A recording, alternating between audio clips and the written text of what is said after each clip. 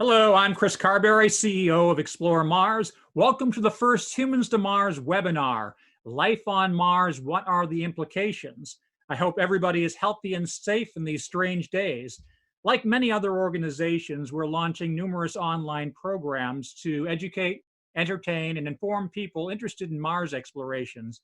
Thanks to all of you who were able to attend our first weekly virtual Drinks with Explorer Mars. A fun time was had by all, and I hope you'll join us again next Tuesday. We're going to be doing them every Tuesday evening at 8 o'clock Eastern Daylight Time. Also, in partnership with our president, Janet Ivory, we're also hosting Janet Planet's Online Astronaut Academy, weekdays at 10 o'clock a.m. Eastern Daylight Time. Students from around the world are taking part in this spectacular event, so you should check it out. And for today's panel, which is the first of the ongoing series of weekly webinars that will be running and probably beyond the Humans to Mars Summit, but certainly up until the Humans to Mars Summit that's taking place on August 31st to September 1st at the National Academy of Sciences building. Of course, you can find information on that at ExploreMars.Org. Our next webinar will take place on Thursday, April 9th at 4 p.m. Eastern Daylight Time, and will focus on managing isolation in space and on Earth during our current crisis. The panel will be moderated by television news personality Sonia Gavankar, and we'll have special guest Scott Kelly, the former NASA astronaut and author of Endurance, Dr. Susan Ip Jewell, president and co-founder of the Mars Academy, and John Hanasek, CEO and co-founder of Avatar Medic. Should be a great and timely panel. I'd also like to thank a few of our sponsors and partners of the upcoming Humans to Mars Summit, including Aerojet Rocketdyne, Lockheed Martin, Northrop Grumman, ULA, the National Institute of Aerospace, and the Science and Entertainment Exchange, and many others, all of whom will be highlighted frequently throughout this webinar series. Now, without any further rambling by me, I would like to introduce our moderator extraordinaire, the host of Planetary Radio, Matt Kaplan.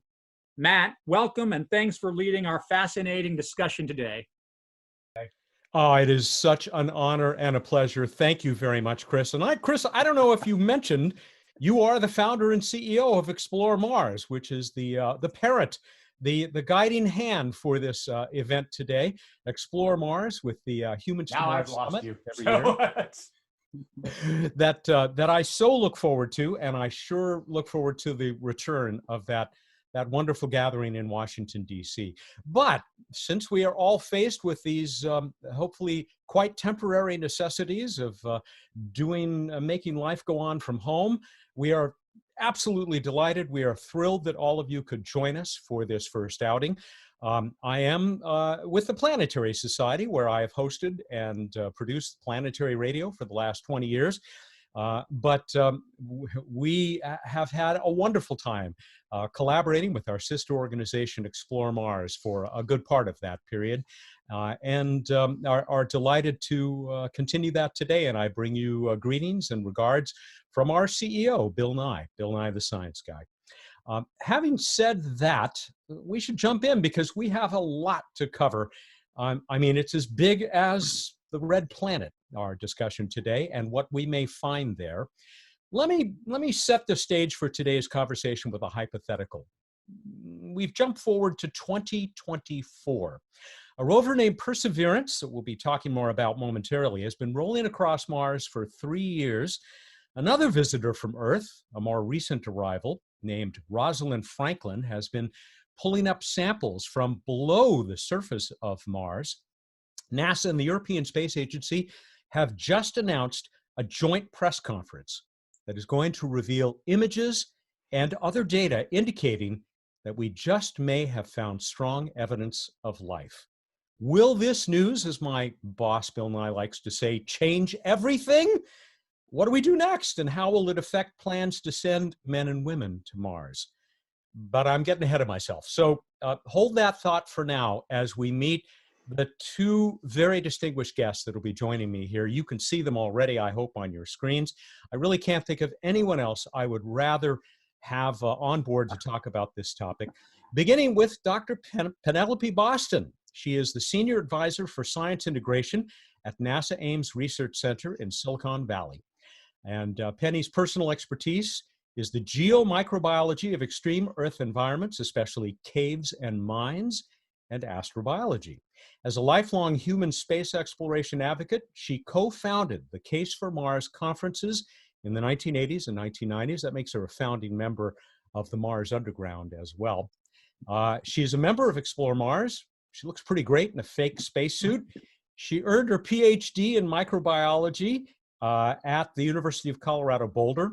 She was till recently the director of the NASA Astrobiology Institute based at Ames, and is a former professor and chair of the Department of Earth and Environmental Science at the New Mexico Institute for Mining and Technology.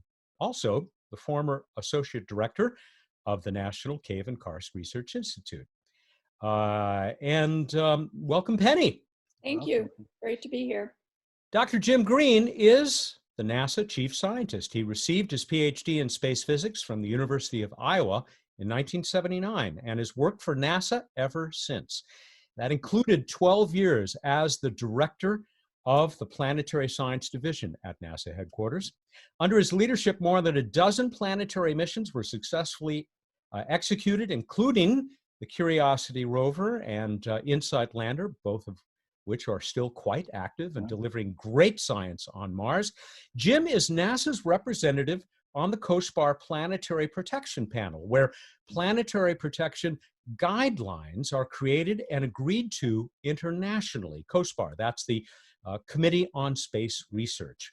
In 1915, you're not that old, Jim. In 2015, Jim coordinated NASA's involvement in one of my favorite movies, The Martian. Talk about infecting a planet. By the way, he also hosts the excellent NASA podcast called Gravity Assist. Welcome, Jim.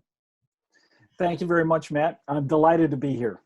So let's back up a little bit and talk about the current status of exploration on Mars now and what's going to be happening there, well, in less than a year now with the arrival of this new rover. Tell us, what's the status of Perseverance?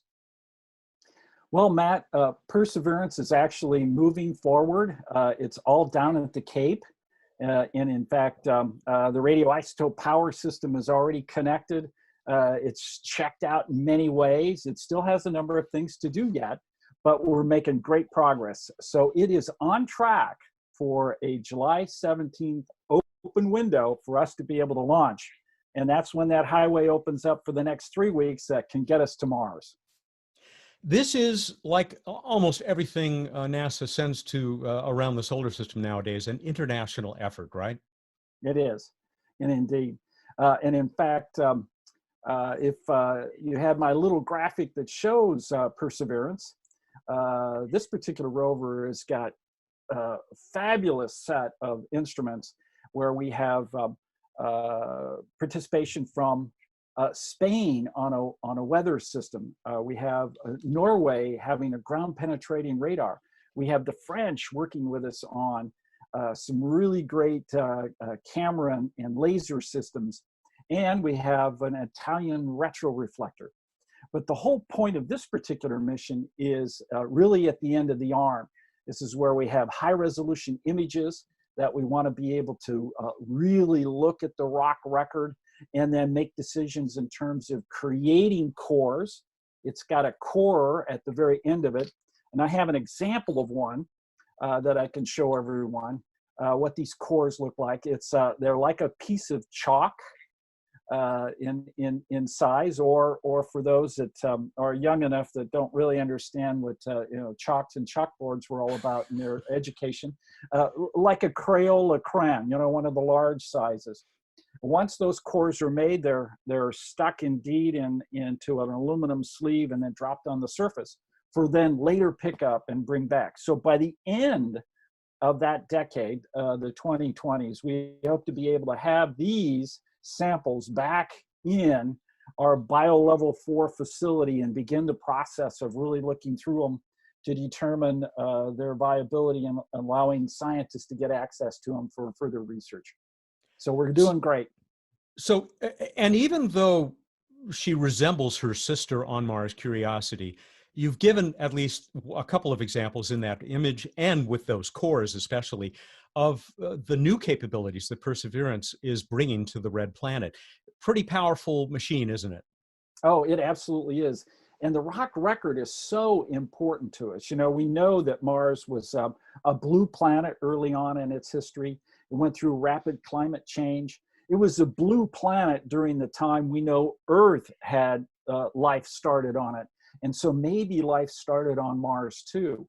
And so we're really quite excited about going there and interrogating that, being able to bring back those samples and look at them. You know, for all the minerals we have here on Earth, there are hundreds of minerals for which life is such a key part of that create those minerals. And so if we can find the right set of information, indeed that press conference you talked about would be really lively. So sample return, you know, I often refer to it as the holy grail of robotic exploration of Mars, and could be for other places as well. I know you've got a slide about that as well. Yes, I do. If we can bring that up. This was how we envision right now working with our international community to be able to get those samples back. And it all requires NASA landing a Mars ascent vehicle. This is shown on the surface already in this diagram to the left. We then have fetch rovers that pick up those samples that we laid on the ground and deliver those. That's in the bottom middle. And then on the right, we launch off of Mars, those samples in a container, and then that container goes into orbit, for which then an ESA satellite will come down using ion propulsion into low Mars orbit, pick those samples up, and then bring them back to Earth. So it's indeed a multinational effort, and the planning is going real well. Penny, you're a longtime Martian. What's it going to mean to scientists like you to get those samples back here and into our nice big labs on Earth? Well, you know, as you say, Matt, it's been a holy grail for many decades, and pretty much my whole career. I'm sure that's true for a lot of us. And the opportunity to actually get our lab facilities here on Earth to bring all of their power to bear on samples is a new step, really, in marching forward to be able to analyze Mars materials. The missions that we've had so far and the ones to come are magnificent. But, you know, there's only a certain amount that you can smash onto a spacecraft and a lander and a rover before you run out of power and mass and all of that. And so the ability to do these really in detail studies of the geochemistry, the mineralogy, the foundational bedrock materials, perhaps even some of the fine materials on Mars will give us insights into the climate history of that planet, which is very important to our understanding of climate in general on our own planet and beyond, and also potentially allow us to look at organic materials and various other things that may be significant for the potential history of any life that may have arisen on Mars. Jim, I want to go back to you. I gave short shrift to all of the success we've already seen on Mars with 2 active spacecraft on the surface and that flotilla on orbit above the planet. Where are we in what we've learned? I mean, we found the water. Are we still following it? And what else have we found? That's a really great question, in the sense that, you know, there's more to it than just following the water. You know, we've seen evidence of water all over the place on Mars. That's clear. We've seen what we call reoccurring slope lineae, where water may actually be pouring down the sides of craters in a seasonal way.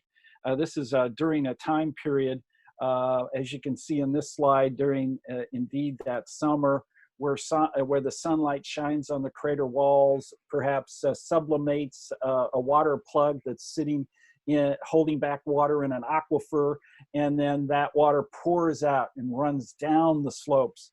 We've measured that. We know it's water. Now, some of these actually may be drifts of dust and therefore producing some discoloration, but there's so much of it, and there's so many places where it's occurring. Yeah, we're pretty convinced that that indeed there is a significant amount of water locked inside the planet. Now, in addition to that, Mars seems to be emitting what we would call traces of life gases, like methane and like oxygen. I'm knocking on wood. Yeah, right. And indeed, although those things can be generated abiotically, for the methane, we've been observing methane from telescopes on Earth since the early 2000s. But now with Curiosity making those measurements directly over and over again, we do see that seasonal bloom for which what we call this rush of methane coming out, although it's still a trace gas, parts per billion we're talking about. And that is coming from underneath the surface. Now that could be generated abiotically. It requires water, requires certain minerals and a heat source like magma, or it could be old methane from old life in the past that is also been trapped over time and is being released. Or indeed, it could be an indication of life there today in the aquifers is what we would think. So those trace gases now are extremely important. We're making fabulous measurement of those. And oxygen you mentioned as well. And I know that there have been, both for methane and oxygen, there have been some conflicting data, hasn't there, depending on the observer? Yeah, indeed. The oxygen observations that we just released over the last several months is a long-term trend. It's about 5 years worth of observations, and it's a surprising trend. As the planet goes through its seasonal cycle, we expect during the winter, because it's so cold, that a lot of the atmospheric gases, in particular the trace gases, will collapse down into the surface. And then as it warms up, it actually then releases those. And what we're finding is an excess of oxygen during certain times. And then at other times, we see that the oxygen actually is being removed.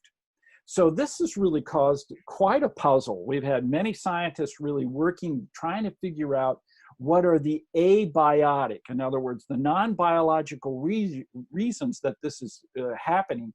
And we really haven't come up with a good explanation. So the oxygen observations are really one we want to stay abreast of and see what Curiosity is going to find in the future.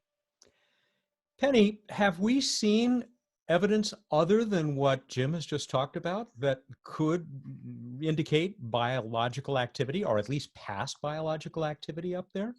Well, so far we haven't had the opportunity to closely examine materials, getting back to our previous discussion about sample return. But what we have been able to do, of course, is hook up what we understand about extreme environments on Earth and try to tease out the parts of those environments that are relevant to Mars. It's pretty clear we have nowhere on Earth that is just like Mars. It's a very, very challenging environment. But we have challenging environments on Earth that have components that really go into that Mars picture. And so microorganisms in their vast diversity, their unbelievable diversity on this planet, have adapted to a wild variety of conditions. Many of them are the conditions that we see in the Mars surface, and particularly, of course, from my point of view as someone very interested in the subsurface, both near and deep subsurface, where there is more protection from some of the nasty things that you get on the Mars surface.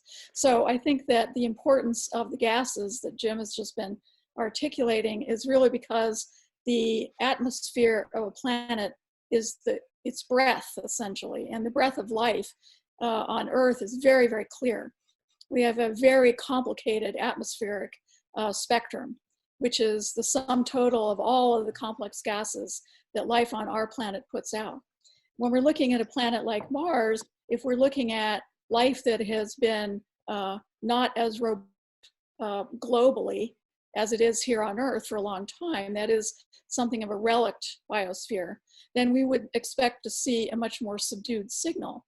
But the fact that there is this oxygen variability and the fact that we see these traces of methane are very exciting, because what that might say about life is that if it exists in the subsurface, there's a certain leak rate, just like we have with spacesuits and spacecraft and Earth itself, and that we may be catching little whiffs of what's going on underneath. In any case, whether or not it's biology or it's non-biology, when you have a life-bearing solar system like ours, in my view, every planet matters to understanding that life, even if that life only occurs on one planet. And of course, we certainly hope it occurs on Mars or has occurred on Mars, as well as other places in the solar system. Hear, hear. Penny, you have spent a good part of your life going to places most of us would not want to go, looking for how life has found a way to survive. One of those more milder locations, I remember being with you at Carlsbad Caverns, and you pointed to a spot on the wall and you said, "You see that? That's life eating copper." So it does sure look like the enormous variety of extremophiles that we find on our planet. It's got to give you some encouragement, right? Oh, very much. And, you know, even though I'm a Mars fan for my entire life, of course, I have an eye on the other potential habitats. And I think that the fact that we have organisms that appear to be able to tolerate almost everything, including high radiation, and organisms that have been retrieved from, you know, space exposure and complete desiccation and living amongst metals that we find toxic, but they're busy using inorganic chemistry to make those into energy sources, makes me really understand the sweep of what our type of life, meaning organic carbon in a water matrix, is capable of. It's really quite extraordinary. Life as we know it. Yeah, life as we know it. And of course, you know, many of us consider life as we don't know it. And that life as we don't know it extends to other ways of making life, even out of organic carbon. So there are people thinking about other alternative sets of chemistry that might work on other planets. But from the point of view of Mars, my conviction is that we're really looking for carbon-based life in a water matrix, because Mars is not all that different from Earth. And certainly, as Jim pointed out, early in its history, it was much more similar. And so that, you know, early childhood of our rocky terrestrial planets together seems to me very significant. And even Venus in its current state, which is quite inhospitable to life as we understand it, but its early history may have also, you know, shared in habitable zones. So, you know, it's not just Mars alone that is compelling, but really Mars as this beautiful red jewel within this entire spectrum, this entire crown of jewels that we have in our solar system, and what they offer for life. Have your studies and what we've learned from others in looking for biosignatures, that key term, has it led you to the point where you think that if we had life staring us in the face, we would recognize it? Well, yes, maybe. The slide that was just put up shows a variety, and this, of course, is from my own work. All of these colorful and drippy, gooey things that you see are all examples of microbes, as tiny as they are, but making major changes in the rock and mineral environments that they live in.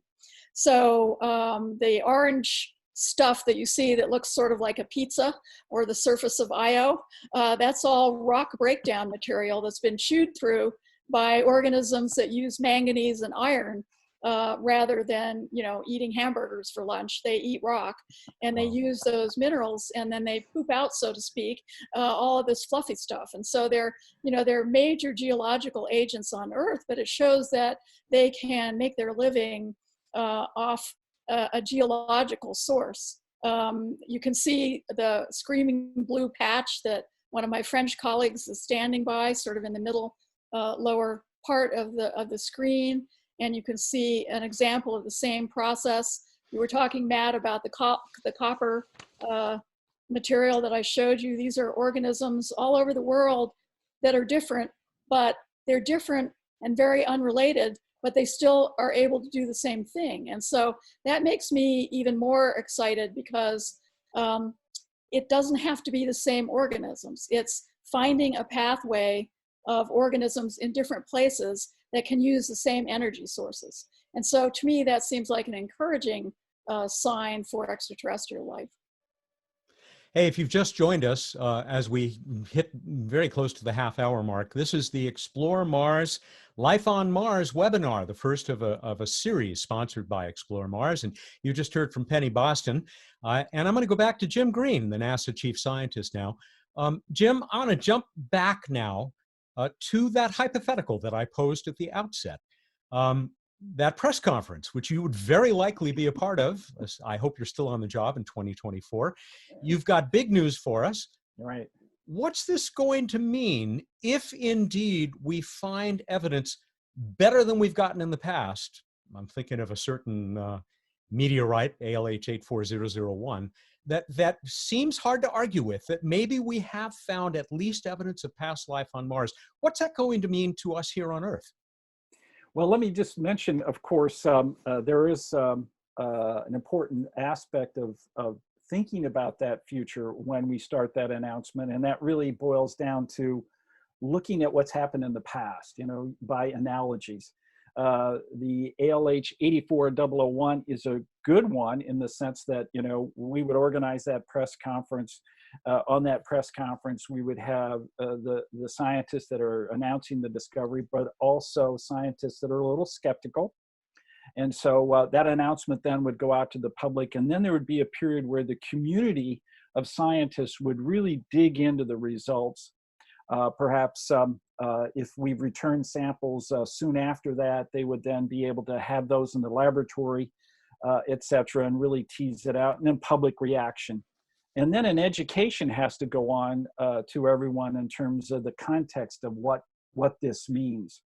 But if we just take that supposition that indeed in the long run it proves to be true, and we have found that second Genesis and it is on Mars, what does that mean? And here by analogy, I think we have to look at perhaps several. One comes to mind is what Copernicus did. At the time Copernicus was coming out with the theory that the planets went around the sun and not everything went around the Earth, it changed the world view. Everyone mentally had to now rearrange their thoughts about their place in the solar system and the universe. And it had a profound effect. People thought, well, we are the center of the universe because everything goes around us. And now they go around the sun, just like the other planets. And then to them, that means, well, maybe there are other societies like us on other planets. This was a really profound change. I think, indeed, we're going to have to come to grips with that. Many people, because of our literature and our movies, are all set to accept that there's a second Genesis out there. And in fact, many scientists, and that would include me, think it's almost inconceivable that there isn't some sort of life out, not only in the solar system, but certainly on other planets. And so our worldview then once again will have to change. And I think it will change many different things. The results of finding microbes might be as revolutionary as cracking DNA. The concept of what's come out of microbiology, which is only a handful of decades old, has just been phenomenal. And that is awaiting us with this kind of discovery if we do indeed find microbial life on Mars, I think. Penny, what would this mean to you and your colleagues, this announcement and the provision of this data? Well, I spent my entire life doing this, and so have many of my colleagues. So I have dreamed about that happening in my lifetime. I hope it does. I'm trying to stay as healthy as possible to get the maximum chance. And, you know, the minute we got any kind of indication that there might be extant life or even extinct life, okay, because I also do paleomicrobiology and I'm interested in the entire deep history of planets with life, the entire community would go into a frenzy of trying to test whatever features this potential life would have. And so there would be an enormous flourishing, maybe in directions that we're already pursuing, maybe in new directions. It depends on what those results would find. And then I would throw one heck of a big party. I'd like to attend that. Please invite me. I will. We should get into the topic that maybe our sponsors here at Explore Mars are most interested in. After all, they are the humans to Mars people. And that is what the possibility, evidence for not just past, but possibly existing life on Mars, stuff that's still kicking up its heels there today, would mean for sending humans there. Jim, you were a big contributor to that movie, The Martian. Yes. It would not be a good idea for us to head there and plant poop potatoes, would it? No, actually, Curiosity has found the nitrogen, oxygen, carbon, phosphorus, and sulfur on Mars, all the right stuff. The soils are moist, and indeed, there's nitrates in the soils. Now, where Curiosity is sitting turns out to have alkaline soils, not acidic. So what would grow better here would be beans and asparagus. And I don't know about you, but if I had to eat 2 or 3 years worth of asparagus, I'd just take my helmet off and walk outside. But I'm assuming I could do the potatoes. I'm assuming we all are assuming there'll be more acidic soils too elsewhere. And so indeed, the analogies between Mars soils and Earth soils is really strong. And that's really quite important. If we found evidence for current life, that current life has to be below the surface. We haven't found evidence of life on the surface. And for human exploration, I think we'd have to talk about how we're going to share Mars. And I think we can share Mars. There are many approaches, unlike the Martian, where the concept was you land Ares 1, and the next time it's Ares 2, Ares 3, Ares 4. We would plan to go to one particular area, you know, perhaps 150 or 200 kilometer area called an exploration zone, where we land in one part, live in another part, and then have the ability, mobility, to go around and perform a whole variety of scientific experiments, but really confine ourselves to that part of Mars. And in so doing, then it gives us a wonderful opportunity, perhaps over several decades of continuing to go there and continuing to build and develop things at that site, an opportunity to really learn the deep, and obtain a deep understanding of what Mars is all about. And then we can take it to the next step with that kind of knowledge. So I'm all for sharing Mars. Now, you may know that many scientists, particularly Carl Sagan, thought that if we found microbes on Mars, we need to leave Mars alone and go to another body in the solar system. But I think because life also has to evolve over time, the evolution of that life is going to be completely different than ours. And that gives us, I think, an opportunity to coexist. And those are some of the new ideas that are coming out now. Penny, what's your view about all this? I mean, I think you want to see boots on Mars as well, but... I'd like to see my boots on Mars, actually. Me too. But I'm going to be too old, I'm afraid. But, you know, it's something I've wrestled with my entire career, because I have this desire for exploration, for our species to go beyond to other bodies in our solar system, and who knows, someday even out of our solar system in some number of hundreds of years. But at the same time, of course, I'm very aware of the deep ecology aspects of another biosphere. And this applies to Mars or any other biosphere that we may find in our solar system. And that is, how do we study it? How do we perhaps cohabit with it, as Jim points out, without doing damage to it, and in turn, without doing damage to us?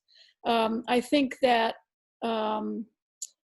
many years ago, probably 25, when I first started writing about the Mars subsurface as being the best place to look for life on Mars, it was not taken very seriously. We knew a lot less about the planet at that time, but we've plugged along on that theme, and I think it's become manifest that that is the place, as Jim says, where we would have the highest chance of finding subsurface life, even if Mars once was covered in life at the surface.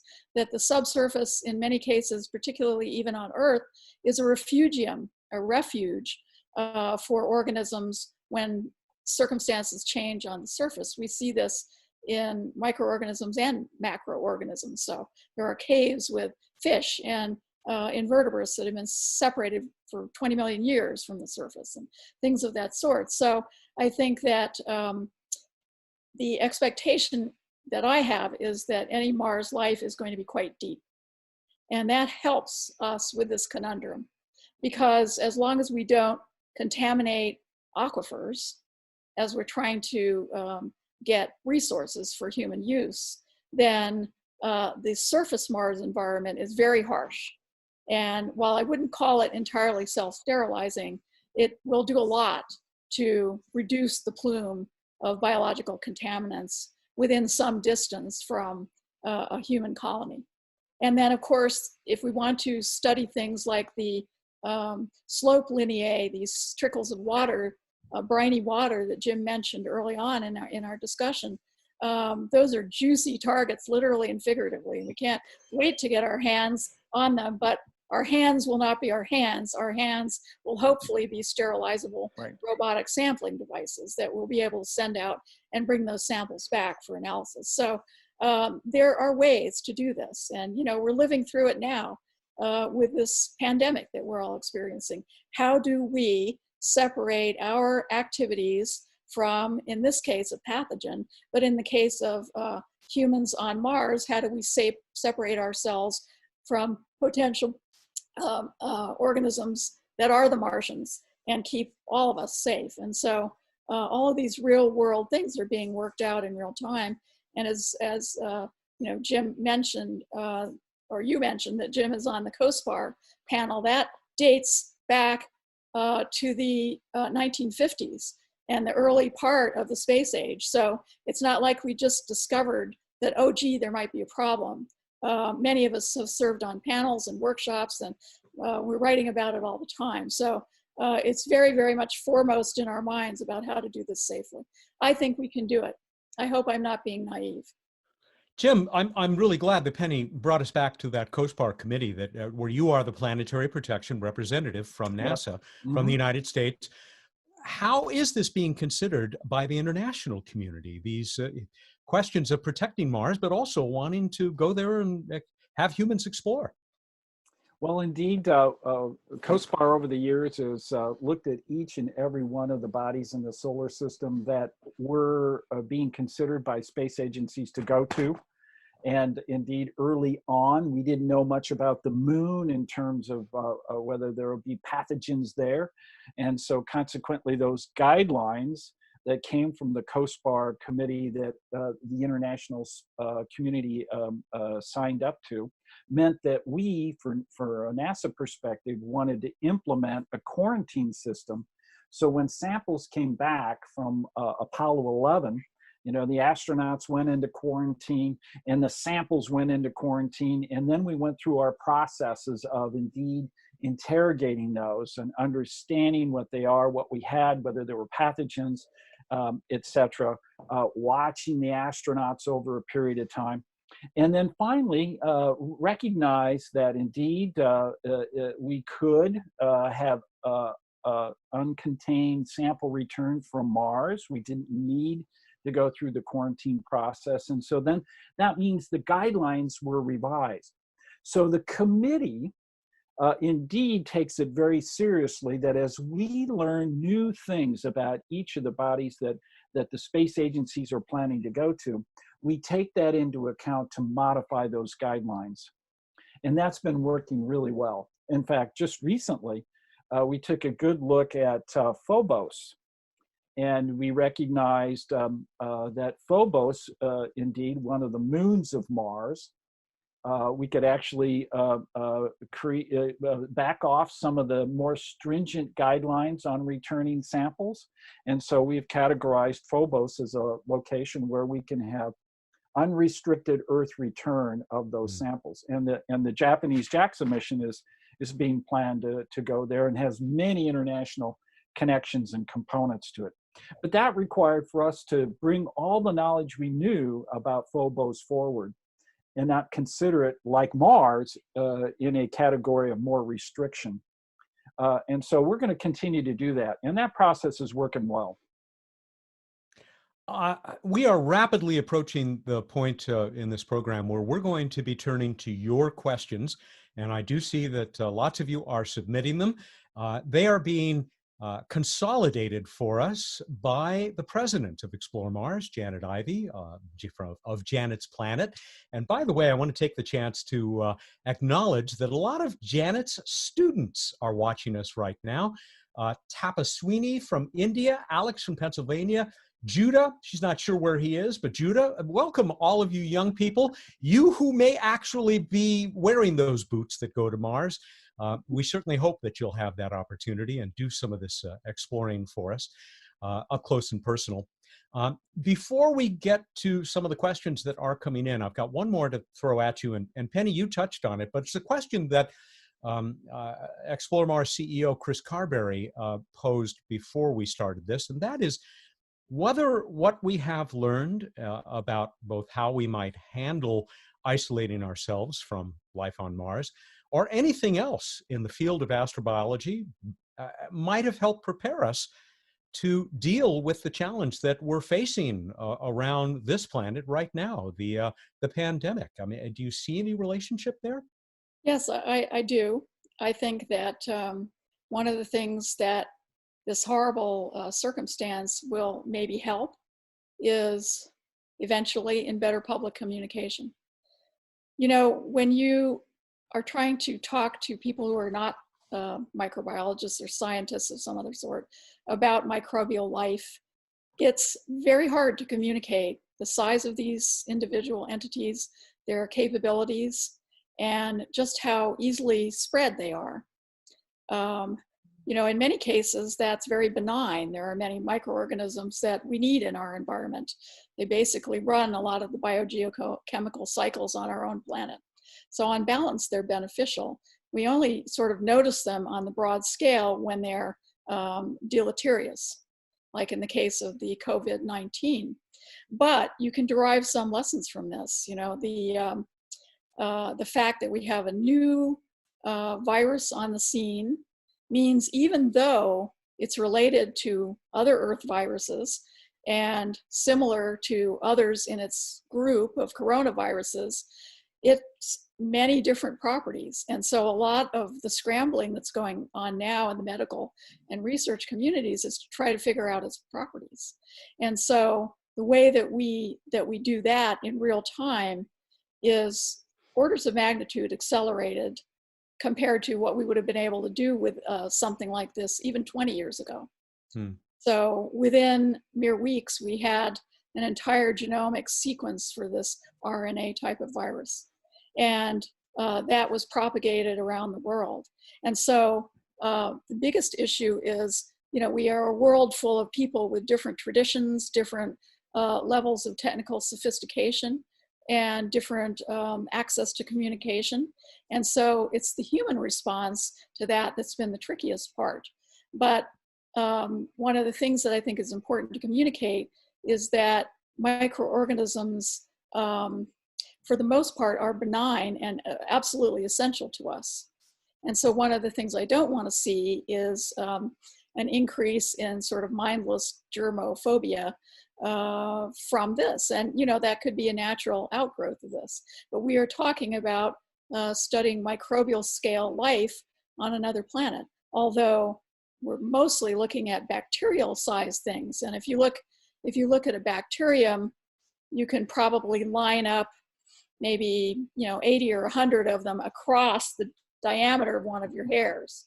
But if I were going to put viruses end to end across the diameter of your hair, I would probably put 1,000 or 2,000, right? So they're even more minuscule. So I think we're mostly focusing on bacteria size organisms. And so those are actually much easier to control and work with for the most part than the viruses, because the viruses are tinier than dust specks, whereas the bacteria are much chunkier, and so our methods of controlling bacteria and working with them in many ways are easier.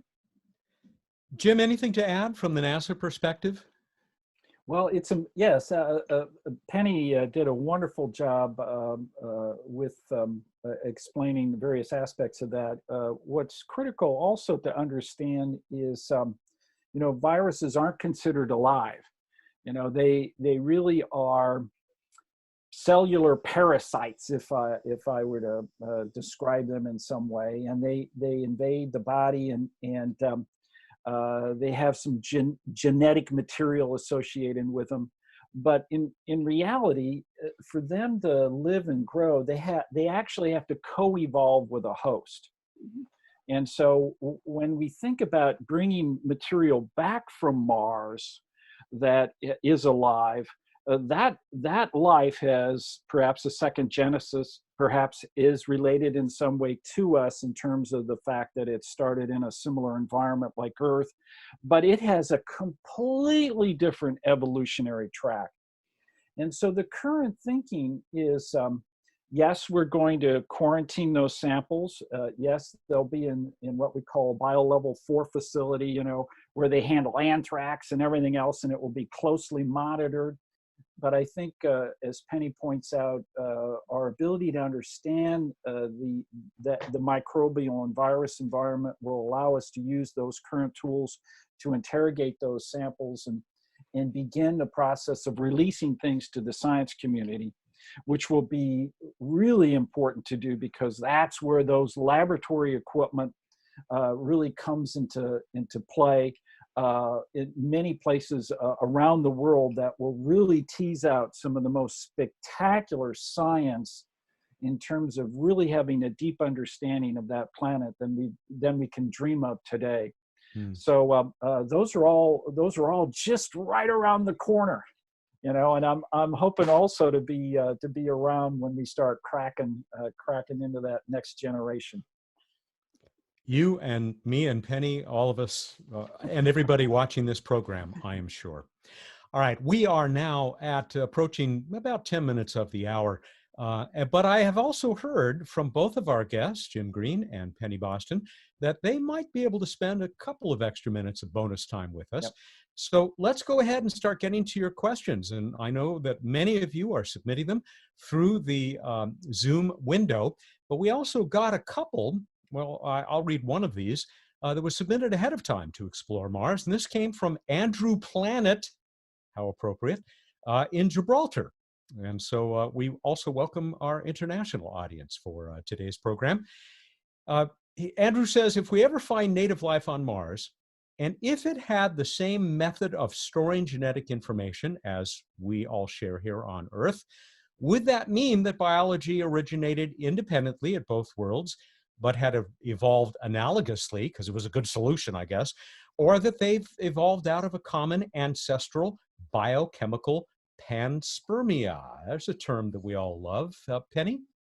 It's one of the big debates that we have, and we're not sure how to make that decision yet. If and when that arises, then we'll have to do a lot of investigation. What I think most of us are hoping for is what Jim mentioned, which is a true second genesis, where the life on Mars would be so different that we wouldn't have this conundrum.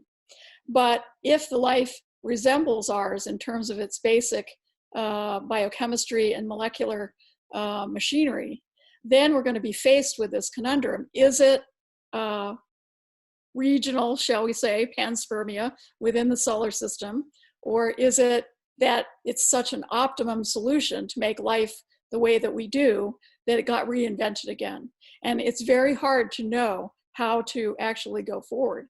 And so that's where detailed work in the future would have to come to bear. I think there's no easy answer. Jim, you're nodding. Oh yeah, so I think the concept of, okay, we're going to look at that life, and if it is indeed RNA, DNA, has all the right stuff, we're going to want to see if there's a common ancestor. Okay, Yeah. That's how that would relate to us. But as Penny points out, that's going to still be incredibly difficult, and it's really because of the fact that life has that attribute that it has to evolve, and that environment is so different than ours, on a daily basis. The temperature swing is on the surface alone is 170 degrees Fahrenheit in one day, and it's bathed in ultraviolet light, and so maybe this life has found a way to repair itself or to survive in those environments, and that's tremendously exciting. If we can tease that out and it relates to our life, then we have new medicines, new approaches. It's just a complete revolution in our ability, perhaps, to live and grow on other planets where there are extremes. So this is just really an exciting opportunity for us that we just can't pass up. Let's find this life and bring it back. That's thrilling. Jim, I'm going to throw this next one to you, and it comes from one of Janet's young fans, Tapa Sweeney. I apologize, Tapa Sweeney, if that's not even close to how your name is actually pronounced. She says, how can we guarantee that we are not putting life forms, our own biology, on Mars from all the probes that we are sending to crawl around on the red planet, even though we try to sterilize the stuff that goes down to the surface?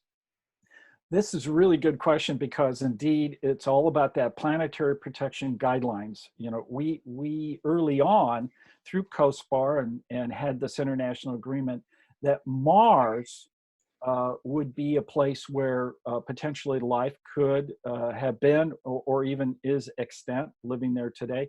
And so consequently, those guidelines tell us that there's a level of sterilization that we want to do. We want to be able to have an opportunity not to contaminate that planet while we learn much more about what that planet is like. So we've gone through quite a program in NASA, and many of the other agencies have stated they have too, through those processes of learning how to clean a spacecraft, learning how to be able to ensure that there's a minimal or nearly as close to zero bioburden, we call it. That would be types of microbial or other types of life from Earth on the spacecraft as possible. And in particular, those places that actually touch the surface. And so that whole topic has evolved over time, for which many new and exciting techniques have come up, and we're still doing original research in that area. So we plan to keep Mars as pristine as possible in terms of not contaminating it as we possibly can. And of course, once our rovers or landers are down on the surface, they too are bathed in ultraviolet light, which really takes out another layer of bioburden that occurs by us launching it and getting it there in some sterilized form. We can't completely sterilize it, but the environment is also a sterilizing environment. So I think we're overall internationally doing real well. And I have to apologize. That question actually came from Michael. I don't know where he is. I apologize to you, Michael, and to Tapa Sweeney. Tapa Sweeney did have a question, though, and it's more a geology question about rocks on Mars. Are they similar to what we know we have on Earth? And I think the answer is yes, right? Yeah. But I mean, are there geological implications for our search for life on Mars? I don't know which of you might want to answer that. I'm willing to jump in. I have one of the slides and the backup slides, which is my number 3, I think, for Wade out there. One of the big revolutions in thinking of the last 10 or 15 years has been the degree to which life on our planet has affected. So slide 3, which would be oh wait, let's see. Is that your last one? Biominerals? Yes, it's yes. biominerals. I'm sorry. Oh, it's number 7. There we go. Sorry. We're learning to do this online thing here. So the biominerals in the solar system, it's been pointed out by a guy named Bob Hazen, who's at the Carnegie Institute in Washington, and a number of his colleagues more than 10 years ago now, that if you look at the early solar system and a lot of the bodies in our solar system, like small bodies that have not had extensive geological evolution and don't appear to have life, that you got 12 primitive minerals. And on Earth, we have in excess now, actually, probably about 4,500 known minerals on Earth today. Many of them, I must say, are found only in caves. So just giving caves a plug here. Okay. But, you know, in their thinking, the mineral wealth that we have here on our planet is due to abundant liquid water and the fact that we have tectonic, plate tectonics that helps to mix up the crust and down to the mantle and so forth.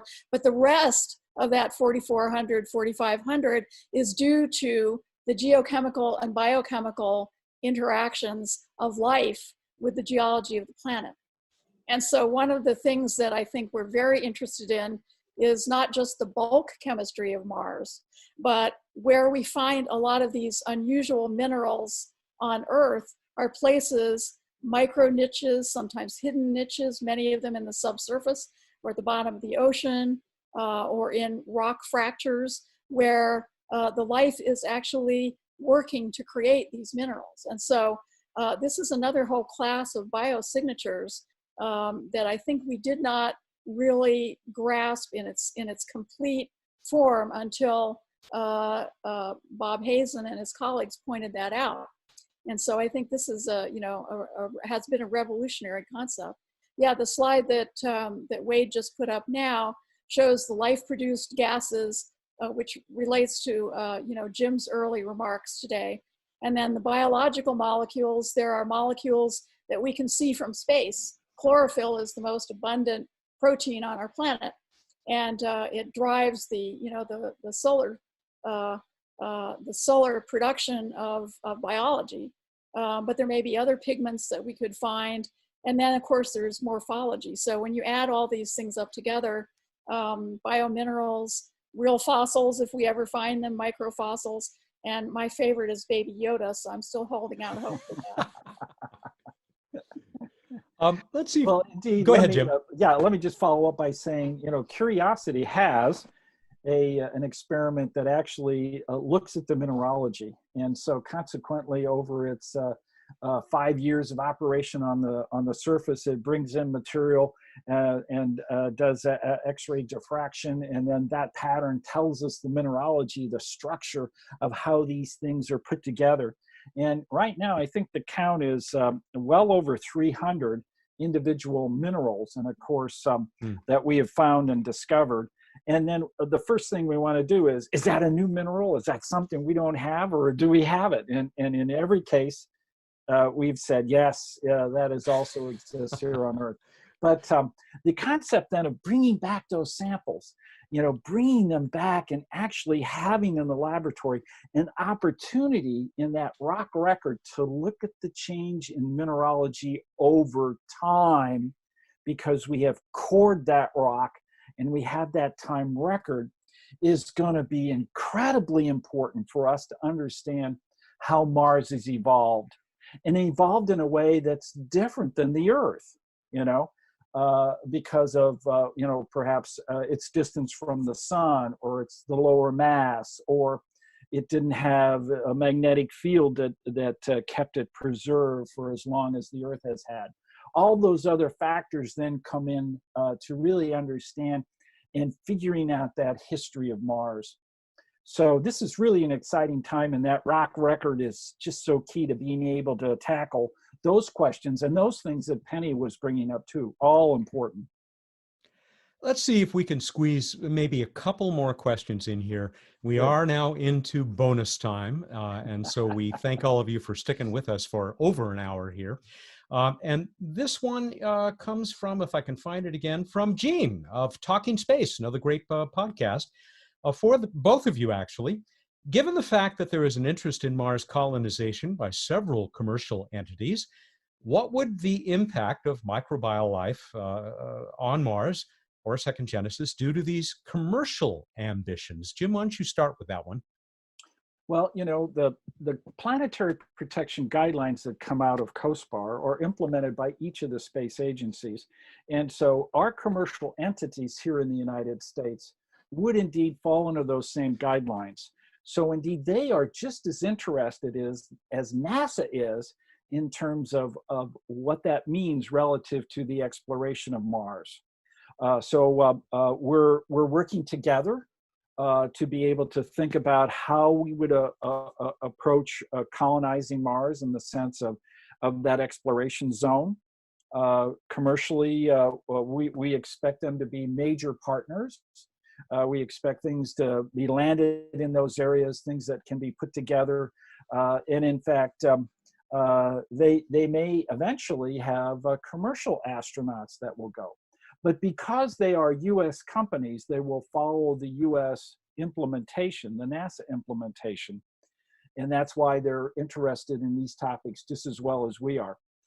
We plan to do, you know, the right thing. We think we can, but to do that, it requires these samples coming back for us to really interrogate them, learn so much more about Mars that will allow us then to revisit those guidelines and come up with a way that makes it even easier to explore Mars. Penny, I'm going to go right to this last one and throw it to you. It's partially personal. From Rachel Tillman. What inspired you to become part of the search for life? And really a separate question, but there's some relationship. How can we integrate everybody who's interested in this, not just NASA, into sharing these findings, making them part of the public education system, like Rachel says during Apollo, where, you know, I can actually remember schools with televisions rolled into the classrooms so that we could watch the latest mission landing or return to Earth. I mean, have you thought about this, Penny? How do we share the passion that you and Jim and everybody else watching this obviously feel? Hey, Penny, you're muted there. I think it muted me itself. There you go. Our computer are becoming sentient as we are all home. Speaking of finding Genesis, yes, biosignatures that we might not recognize. So, Rachel asked what inspired me. I was a very curious little kid, like most kids are, right? And I started reading science fiction very early. That was it.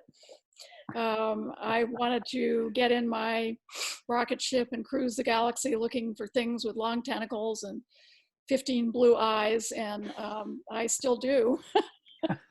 So I think that, you know, the arts, the science, the literature, all of that comes together and inspires us.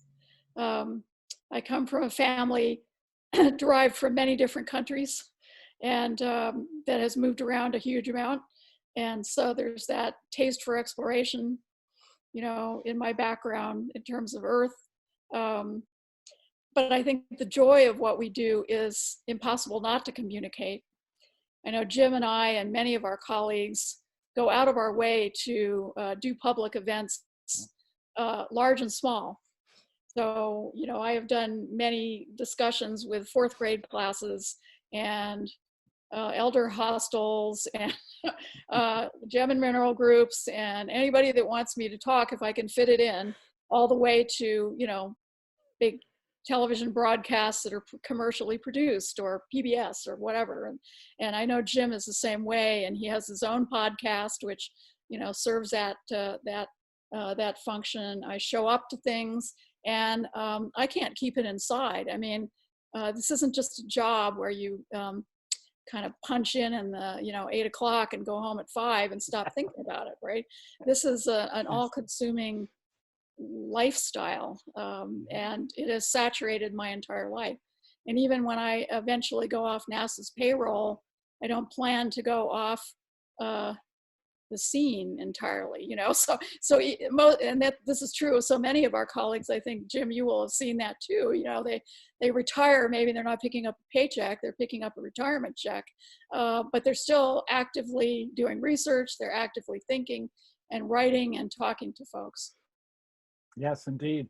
In fact, it's going to be the case, I can see it now, when we land on the moon, where that teacher is going to say, class, take out your iPads, and they'll all bring up, you know, the landing where the first woman, you know, and maybe even the next woman, but at least the next man will step on the surface of the moon.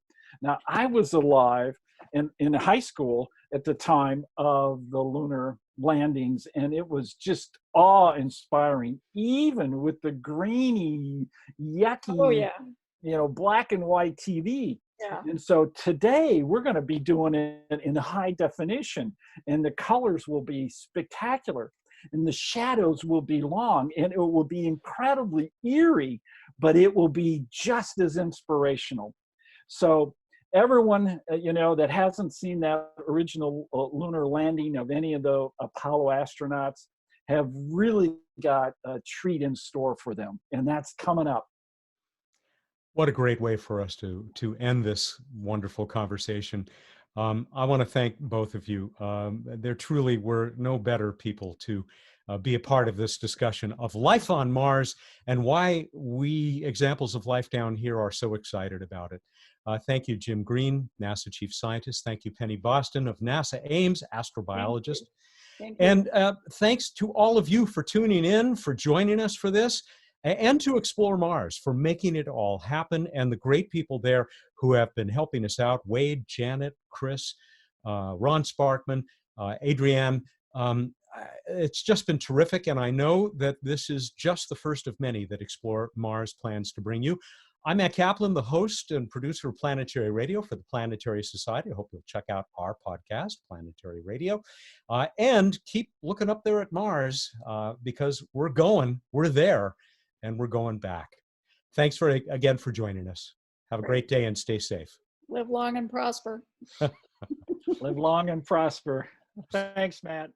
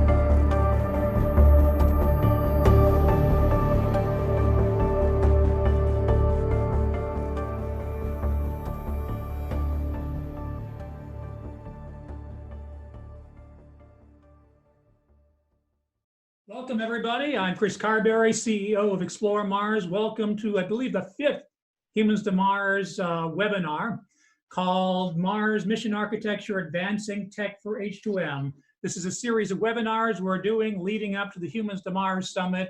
We hope It'll take place in late August, early September. More details on that in a second. Before I introduce our moderator for today, I have a few short announcements.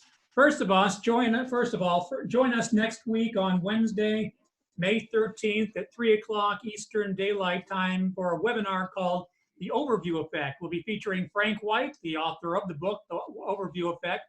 That'll be moderated by Mary Liz Bender and Ryan Chalinsky, both from Cosmic Perspectives.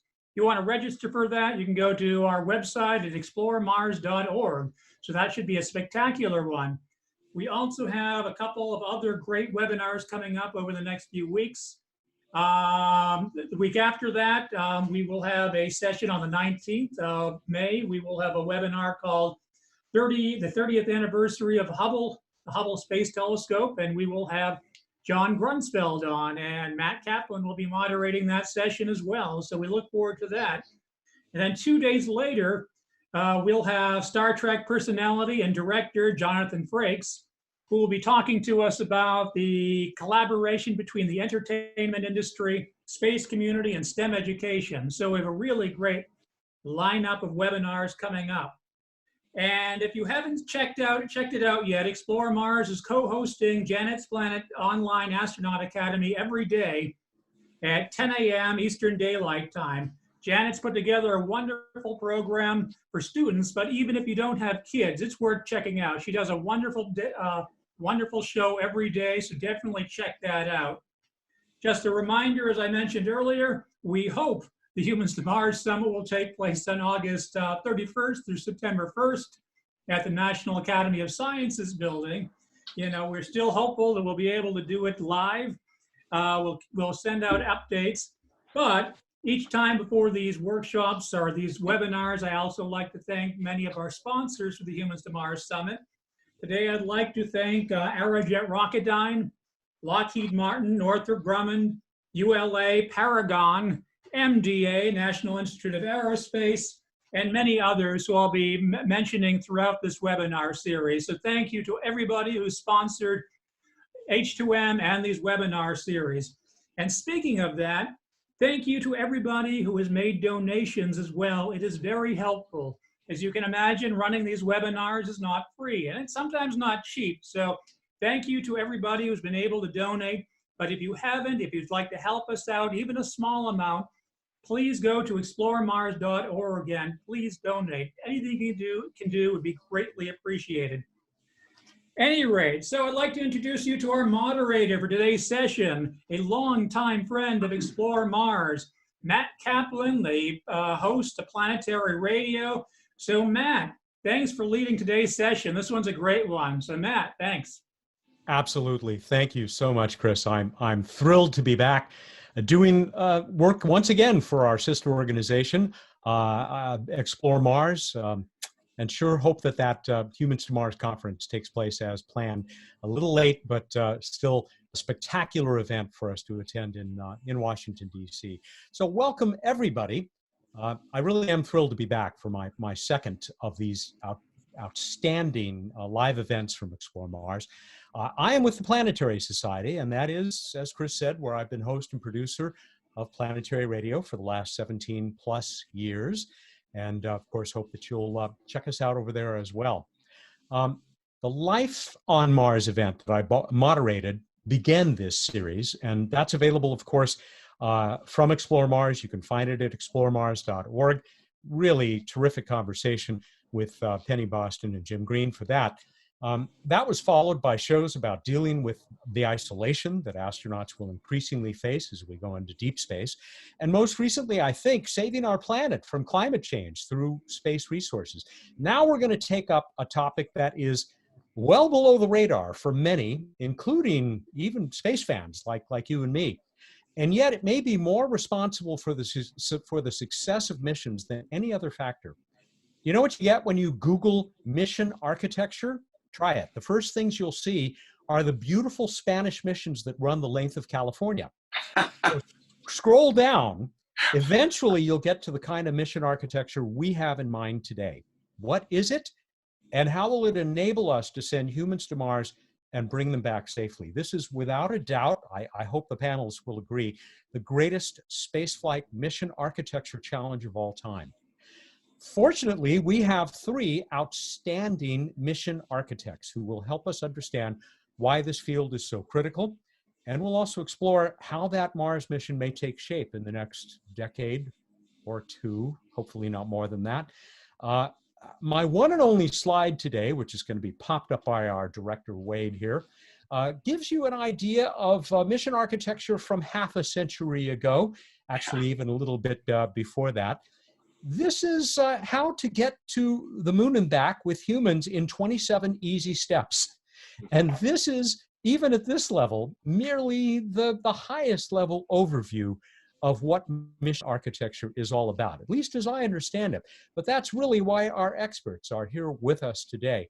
And so let's go ahead and we'll start talking with them. And you can drop that slide, Wade. Thank you. I want to be able to see my, my intro here. Up first today, and she will also be the first to present to us a little bit later, is Najud Moranci.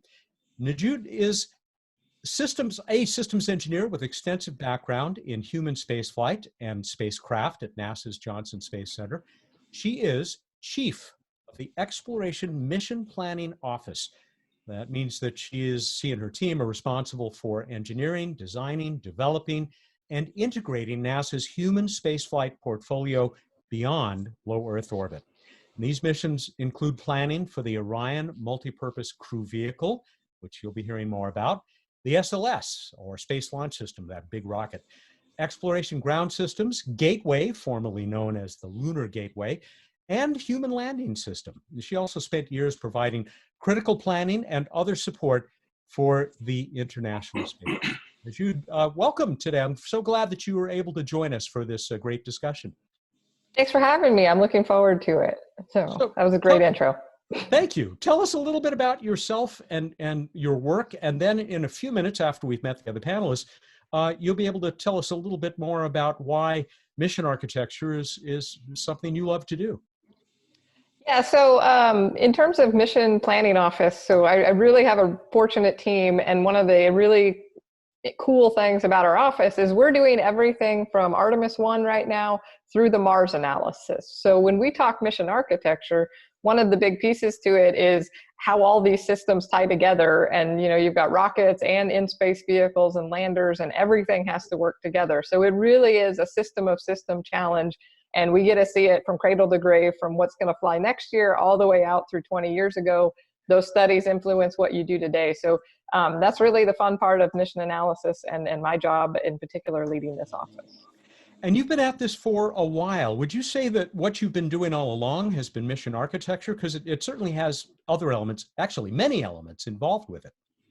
Yeah, no, I would say no. I'm more of a recent mission architecture convert, coming out of the systems engineering world, because I started my career in guidance, navigation, and control, systems engineering, and the pulling all those systems together through the Orion program development and all of these things. Because when you really talk mission architecture, everything has to work together, and the contingencies and the drop-off points. So it's more than just the trajectory of getting somewhere. While that is the foundation of what you need, all of those things have to come together. So for me, mission architecture is that systems engineering of how do you put it all together and keep the crew safe as you go there and come home again.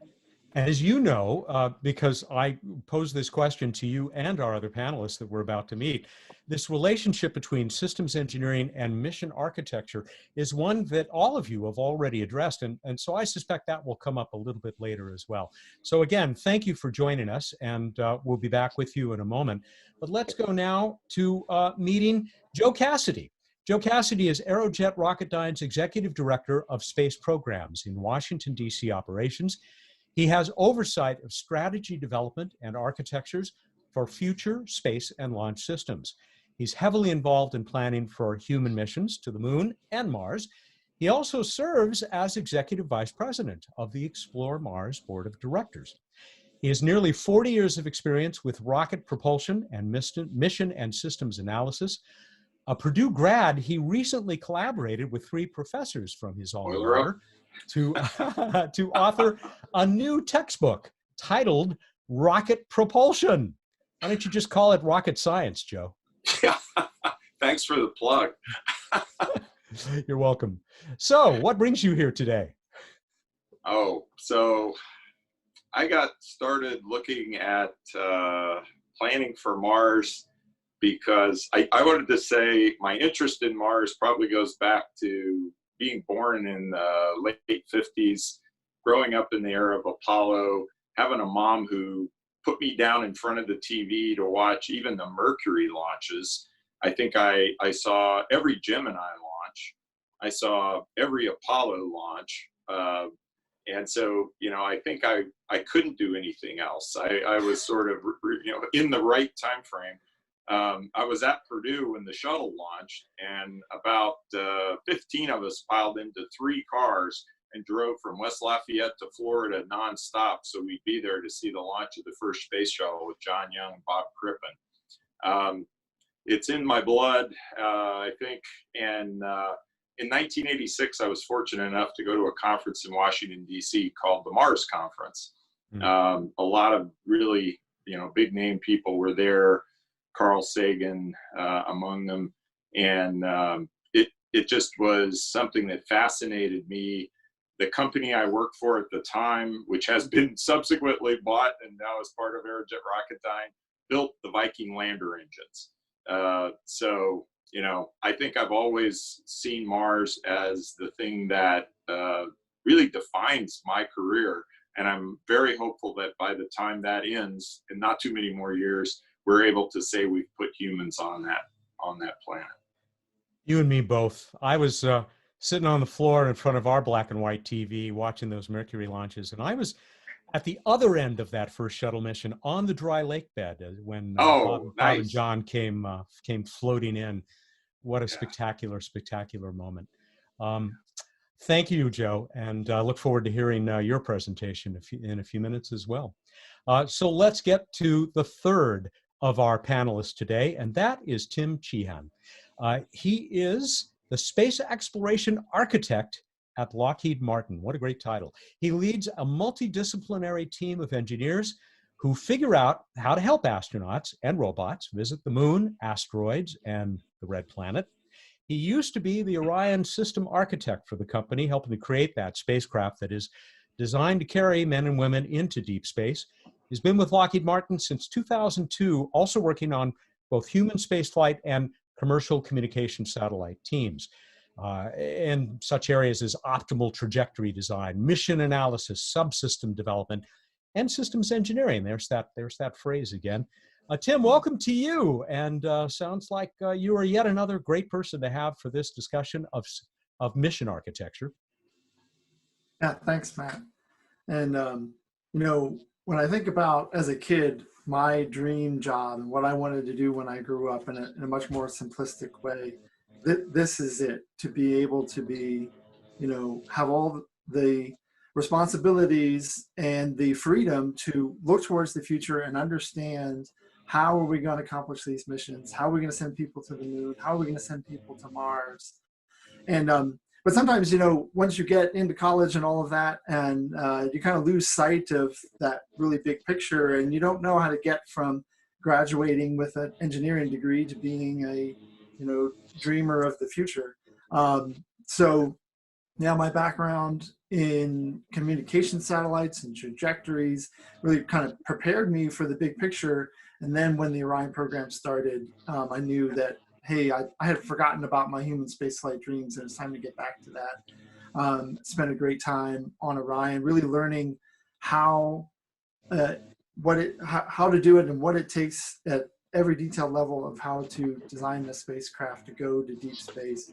And then at the end of my time as being Orion system architect, this opportunity came up to join our advanced programs team and really have that responsibility. And the reason we do this work is to understand, you know, how are these missions going to be put together? What technologies do we have right now? What technologies need to be developed?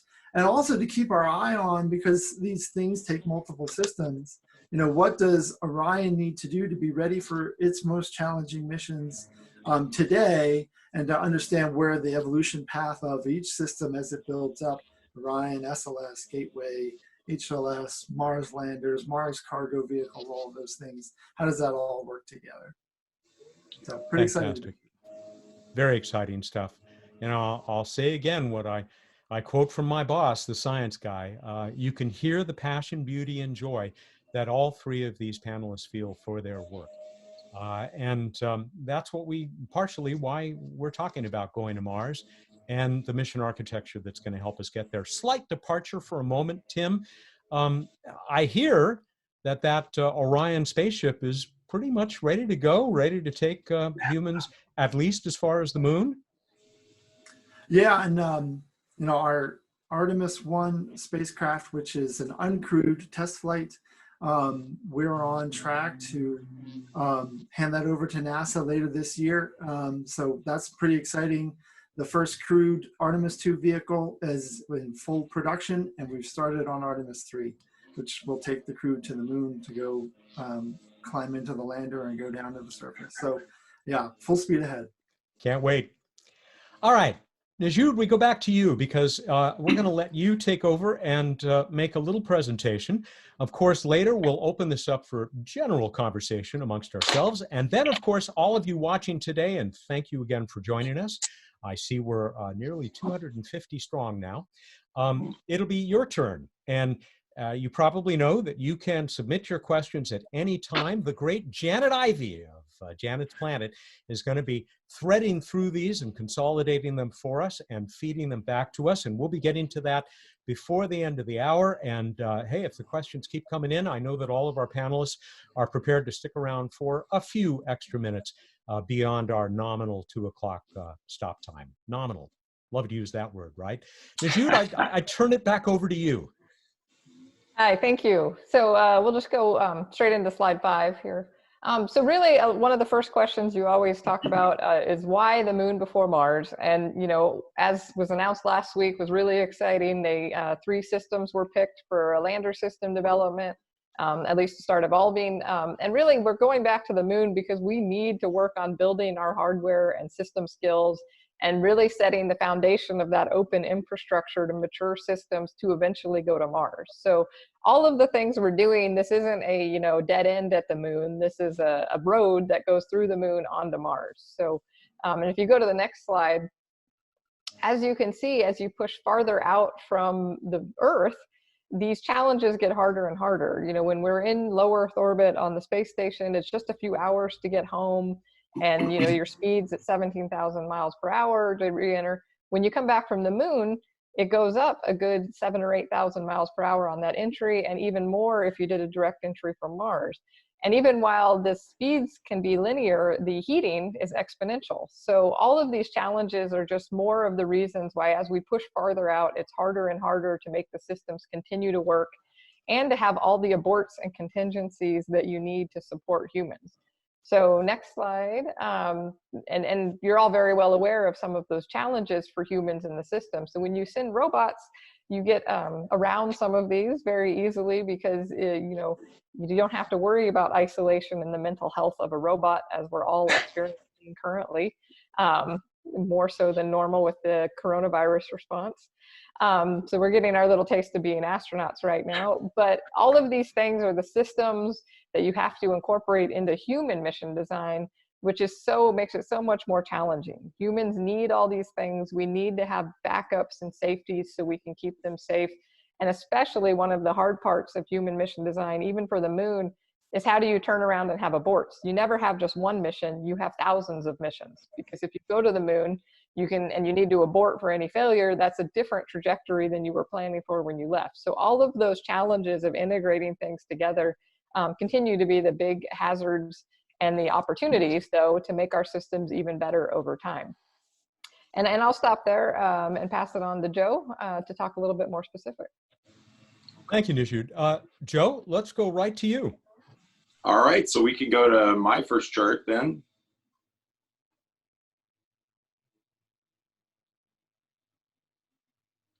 Actually, we can go to the next one. Good title, though. Yeah, that reminds me who I am and who I work for. I pulled this one out of the Wayback Machine. But I thought I would start here because I wanted to tell people, you know, this isn't new. This is something that we've all been dreaming about for quite a while. So this is actually a chart that I found many years ago when we just had become part of Aerojet Rocketdyne, or actually Aerojet, before we were part of Aerojet Rocketdyne. And this is from the Aerojet General Corporation. It was produced in 1962, believe it or not. And I just love this chart because what it has on it, and it's a typical chart from back in the days before calculators and computers. There's a whole lot of ways graphically to represent this information. And you can see here, it's a mission planning chart for all of the planets in the solar system, almost. I guess they didn't include mission to Pluto on there, but there are things like human missions to Mars and Jupiter included on here. And there's so many things about this chart I love. It even has a budgetary aspect to it. But I really just wanted to say, you know, for everyone, this is part of why I think this is such an exciting time, because we're beginning to realize the dreams that these folks have been, you know, myself included, have been looking at for all these many years. And a couple of years ago at one of our Humans to Mars conferences, we were all talking at one of the breaks, and somebody said, you know, it's been 20 years away for the last 30 years. And for the first time, I really feel like we're inside that 20-year window and the clock is running. So we're getting close. I'll go to the next chart. So a couple of things, I'll just amplify some of those points that Najud made. You know, when you're going to Mars specifically, you're kind of constrained, unfortunately, by the relative locations of the planets, and, you know, the Kepler sort of rules everything. And so we have a couple of constraints that we have to sort of try to fall within. We try to go at the most opportune times, and that's about every 2 years or so. And there's a couple of different ways we can go that group into these two broad categories, the opposition class and the conjunction class. And right now, I think we're again thinking about this because we do have those problems with the humans that, you know, they have a lot of needs and demands, and the consumables that they need to stay alive, the time that they're out there in the deep space environment, which has both the microgravity aspect as well as the galactic cosmic rays, the radiation aspect. We try to shorten that time as much as possible. So I just sort of showed these two, and they both have advantages and disadvantages. I think the key thing is we have to have the right amount of data to make this choice. And it's hard right now because our data sets are sparse. We've only ever sent 12 human beings out beyond the Van Allen belts into true deep space, and they were only out there for a very short amount of time. We're building the database up now on the space station for microgravity, but we still don't have the real good information about the radiation. And that's both for the humans as well as the systems. And Najud was exactly right. You know, robots are a lot easier than humans, but all systems get affected by that deep space environment. So we really need to test things out in the true environment. So we'll go to the next slide. I just wanted to spend a minute and talk about how, you know, this is really kind of a classic systems engineering trade-off. And one of the things I loved as I took my systems engineering courses was how they broke it down into a real simple thing. You have kind of cost. You'd like to keep the cost down as much as possible to keep the project, you know, feasible and make it work. You have schedule. You've obviously got these launch windows and things that I was talking about with getting to Mars. You've got to fit within that. And then you've got the technical aspect. And I just showed on here the external forces that kind of drive you in different directions. And if you think about that little ball in the center, as you know, you could almost look at this like one of those games where you're tilting it and it's rolling back and forth across this board. And so those external forces are driving the ball in different directions. And that's what we're always responding to. We're trying to keep the cost inside the box. We're trying to keep the schedule reasonable. So, you know, if it stretches out too far, we lose the political will or we miss a launch window. or the mission duration itself is too long and it's not going to meet what the human health requirements will allow us to do. If we wait too long to get the right technical solutions, you know, the perfect technical solution may be 30 years in the future. I don't want to wait that long. I'd like to see us land on Mars in the 2030s. So these are the kinds of things that we're always balancing. And the goal is to find that balance and keep that ball right down the middle, centered. Okay, go to the next one then, please. So I mentioned the data earlier, and I think this is a real key with the Artemis program now. We need to reduce the risk. As you mentioned, you know, the abort scenarios and things like that. One of the problems with going to Mars is you don't have a whole lot of time and availability of abort windows. Once you're going, you're going. So by going to the moon and doing a lot of this stuff with the Artemis program, we can learn about a lot of the things that we're going to need to know for going on that really long journey before we take that jump to go to Mars. And I mentioned a few of them here. Some of the things that we're looking at now with Gateway, where we can actually put vehicles together out there in deep space. Gateway is going to use high power solar electric propulsion, or SEP. That's going to be something that we can really use to great advantage in going to Mars, because one of the things we really have to do is to support the humans and to really do a Mars mission. It's a big logistics challenge. You have to send a lot of stuff over a very long distance. So having something efficient like solar electric propulsion will help us do that. And then there's things we're looking at with Artemis, like putting a crew on the Gateway, keeping them there for a while, and then sending them down to the surface where they'll work in a reduced gravity environment.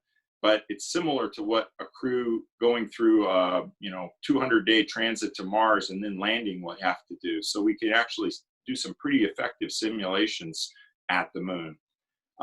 There are some things we'll have to go to Mars to do, or we'll have to test them in other environments, but we're looking at that too. And a couple of key things that we've got to really work on are entry, descent, and landing for big payloads.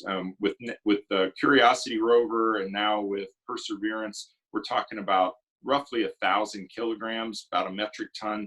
We've got to go up by about 20 times for the human mission. So that's a big jump.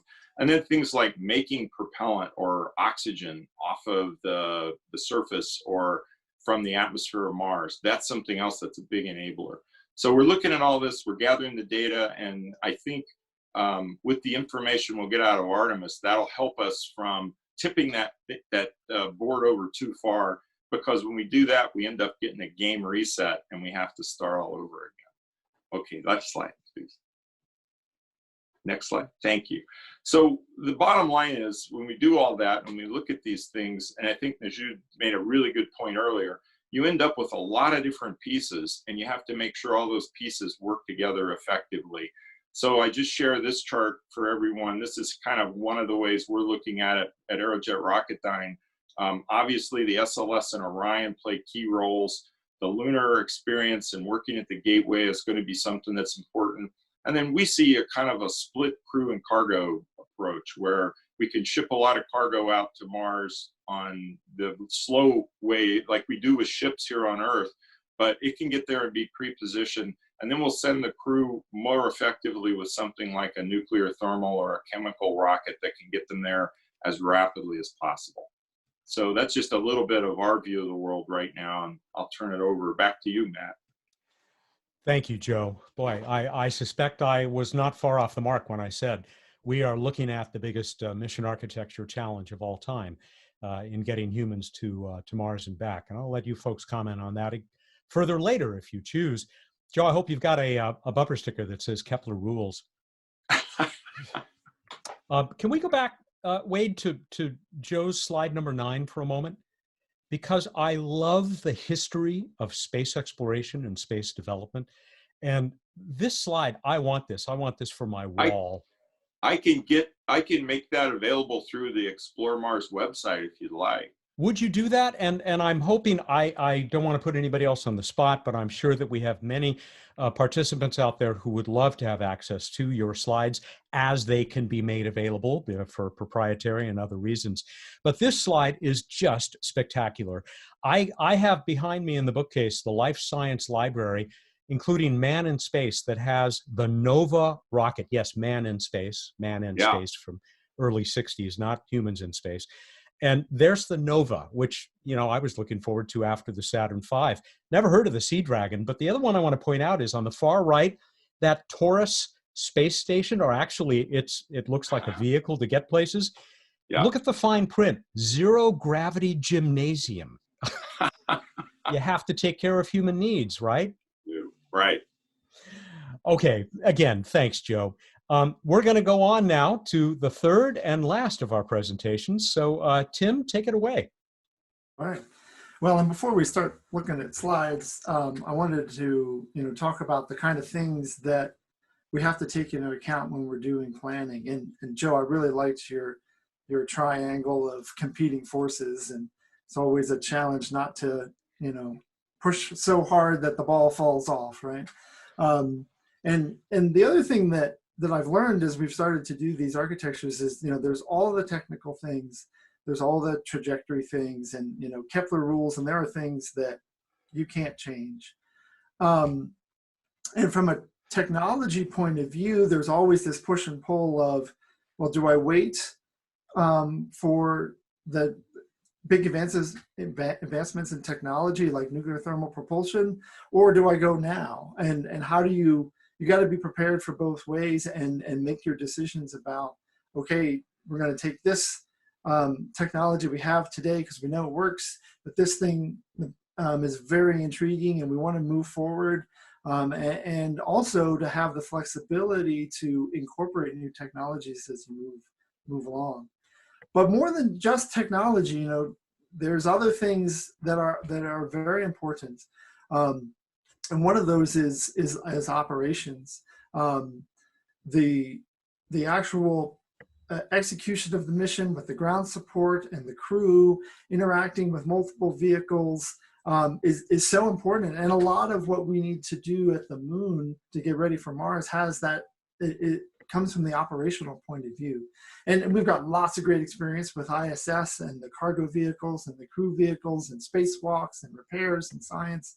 And that is just as important as some of the technical stuff to be able to not only do your nominal mission, but be prepared for every kind of contingency. And then there's also the political and the stakeholder aspect of mission architectures, and making sure that there's a lot of different points of view and stakeholder things that people care about. And with human spaceflight, it's never one thing about why we explore. There's exploration to explore, there's exploration to achieve great science, there's exploration to inspire the world, to take up STEM. There's all kinds of different reasons, and they're all very important. But when we think about going to Mars and how difficult that is, and Wade, if you could pull up slide 16 for me. So those historical views are awesome. I love those, and they have a different way of kind of talking about the data. This is our version from Mars Base Camp from a couple of years ago of the recurring missions and the kind of logistics that we need to do, and the mixtures of all the different systems, cargo, crewed vehicles, and all of that. And it's important to be able to think about these types of missions. And one of the things about Mars is that, as you do your chart, the jump from 3 days to 3 years for a mission is a huge jump. And one of those things is that the crew is now on their own for the most part. And so the systems that we needed to design needs to have the reliability and the redundancy, and perhaps even the dissimilar redundancy, so that if one thing goes wrong, the crew has lots of different options to figure out what the problem is and to go fix it on their own. And that's one of the, that operational challenge mixed in with the vehicle design is one of the things that really excites me about the great work we're about to do. So let's go to chart 14. Nijun and Joe both talked about how Artemis enables Mars. But some of the other things that in that buildup to our horizon goal of being on Mars, operations, infrastructure, the science that we do at Mars and on the moon, the human experience, what is that mission going to be? All of these things we've started at ISS, and the moon is going to give us another, big step up, another big ladder in working all of these different problems during a real mission and producing the hardware for that mission. That experience is invaluable, and we can't even really predict all the things that we're going to learn, but we know that's going to be important. And another thing that I'll note is that as we keep in mind this journey that we're on, that building upon the shoulders of giants and building systems that evolve is really important. So go ahead to the next slide.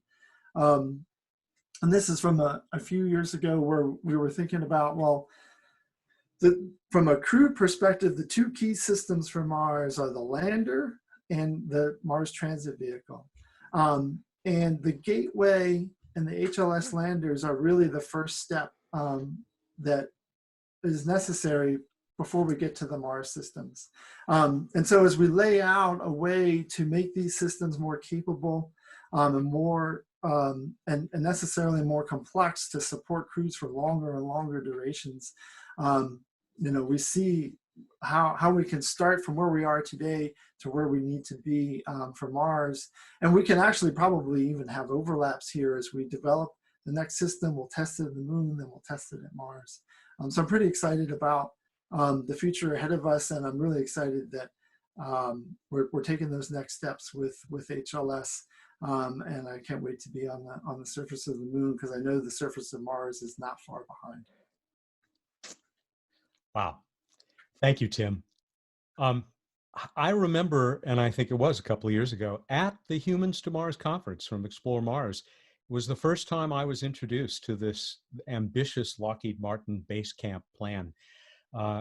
And I just wonder if you have anything that you might say about how that plan and the work that went into it, including the system architecture thinking that went into it, or mission architecture thinking, is still appearing as we move forward with Artemis. I mean, where really any kind of thinking about mission architecture, even if things go in a somewhat different direction, contributes to the goal.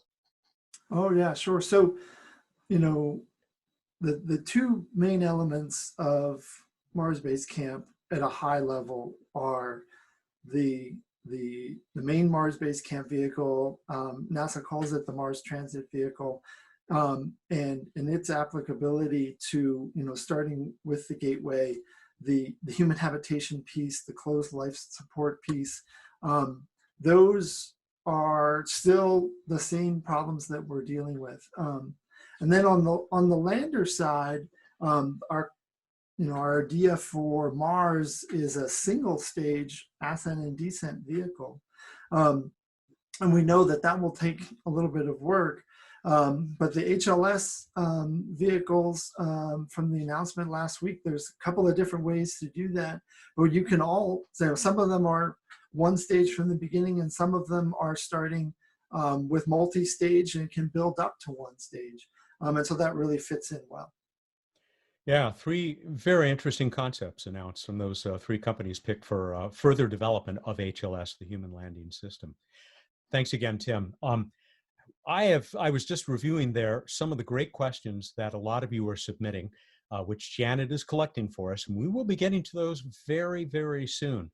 But maybe just a couple of more questions that we'll cover before we do that. And as I said, we may go a little bit beyond the 1 hour nominal length of this program today. Fortunately, all of our panelists have consented to stick around, but I'm sure we will not get to all of your questions. They will be kept, though, and reviewed, and I know that Explore Mars is hoping that all of them can be responded to as we go through the days ahead. It seems from listening to the three of you, there are still voices out there that say, why are we wasting time going to the moon? But do any of the three of you have any doubt that getting to our nearest neighbor first and proving things out is going to be a really important step in designing the system architecture that will get us to Mars and back? Nijud?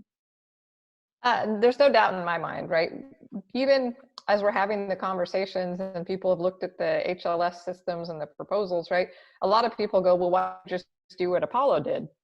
And Apollo was awesome, and it was an incredible challenge, but they were really still very limited on where they could go on the moon because of the performance demands that come along with Kepler and the rules for getting there. And you can't even take Apollo and go and do South Pole exploration like we're trying to do. And just getting the companies and the architects and everyone to start considering how hard the South Pole challenge is, and staging something out like the Gateway for years to be able to demonstrate that operations and maintenance can be performed. You know, those are all precursor steps. When you say, well, let's put something in Gateway orbit, it can sit there for several years, and the Mars mission is several years long. So all of these things are actually proving those Mars systems. So there's no doubt in my mind that we need to take this incremental step, because you can't just say we're going to build everything, put the crew on it, and send it on its merry way with no test demonstration in the first place. Right? Going from theoretical to real missions involves the test and validation of your systems as you go. And really the moon is the test and validation of Mars. Joe, Tim, anything to add? So one thing that I'll note is that the Artemis program has that sustained operations as part of its objectives, which is very different than Apollo. And that is so important because for Mars, being so far away, having all of that, the sustained operations down, the in-orbit elements, eventual propellant production on the surface of Moon and Mars, those are very key things. And so, you know, to your original question, there's no doubt the Moon is very important. The only thing that we need to keep in mind, though, is to always keep moving forward. You know, all three of us on this call, our horizon goal there is Mars, and so we need to do all the testing and validation at the Moon, and then it's time to move on to tackling that next challenge, that next ladder of Mars.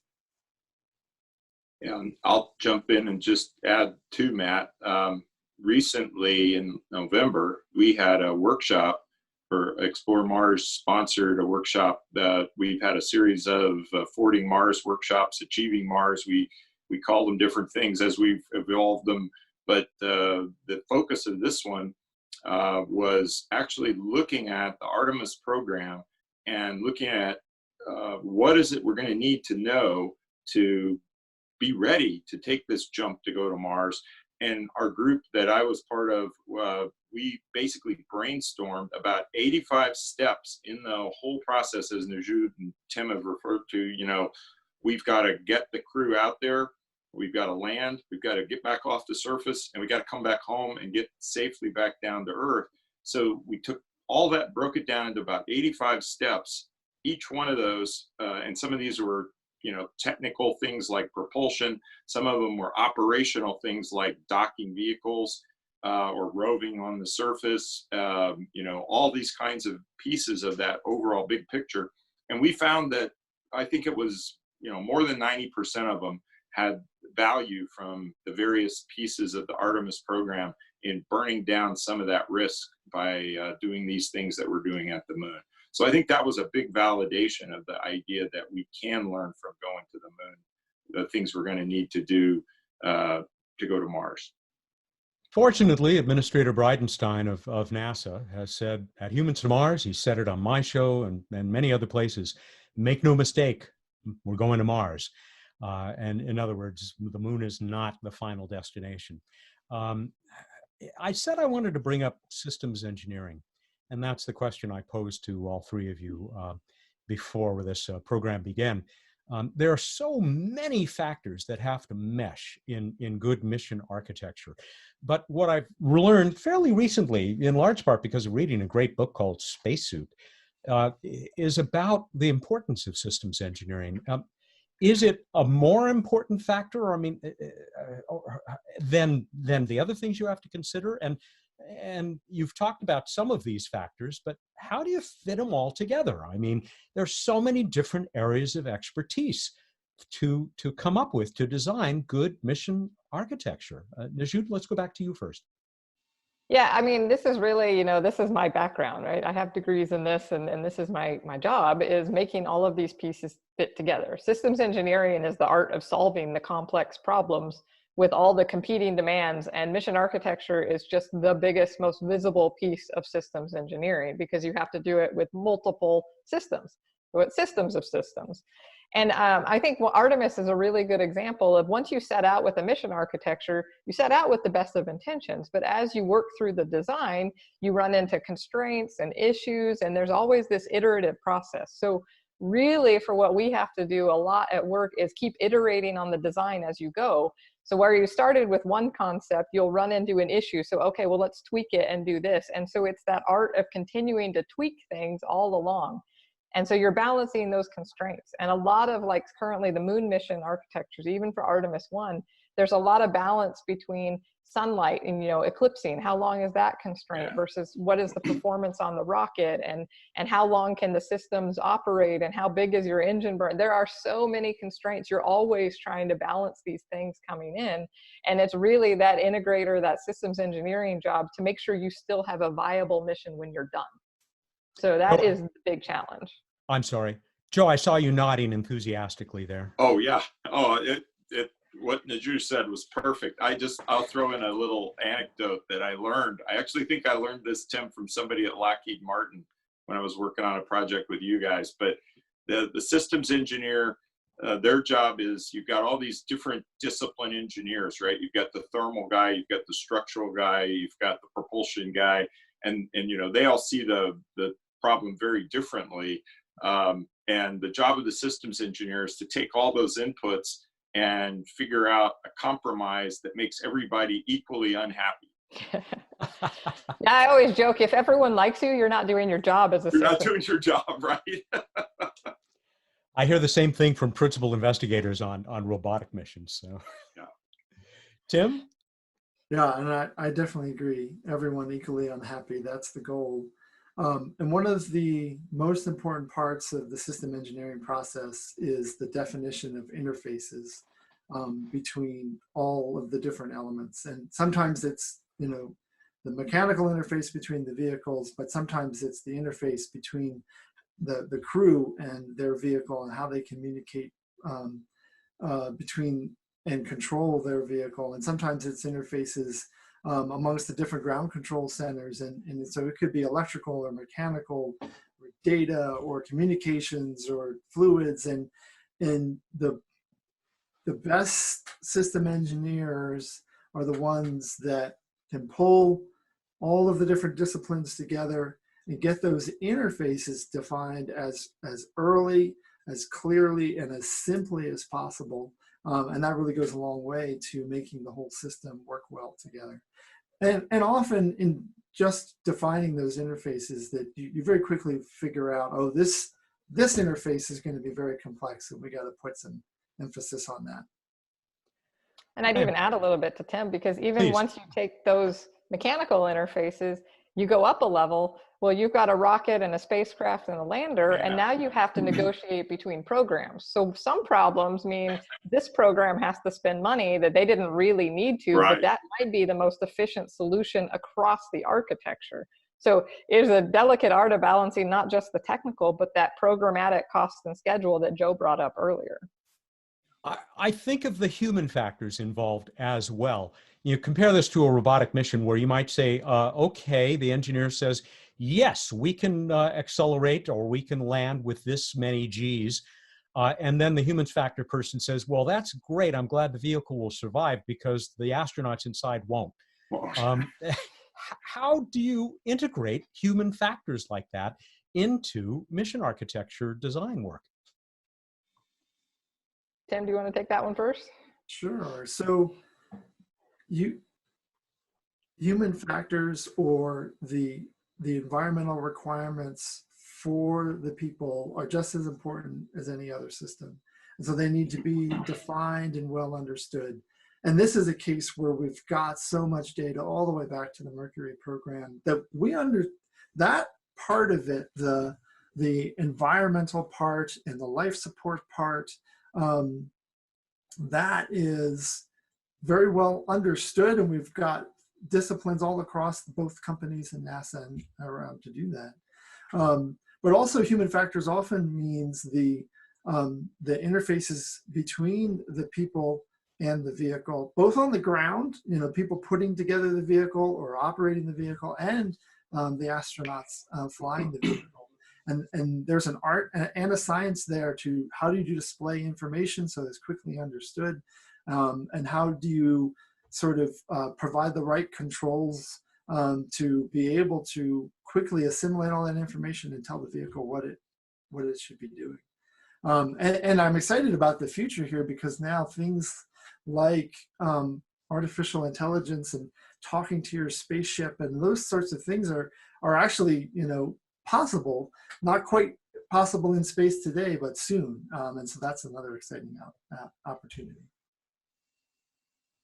I'm being selfish. I would love to just keep the three of you for myself and my questions, but we are now well into the time, at least 4 minutes in, to when we are supposed to be turning to the other brilliant folks out there who have joined us, the other Martians out there, maybe I'll say, for this discussion. And it's going to be, as I said, difficult. We're not going to get to all of these, but I'm just going to pick and choose from among those that Janet has been collecting for us. Najud, this is one that is directed to you, but for any of these folks, all of you are welcome to respond. This came to us from Dustin Bergstrom. There are companies like some of yours that design and build spaceflight vehicles, labs, satellites. What about habitats on the Moon and Mars? Is right now the time for bold architecture, engineering, and construction firms to begin designing those habitats? And as you probably know, there have been some really interesting competitions recently. I think we have Vera Mogliani actually as one of our participants, and she leads that very innovative design competition for building habitats on Mars, some of which are way out there, at least as far as the orbit of Mars, but some of them are much more down to, I guess I should say, down to Mars. Is this part of, I guess it would have to be, right, part of mission architecture? You got to build houses. Absolutely. So this is absolutely the right time to be making those considerations, because NASA currently has what's called the Next Step BAA, broad area announcement of habitat design already in work, and Lockheed is one of the participants, and that is, how do you put a habitat on the surface of the Moon? How do we build that deep space 3-year Mars mission habitat for space? Those things are currently happening all over the place, and that's part of the value of, we need to make progress. So even doing short demonstrations right now, looking at what do we need to put on the gateway that demonstrates a Mars habitat? What would you need to put in a Moon habitat on the surface? All of those things come together, and a lot of times when you talk mission architecture, we sort of focus on the in-space stuff of leaving Earth and getting to the Moon or getting to Mars, but the architecture includes what you put on the surface too. So that means, if you have a rover or a habitat, that's going to drive how long you can be there and what the crew can do. So the architecture absolutely includes those pieces on the surface, and there's lots of work going on and needs to continue going on in order to get us there right now. Joe or Tim? Yeah, I was just going to add, that's perfect. And the other thing in our study that we did at the workshop in November, when I mentioned ISRU earlier, a lot of people think about making propellant or making oxygen. We actually looked at materials for construction as well, and that's also part of in situ resource utilization. Use the regolith that you find there to build some of these structures. One of the things that we talked about a lot, our concepts now for both the Moon and Mars involve landing several times in relatively close proximity to one another. We know from our earlier experiences that we're going to blast things as the rockets come down. They sort of throw rocks, and so we're talking about building things like landing pads and things like that. So it's all part of that. Yeah, you're absolutely right. It's all part of that bigger picture that we have to start thinking about. And the only thing I'll add is we do have some good experience designing zero-G habitats now, and we've been flying them in the space station for 20 years. Now we get to design partial Earth gravity habitats, and that's a whole nother field where in some cases, no different from Earth, everything works fine. In some cases, that partial gravity will make a difference. So that's going to be a good challenge up ahead. Let's go to another question. Actually, this is a question that we're getting from a lot of our younger participants out there, and it's one I was going to try and get to before we finish today, but we'll do it now. I'll use it as it was submitted by Tonya. She is a student. She wants to know, she wants to be involved in space science and exploration, but doesn't know what avenue to take. Do you have advice for students on narrowing down our interests and finding the right career path at NASA or its partner orgs? And I'm going to modify that a little bit because we're getting similar questions, like one from Estefania Osequera. She's specifically interested in how do you get into this field of mission architecture? Do any of you have advice for these two and some of our other young participants? I'll go first. And I think that there's two questions there. And the first question is, how do I get involved in general? And NASA and industry, we need every type of person to be involved in spaceflight. We certainly need the engineers and we certainly need the scientists, but we need the communicators, we need the artists, we need the business people, we need the strategists, we need everything.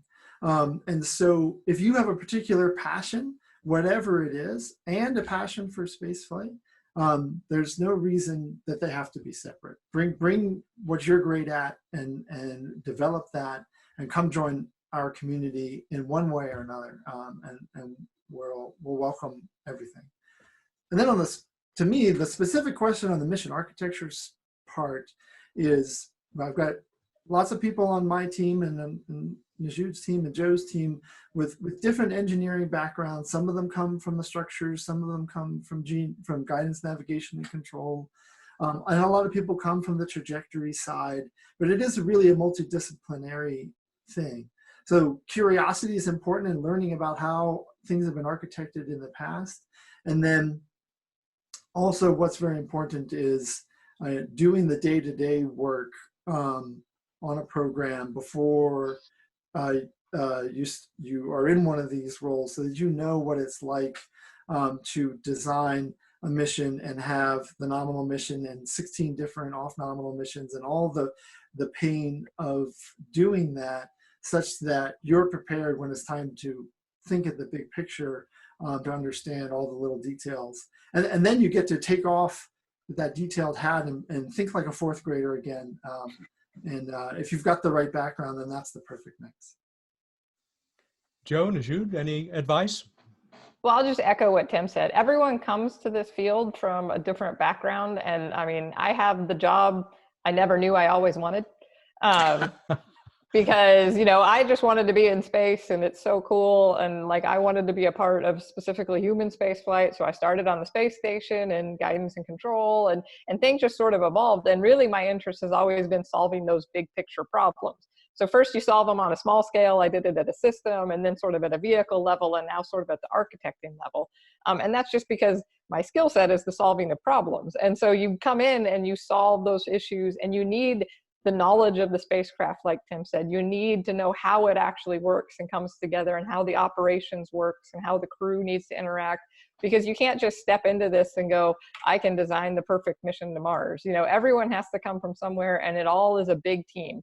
So you bring your niche and your capabilities, and that could be business, it could be finance or trajectory design, and then it all comes together again. And you just have to work your way into it, because you need that depth of knowledge. Joe, who or what do you look for when you're hiring people? I think everything that's been said is absolutely true. And I'll just try to say, one of the things that I've seen is passion is absolutely a critical element. No matter where you're coming from, no matter what your skill sets, if you have a passion for this, you'll find a place in the industry. I think the other thing for systems engineers especially, you can come from a lot of different engineering backgrounds. Some people don't even have engineering degrees. You need to have a curiosity. You need to be interested in, where does this piece I'm working on fit into the bigger picture, and what's on the other side of the wall. You know, you're not just working in your little cubicle and throwing your job over the wall when you're done. You want to know, where's it going and how does it fit together, and all those things that Najud said earlier, all those pieces that have to come together. So those are good systems engineering characteristics. And then the last thing I was just going to add was perseverance. And I'm not just trying to rip off the new rover name. The problem that you run into in this business, like in anything else in life, is you're going to hit some brick walls, and you can't stop when you hit that brick wall. You got to bounce off, you got to jump up, and you got to figure out how you're going to either get over it or get around it, or maybe you can, you know, use the brute force method and go through it. But there's a lot of times in our careers where we've run into those things, and sometimes even the whole program gets canceled, and you have to find another program, but don't give up. I've got us now at about 4 minutes past the hour, and as I said, we're in bonus time now. We'll keep going for a few more minutes with some of your great questions. And as always happens with these, they do tend to fall, many of them, into certain categories. So here's one that kind of represents what a lot of you are asking. This specifically is from Jeff Stewart. Crewed lunar missions concepts exhibit an evolution from boots on the ground, just getting there to get back, to sustainable and reusable infrastructures. Will missions to Mars show a similar evolution, or will they be sustainable, reusable right from the start? Who wants to take that first? I'll take that first and just keep it short. Right. Yeah, absolutely. What we're trying to do on the moon is make sure it isn't flags and footprints, and then we don't go back for 50 more years. Right. We need to be able to build an infrastructure that's sustainable at funding levels that can be maintained over time, and architectures and equipment that's sustainable over time. And my personal belief is that as we go to Mars, we need to do the same thing, or we'll end up with another huge gap. You know, if we send one mission to Mars and that's all you can piece together, then we're not doing it right. And we need to have a much better evolvable architecture for the future. Yeah, and I would say that that the absolute goal is for them to do all that testing on the moon, and then for Mars to have everything be reusable. But I also know that when you get down to solving the problems, there might be some, you know, unique thing about Mars that means, for entry, descent, and landing, or something that we're almost there, but not quite. We'll do a couple of missions. But like Artemis, then, you know, we'll have that sustained, very reusable path ready to go after a few test flights. How important has the International Space Station been to helping us learn how to maintain structures for long, long periods in space and make them places where humans can survive? Joe? I think it's been, you know, really vital. There's a lot of, I mentioned earlier in the human side, you know, the long duration microgravity information we're getting now from things like the 1 year duration stays that we've had a couple of astronauts do now. We've certainly been able to put a lot more people up there into that environment. But then just taking another quick example, something like upgrades. We're doing the batteries now that are the new batteries for the station to replace the initial ones. The fact that we can actually go out there and take out those old batteries and replace them with new upgraded systems, that's a really critical thing for those future missions. Like Tim was saying, if we want to make these things reusable and have them be something we can use in the future for Mars, for many, many missions, we need to be able to upgrade as better technologies come along. So I think there's a whole variety. That's probably just, scratching the surface of things that the station's given us. Najud or Tim? ISS? Yeah. Go ahead, Najud. So adding to that, right? So some of the big things we learned from Space Station 2 was the international partnerships, the assembly in space, the ability to actually, we can't go to Mars with just one module. It's going to take several. So that knowledge of just how you assemble in space is something that feeds forward to the Moon and the Mars architectures. And so there's so many things like that. Our partnerships, the assembly, the ability to integrate commercial now. So the fact that we have commercial cargo and commercial crew, which literally is going to launch this month, humans again, right? Those things are all like the how do we do things differently. Space Station gives you that platform to test out commercial industries and stuff like that. And all of those things are already paying dividends on the Moon architectures we're looking at, and we'll do so again for Mars. Yeah, I think that commercial and government space programs working together is an amazing lesson from ISS, such a success. I'm looking forward to seeing that plug into Moon and Mars. And I actually pulled up some stats that I just recently been sent, so I knew about them. One of the things for these missions is the logistics and keeping everything working, keeping all the supplies, and just the sheer number of launches. So since the end of April, there's been 222 launches to the ISS, and which is a staggering number, and 41 assembly flights. And so that really proved that the things that we're talking about at the Moon and Mars, it's not those amounts of complexity or launches. And so ISS really tells me that we can go do this. We've already done it. I like it. We can do this. As I glance through the questions, and we are nearing the end of our time here, before we throw things back to Chris Carberry, there seem to be, maybe the biggest category is still with those human factors, considering things like medical care when you're away for 2 years without an MD, although who knows, maybe there'll be an astronaut MD. Food, which is something we took up in the Life on Mars discussion that I had with Jim Green and Penny Boston. But let's focus on the medical services and, you know, keeping people alive and healthy. Is this something that you folks as engineers and mission architects, is this another one of those many factors that has to be integrated, how we're going to, you know, keep people healthy enough to explore Mars? I don't know who wants to get in on this. I'll say absolutely, right? You know, we have a lot of requirements that come from, you know, all that history we have. We have 50 years of human spaceflight history, more than, and all of that drives, you know, how big is your habitat? How much is the food you need? What can you do differently with the food? So we have way more advanced food techniques today than what Apollo had, which, you know, was a sandwich in a bag in some cases. So, you know, we can do a lot more now. The astronauts spending a year on the space station, how do you keep them healthy? Telemedicine, all of these things are techniques that we need to get to Mars, because you need to really pack down how much stuff you have to take. So all of those challenges we continue to work on today, and there's still many challenges for this. Yeah, and I would say another thing in our workshop that we addressed was not just the physical health issues, but also the mental health issues. So, you know, I guess the isolation you talked about, Matt, in the previous webinar that was done by Explore Mars, but also things like, you know, how much volume do you need for a habitat? Because people need so much space. You need a little bit of time to get away from everybody else when you're out there.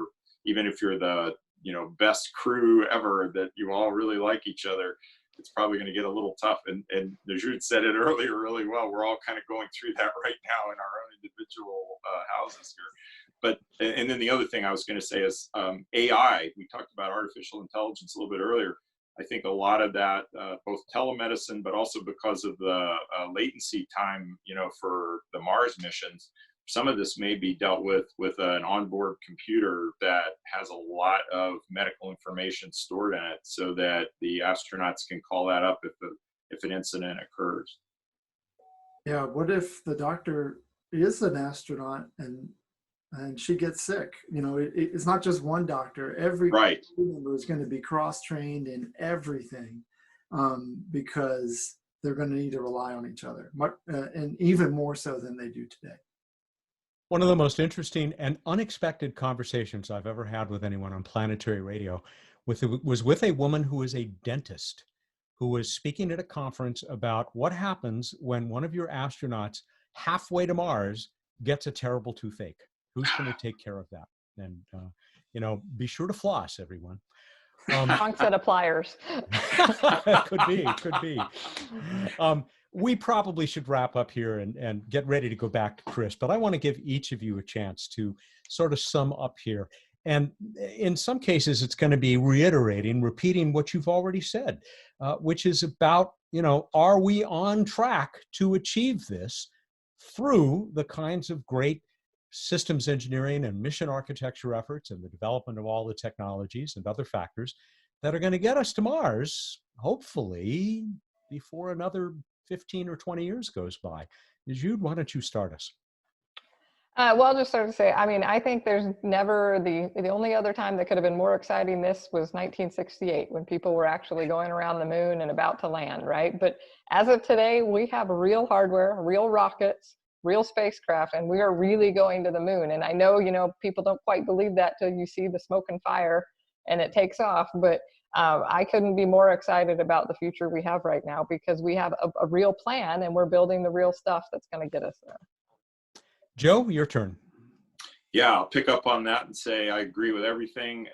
And we also have characterized a lot of what we don't know, so that in this business, we put together what we call risk cubes, and then we identify what we need to do to burn those risks down. And I think we've got a lot of that information pulled together now. And, I'll just say back to what we said before, I think all of us said we're going to go out there to the moon with Artemis, and that's going to be part of that process where we start burning down that risk. And I think in the next 6 or 8 years, we'll get pretty far along on that, to the point where we're much more comfortable to say we're ready to go to Mars. Tim, take us home. So, one time I was able to be in mission control during an ISS mission, and as a shadow, looking over folks' shoulder to understand. And the fire alarm went off on the International Space Station. And it was in the middle of the night, and that control room snapped to attention, and they were ready to evacuate the space station. And I thought about, well, if you're halfway to Mars, or you're on the surface of the moon, you just can't, go outside when the fire alarm goes off. And that shift in thinking that's happening right now is maybe the most important part of mission architecting, is to realize this is such a challenge and we've got the tools to go solve it. Let's think differently and let's go solve it. And so, yeah, the next couple of years is going to be an amazing couple of years where we're going to be back at the moon on our way to Mars. Hear, hear. I hope that all of you out there have enjoyed this fascinating exploration of mission architecture as much as I have. I've learned a lot, and I feel pretty good to know that these are 3 of the people who are going to make what Ray Bradbury told us so many years ago true, that we are the Martians, or we will be the Martians. With that, Chris, I think I'm ready to turn it back over to you, and I will just thank you, Chris, and Explore Mars for letting me host this discussion, this great conversation. And I so look forward to, first of all, watching that one with Frank White, the originator of the overview effect on the 13th, right? Wednesday of next week. Sorry about that. And then I look forward to coming back and having a conversation with John Grunsfeld, 5-time visitor to the international, I get it right, 5-time shuttle, 3 times to the Hubble Space Telescope, and that will be our topic when we talk on May 19th. Chris, get me out of here. I better stop talking. Well, thank you, Matt. That was great. And thank you to Jude, Tim, and Joe for a spectacular session. And thank you to everybody who came on. We had a really great audience today. And so I just want to remind you about our upcoming webinars coming up. As Matt mentioned, next week on Wednesday, May 13th at 3 p.m., we have a session called The Overview Effect with Frank White, and that'll be moderated by Mary Liz Bender and Ryan Chalinsky from Cosmic Perspectives. That you can register for that now on the Explore Mars website, ExploreMars.Org. Actually, I saw a number of registrations come in right during this webinar, so people are already registering. And on the 19th of May at, I believe we had 1 o'clock Eastern Daylight Time, We're going to have John Grunsfeld on, 5-time shuttle astronaut. I believe he visited the Hubble Space Telescope 3 times. They call him the Hubble Hugger, and Matt will be moderating that. So more information will be posted on that very soon. Then 2 days later, on the 21st of May, I believe at 1 o'clock, also, we have Star Trek actor and director Jonathan Frakes, Commander Riker from Star Trek Enterprise. He'll be joining us to talk about entertainment, space, collaboration between the space industry, space entertainment industry, and STEM education. So that'll be a great one as well. And we have a number of others being lined up over the next few weeks. So please join us. So thank you once again, everybody, for coming on, and we will post all of this information very soon. We hope to see you next week. Have a good day. Thank you. Take care, Bye. everyone. Thank you for joining us. Thank you.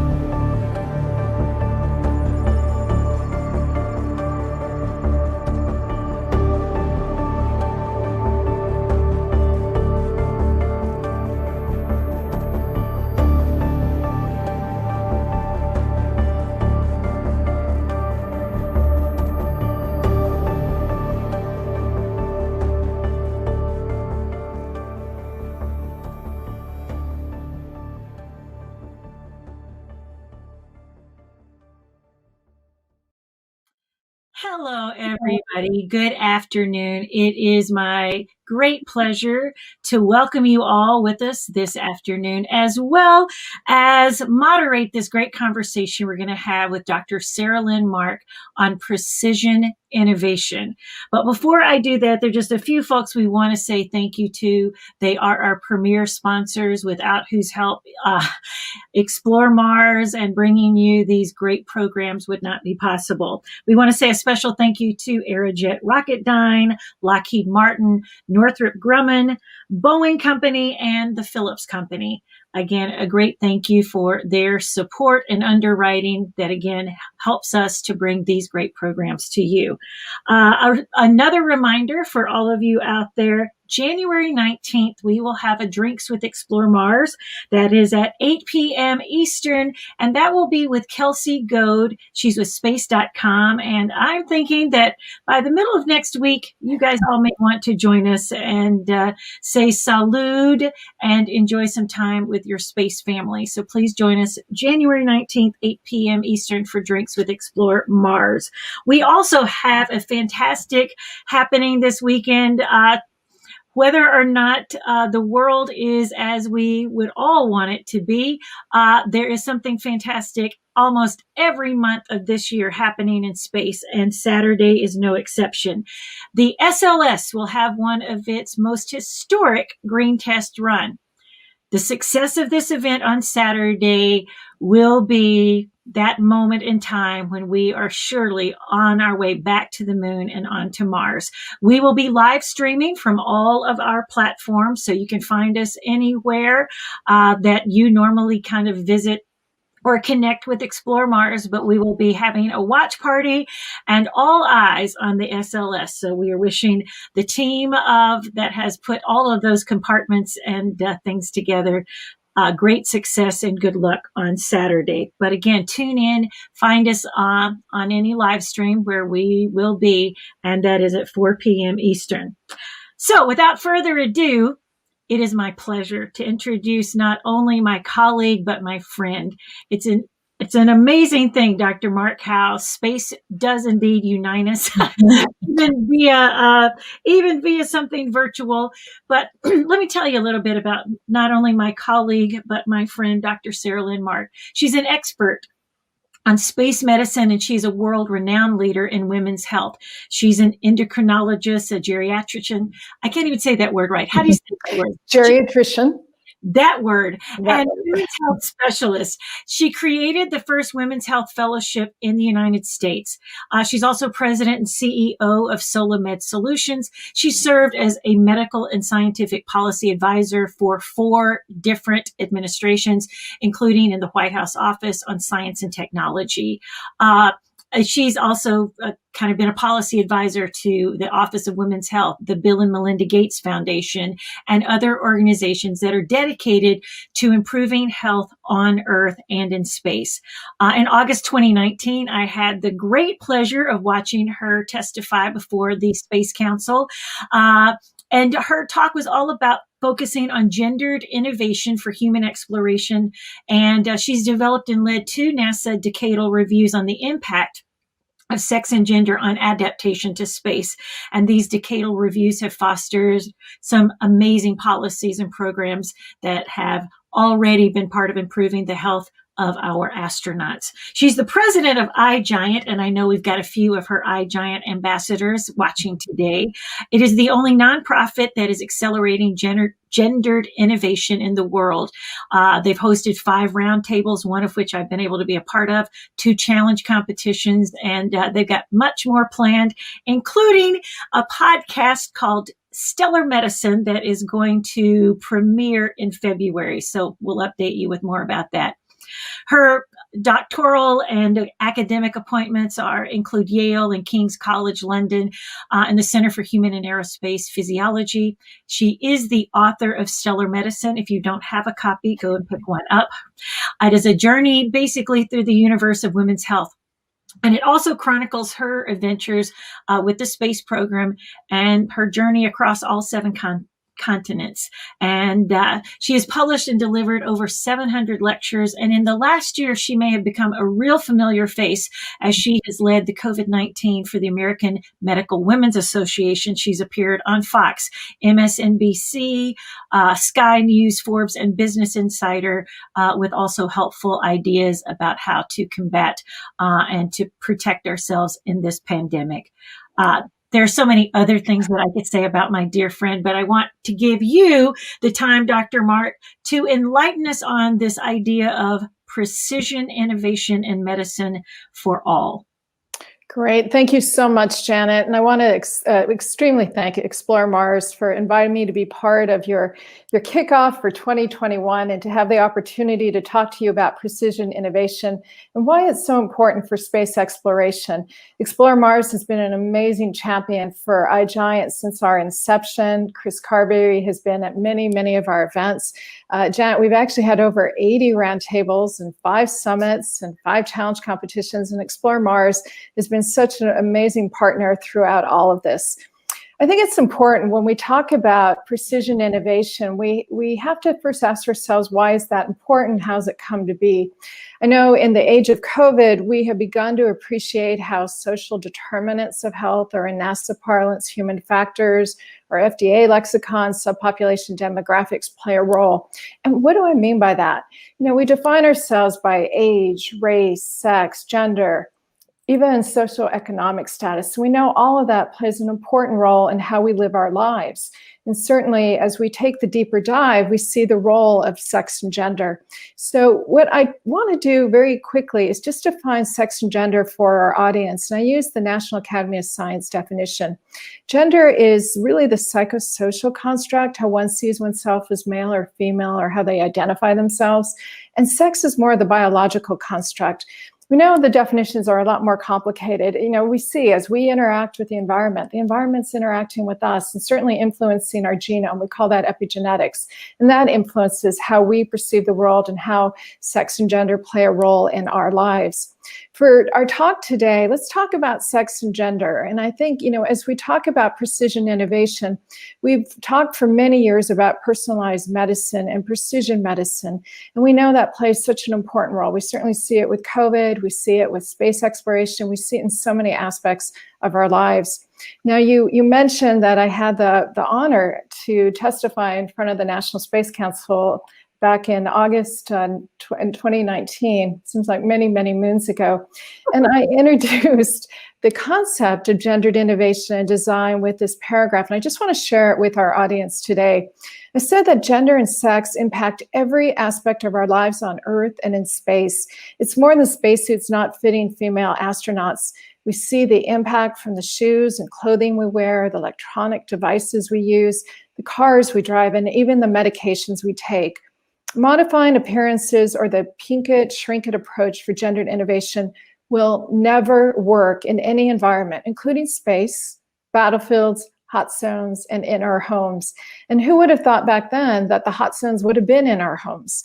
So we know that we really have to take that deeper dive to understand how sex and gender impacts our life on Earth and in space.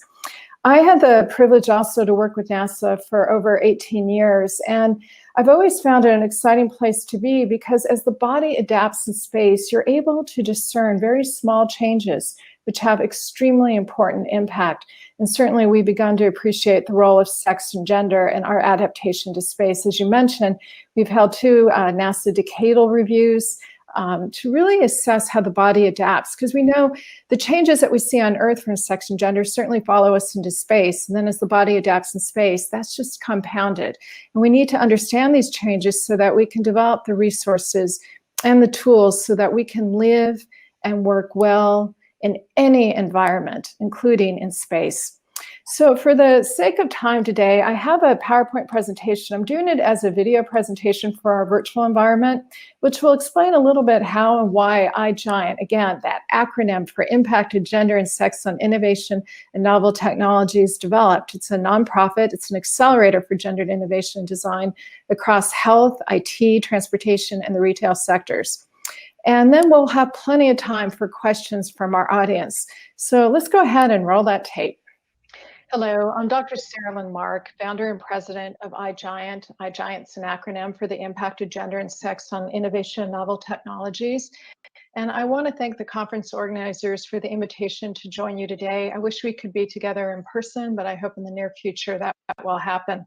I will be sharing with you information about gendered innovation and how it plays a role in our daily lives, including with COVID-19. Before I start, I have nothing to disclose. I have no content to disclaim, and I am not using any off-label or investigational use in this presentation. Let me give you a brief history of iGiant. I worked as a senior scientific policy advisor in the Obama White House. During my tenure, we were experiencing an Ebola outbreak. We were also launching a precision medicine initiative.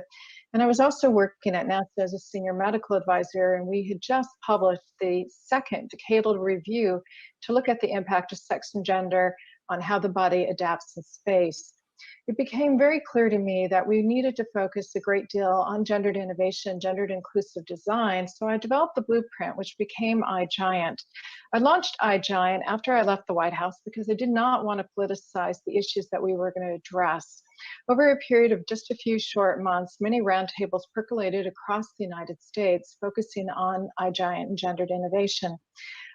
When I talk about a roundtable, I'm talking about an event which allows individuals to, one, discuss any activities that they have that has a sex gender focus. So basically sharing best practices, as well as allowing individuals to go back to their respective organizations and agencies and institutions to become ambassadors for gendered innovation.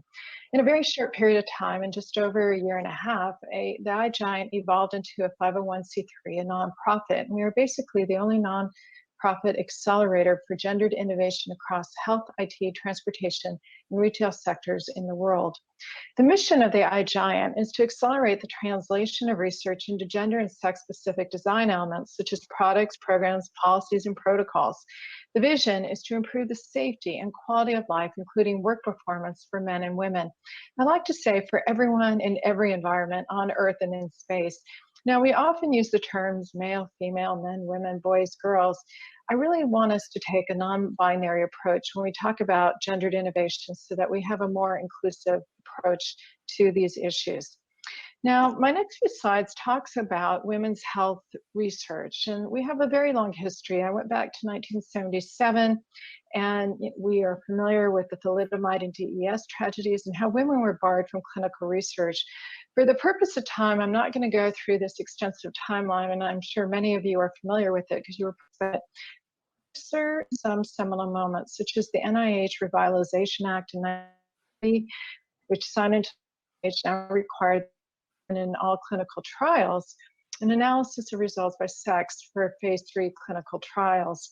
And as you can see, not only was the NIH involved, but the General Accounting Office, the FDA, and there was a review back in 2000, 2001, which also showed the progress that we made and the miles that we needed to go. And in the next slide, you can see that we made significant progress, but we also knew that we needed to require sex as a biological variable to be factored into research designs, analysis, and reporting in vertebrate, animal, and human studies, including preclinical studies back in 2016. In the next slide, I think this is a report that all of you are probably very familiar with, and this was a real milestone watershed moment. It was an Institute of Medicine report exploring the biological contributions to human health. Does sex? And basically, we knew that every cell has a sex. Sex begins in the womb, and sex affects behavior and perception. Basically, it impacts health. And this was a very, very important report because it allowed many agencies to now begin to adopt new policies, including at NASA. In this next slide, if we had time, I would show you a wonderful video that was pioneered by Stanford University looking at innovation design. And I've often used this very brief video to describe to the general public how gendered innovation design impacts every single aspect of life. So instead of showing the presentation due to time today, let me just ask you some more important questions. Have you ever taken a medication that just wasn't the right dosage for you? I know for myself I have. I often tell a story of how I had taken a medication on a trip to the WHO, and it really basically sedated me for days, and it was the wrong medication dosage. Second question, have you ever worn shoes or boots that didn't quite fit? I often use that because I describe my own experiences where I'm a climber and I had to get new boots.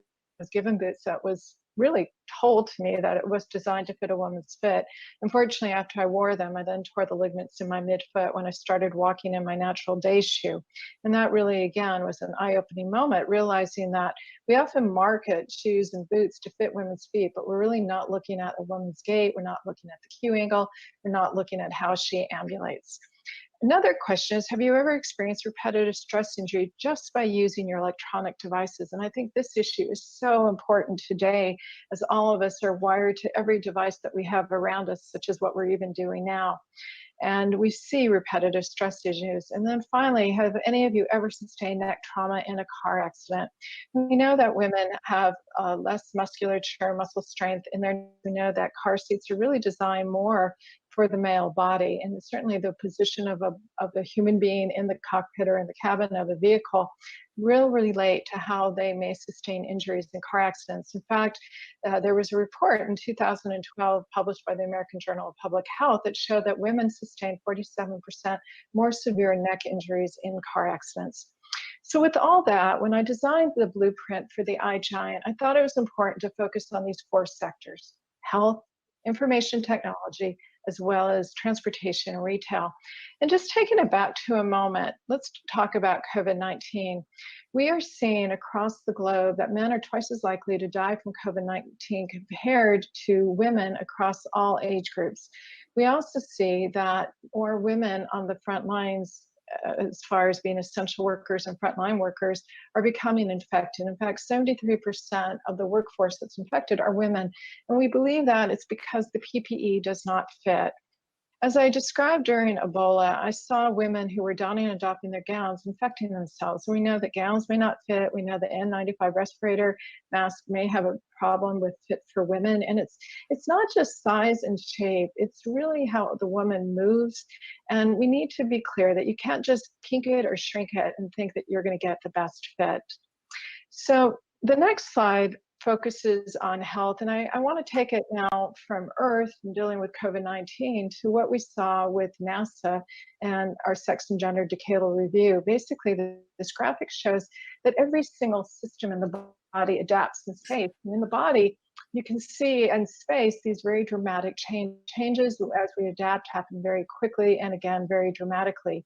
And if we had more time, I would go through every single system, but we have wonderful publications in the Journal of Women's Health which delineate how the body adapts. I do have to say that we see men and women have different reactions to radiation exposure, as well as the cephalic distribution of fluid, basically the blood that flows from the legs to the brain. And we also are seeing a syndrome, a space-associated neurosensory syndrome, where there's visual impairment and intracranial pressure. And interestingly, it's more common in men than in our female astronauts. In regard to drug toxicity, I had mentioned my trip to the WHO, and in 2013, the FDA approved new label changes in dosing for zolpidem products and a recommendation to really avoid driving the day after using this product. And it really showed that men and women metabolize drugs very differently. The pharmacokinetics and dynamics need to be filtered into any safety and efficacy study. And again, coming back to COVID-19, as we're looking at therapeutics, we need to think about that, and certainly with vaccines. We know that women have very robust immune systems. They tend to be more resistant to infection. But then once they are infected, they mount very, very robust responses. So this may account for why men may have higher mortality rates after infection. But if there is any advantage to this, potentially women may need less dosage of a vaccine to have an efficacious response. In regard to information technology, this is a really interesting area. We know that women have greater tactile sensation in their fingertips compared to men. So the devices don't seem to read when a woman's pushing down. It's almost as if she's wearing mittens on a very cold day. So what ends up happening is you have to push harder and harder over and over again, resulting in repetitive stress injury. In regard to COVID-19, we are all wired again to our devices. And then certainly with electronic medical record, we see gender bias. Dr. Burnett, who will be on the panel with me, will talk about her program, Gender Mag, which goes into further detail about how gender bias can impact how one uses even the electronic health record, and how day in, day out, that can result in increased exhaustion and burnout for female clinicians. Let's look at transportation for a moment. I mentioned to you the National Highway Safety Transportation Administration's report. And, you know, we see it with the way a seatbelt goes across the chest. We see it with the headrest. We see it even with women sustaining greater foot injuries in cars because they're not airbags in the lower part of the car, and often women are wearing soft shoes or open-toe shoes. Interestingly, with COVID-19, I think a lot of us are exercising at home, for example. I know I have just recently acquired an exercise bike, and it was designed supposedly for a woman, but I know that my behind doesn't fit the seat. And we see this. We see this in transportation with the seats in cars. We see it in bicycles. And it can result in more injury and difficulty doing what you want to do. The next slide, which is stated gender branding, shows the retro barefoot caravan. And I find it quite cute. And recently, again, with COVID-19, I acquired a travel trailer so that I could get out into the outdoors and be a bit isolated, continue my social distancing. But what was interesting was this caravan that was developed in the UK and has come over to the States was using the female caravan, the female travel trailer, because it had this cute design. And it reminds me of the Volkswagen Beetle. And what ended up happening is that it became very difficult to sell these products across the gender spectrum because it was gender branded immediately. Let's go down into retail. I talked to you initially that PPE has been designed really for the average man. And imagine if you're wearing an N95 for 8, 10, 12 hours a day and it doesn't fit your face, not only does it put you at risk, but it's uncomfortable. And many women have complained of abrasions as well. So we really do need to have a better design for our PPE, for our face masks, for our boots, for our gloves.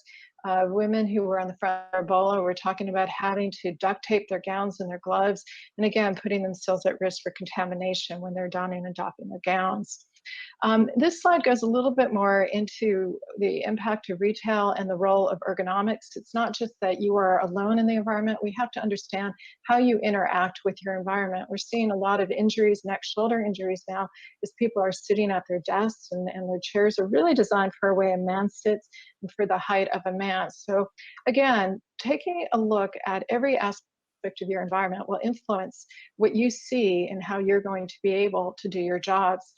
As I mentioned, iGiant roundtables were designed to empower individuals to share their best practices. And as we became a nonprofit, we have launched roundtables all across the globe. We've had also summits, which are specialty roundtables. We've had them on artificial intelligence, space, held one at NASA. We've had one for the extreme environment. We held it with first responders after the Las Vegas shooting. We had it at Nellis Air Force Base, and we had a recent design roundtable at Google. And we've had over 75 to date. What I have really enjoyed is that they're very interactive. I call them PowerPoint-free zones. And what's nice is that they can now be held virtually. We've in fact have held 5 virtual roundtables since the pandemic started. And I encourage every one of you to consider hosting a roundtable. We will provide you the tools and resources. All you need to do is invite your community. Let me just show you the iGiant structure. We have a board of directors, we have an outreach community, as well as having a corporate advisory council. But in the arms of that triangle, we also have a design advisory council, which Dr. Margaret Burnett is part of. We also have scholars and residents and youth ambassadors who are engaging our students as well. And we have a seal of approval, which Dr. Burnett helped us to pioneer, so that organizations and companies that take a sex gender look for their products can actually brand their processes as being gender inclusive designs. As you can see from this next slide, we have many different outcomes across all our design elements, across our programs, our protocols, our products, and our policies. And we just want to continue day in and day out to ensure that we see success and we see these outcomes so we can improve the lives of everyone. One future policy improvement I just have to share with you, and I know it's one that we've all complained about, is being in air conditioning, for example. And as you go in the olden days, when you would go into work sites, you would see women wearing scarves and sweaters in the middle of the summer. And part of that is because the ambient air temperature was set for men. And men, we know, tend to wear long sleeves, jackets, ties, and they also have a higher metabolic rate. And so, again, just a real pertinent question. Women freezing in their offices, how does that impact work performance? So something as simple as that, you can see it can have profound impact on how well you do. I'm listing some of our iGiant activities here. One is iGiant challenges. We've launched our 5th challenge. We've had some really exciting innovation. Our first one actually was the design of spacesuits that fit men and women, a little bit ironic. The individual won an award, a prize, and that was an object flown on the space station. We also hosted one with students, over 250,000 students, and the winning design was for new hospital gowns to fit men and women. So you can see it really goes across the gamut. We have many iGiant champions. This is a partial list of some of them, and we are so grateful to everyone coming on board and really becoming iGiant champions. And I often believe with gender equity, if you build it, they will come. Some of you may recognize these scenes from some classic movies. In the beginning, we had a lot of individuals talk about gender equity, and often I would try to pivot, and then I realized it is so sentinel, so important to what we're discussing here. If you do not provide the resources, the opportunities, and the tools, careers will rot on the vine. So we believe that as employers provide these resources, opportunities, and tools, they'll be more inclined to recruit individuals, and individuals will be more inclined to stay. So finally, I just want to thank you so much, and I hope that everybody will be able to see that it is time to see the world through a gender sex lens. My contact information is on the slide, and I look forward to taking your questions. Thank you. Again, you are so marvelous. Anytime I hear you speak, I learn something new. I think what is so exciting to me, Dr. Mark, is just that that you have brought these issues to the table. And again, it's becoming even more apparent how much we need to do this. Let's go to one of my things that I would love for you to share with everybody. Name just a few differences. You talked a little bit about the differences that happen in men Finally, I just want in space, but it's like one of the things that I really want. Give me some examples. Don't women's blood pressure is lower, or heart rates are higher? Tell us those things that happen. Well, thank you for that question, Janet. And that's what I was hoping would happen. We would have plenty of time to take that deeper dive again into some of these sex differences. When we launched our decadal reviews, we looked at 6 work groups that correlated with the different systems in our body. So from musculoskeletal, cardiovascular, neurosensory, reproductive, behavior, even immunological. So let's just highlight across the board very quickly a few of them from each of those different body systems. So when you look at the musculoskeletal system, we know on Earth that women are more likely, 4 times likely, to have osteoporosis, basically loss of bone compared to men, and there are various reasons for it, and that can result in bone fracture. What we see in space is that as you go into space, you begin to leach calcium from your bones, and it happens actually very quickly. So within just a few weeks, you can lose significant bone. So if you think about the differences that men and women have on Earth, and then you go into space, it gets compounded. Now, what's interesting is there's a great deal of diversity on how people lose muscle and lose bone, but we have to understand the lessons here so that we can translate how to keep bone healthy, people's musculoskeletal health, healthy in space. You look at the cardiovascular system, you talked about blood pressure. That's a really interesting area. We see that women have a greater chance of developing what we call orthostatic hypotension, just sort of a nice word for when you stand up, your blood pressure drops and you feel faint. And we know that there are a lot of volume shifts in the body. I mentioned it in our presentation, that there's cephalic distribution of blood flow, everything's flowing up to the head. And we have ways to compensate. Men tend to vasoconstrict, women tend to increase their heart rates. And I think the hormonal milieu, again, estrogen, testosterone play a role in that. And that can be an issue. If you're landing on a surface that has gravity, whether it be Earth or you go to 1/6 gravity or 3/8 gravity on Mars, you need to be able to egress, get out of your vehicle and be able to do what you need to do. So we need to be really conscious of why there are those differences and what we can do to control it. We see just on Earth, for example, men and women have different symptoms in regard to heart attacks, where they may not have that crushing chest pain. It may be nausea and vomiting. So we know we have to be attuned here on Earth, and we certainly have to be attuned in space as well. In regard to behavior health, that's a really interesting area. We've selected such superstars to go into space, and I'm really excited that as we're democratizing space, basically through our commercial space sector, we're going to open it up to everybody. But we have to understand every aspect, and that includes behavioral health and mental health issues. We know on Earth, women are about a quarter more likely to be diagnosed with depression, but unfortunately only about a quarter are appropriately diagnosed and treated. And so we need to understand how men and women adapt to their environments, psychosocial issues, how they interrelate with each other, and be able to develop models so that we help everybody do very well. In regard to neurosensory, I mentioned it early on, the space-associated neurosensory syndrome. Again, there's changes in the eye structure. We see fluid shifts in the brain. Men tend to be more symptomatic. We're trying to understand the etiology of that so we can prevent this from happening or to try to mitigate it.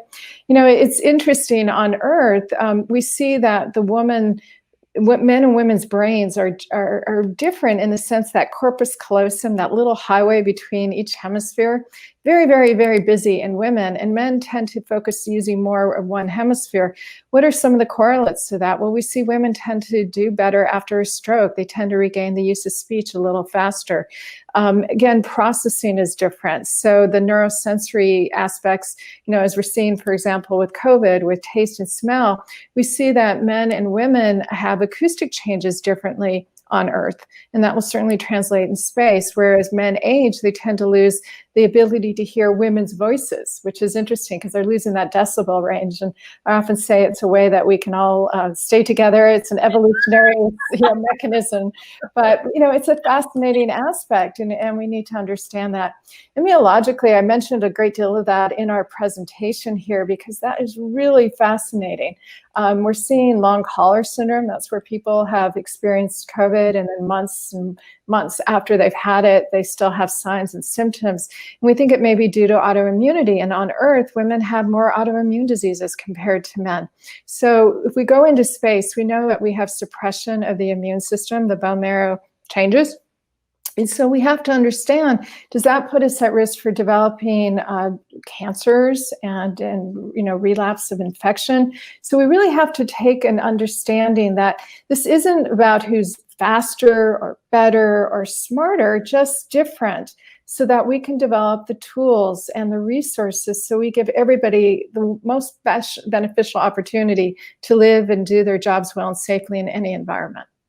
You bring up the word that I think that is kind of like one of those moments where we all need to embrace it. That different isn't bad. Right. It isn't absurd. It isn't something audacious. It just is.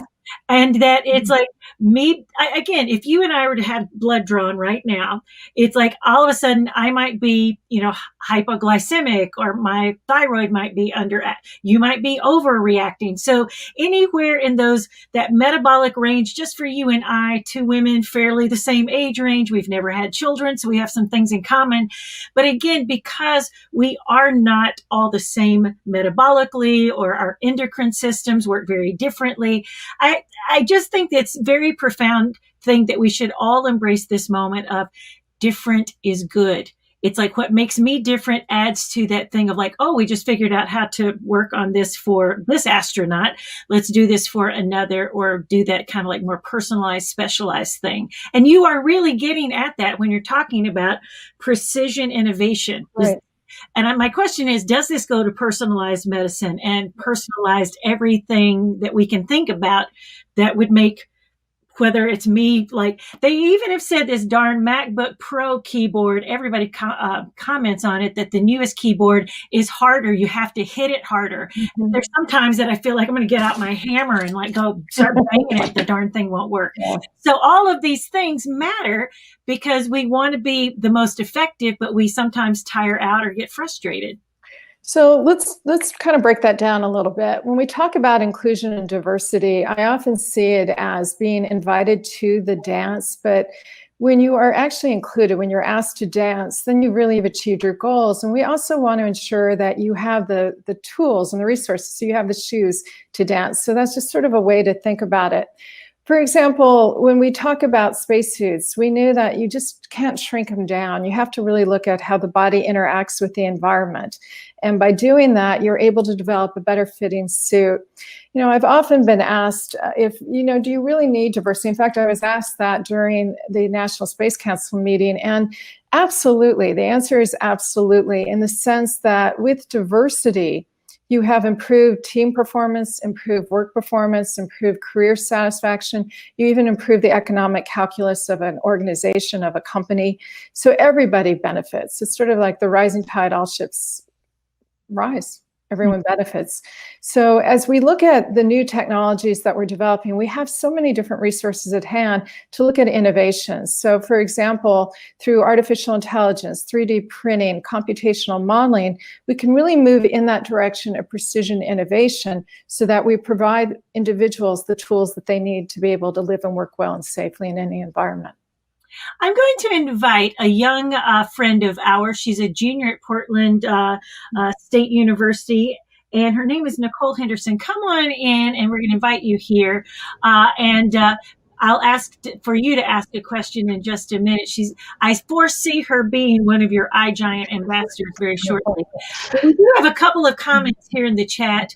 Our fantastic supporter, Jack, says that his wife is a doctor and practices practices at the Kaiser facility where you once practiced. And Elena is apparently very, very excited that that you are giving this space medicine talk. She feels like space advocacy groups do not always give enough time or attention. So Jack, always thank you for watching and being here. And Elena, we're trying to meet your requests as well.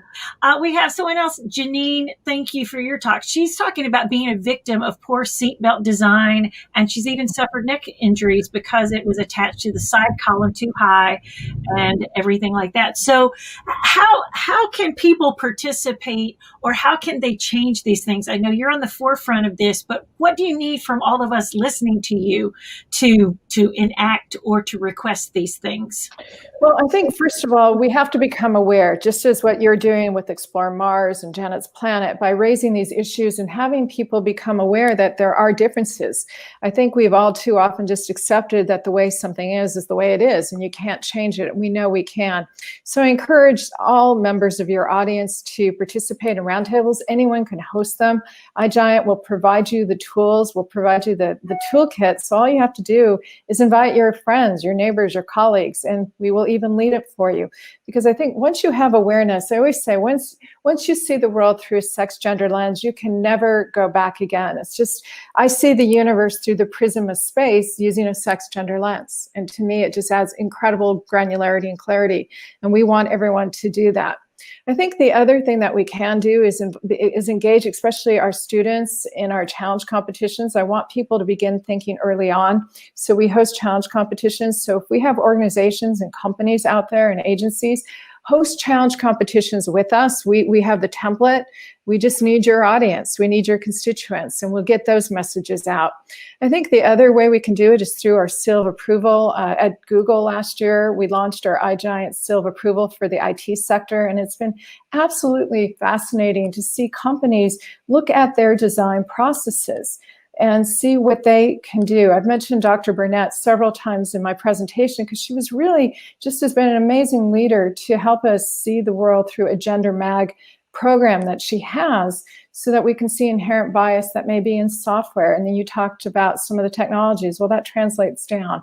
So we want to have seals of approval for every sector we're engaged in. The retail sector, I just saw that BARDA has announced a challenge competition to look at the redesign of masks, which I'm really happy to see, not just to make them comfortable, but to make them safer. We know they do not fit women's faces. So again, I recommend all of you to go to the BARDA site, put your ideas and suggestions down. And then for our students out there, become youth ambassadors, become scholars and residents. Scholars and residents are for those who've graduated from college. They may be in their postgrad or their early career years, and get engaged with us, because again, everybody who understands these issues is a potential ambassador. And I think as we do that, we move the marketplace as well. When people see that by designing and looking at precision innovation, that you get a better fit, you get a better design, the public is happy, the public wants it, it really moves the value proposition, the business proposition of a company, and they see they need to do it. So for example, with our space sector, as we look at some of the clothing, as we look at some of the tools that we need for space exploration, I really encourage our commercial space partners to take a sex gender lens look, and to do it early on. When we've held summits, for example, the one that we held at NASA, the engineers said, come to us early. When we're in that formative phase, it's much easier to design early on than to try to come back and retrofit and to make it right. So let's do it early on. I think, again, for the space realm, it's really human systems integration. It's, as I mentioned early on, I called it human factors, population, demographics, social determinants. It's the intersectionality of all that we are. And we need to look at human systems integration, not only through engineering, our engineering divisions, but also clinical care. You mentioned precision medicine, and we're doing a better job of that today, especially with medications for even COVID, for example, as well as STEM and outreach and HR and research. Really every division within an agency, an organization, company, we really need to ensure that there is a sex gender lens incorporated into the plan. Nicole, as our kind of young college student, I'm sure you have a question. What do you think? First, I want to say, Dr. Mark, thank you so much for sharing your perspective and your knowledge with us. It's very inspiring and very interesting to hear, everything that you know and that you've learned through your experiences. My question is, what is the biggest challenges that you believe limit furthering innovation through the gender sex lens within the space industry specifically? Well, I think one of the challenges is that I've often been told is it's too expensive, or that we don't have enough time, or there really isn't enough people to do the effort. And I say, no, that's really not the case. And we have seen that it doesn't also have to be used as a form of discrimination. I know people want to fit in, but we're in a world of precision now. And so we can develop the tools and we can develop the resources, which really broaden everyone's opportunities. So I think we have to change that mindset. When you look at our Apollo program, we individually handled what we needed to do with spacesuits and with training. And again, it's not to discriminate, it's just to take advantage of what each individual brings to the table so you can do the best you can.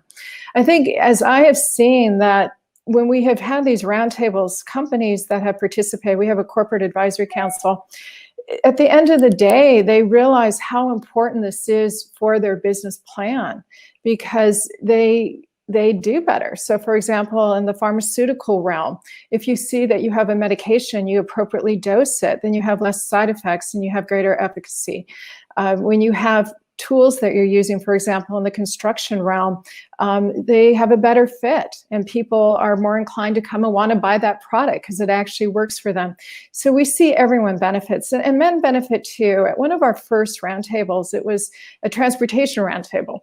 And we had someone from the trucking industry, and she described that when NAFTA passed, that a lot of the men didn't want the jobs to go across the border, so they got their female partners on board, and they found that they had to redesign the trucks to make them safer, to change the cockpit, to make it easier to fix the engine, and they found everybody benefited. So I think as we take that deeper dive into the world of precision innovation, we see that everyone will benefit.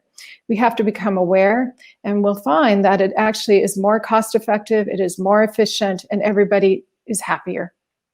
Now, we had a question and several questions come in. I want to go to Lindsay's question, but because I think I heard you say the word non-binary at the very beginning. But her question is this: within this research, are genders beyond male and female binary considered? What in the way that iGiant and you're looking at this as a health professional, how are you looking at that? Yeah, so thank you so much for bringing that up. And I brought it up at the start that I really want all of us to take a non-binary approach.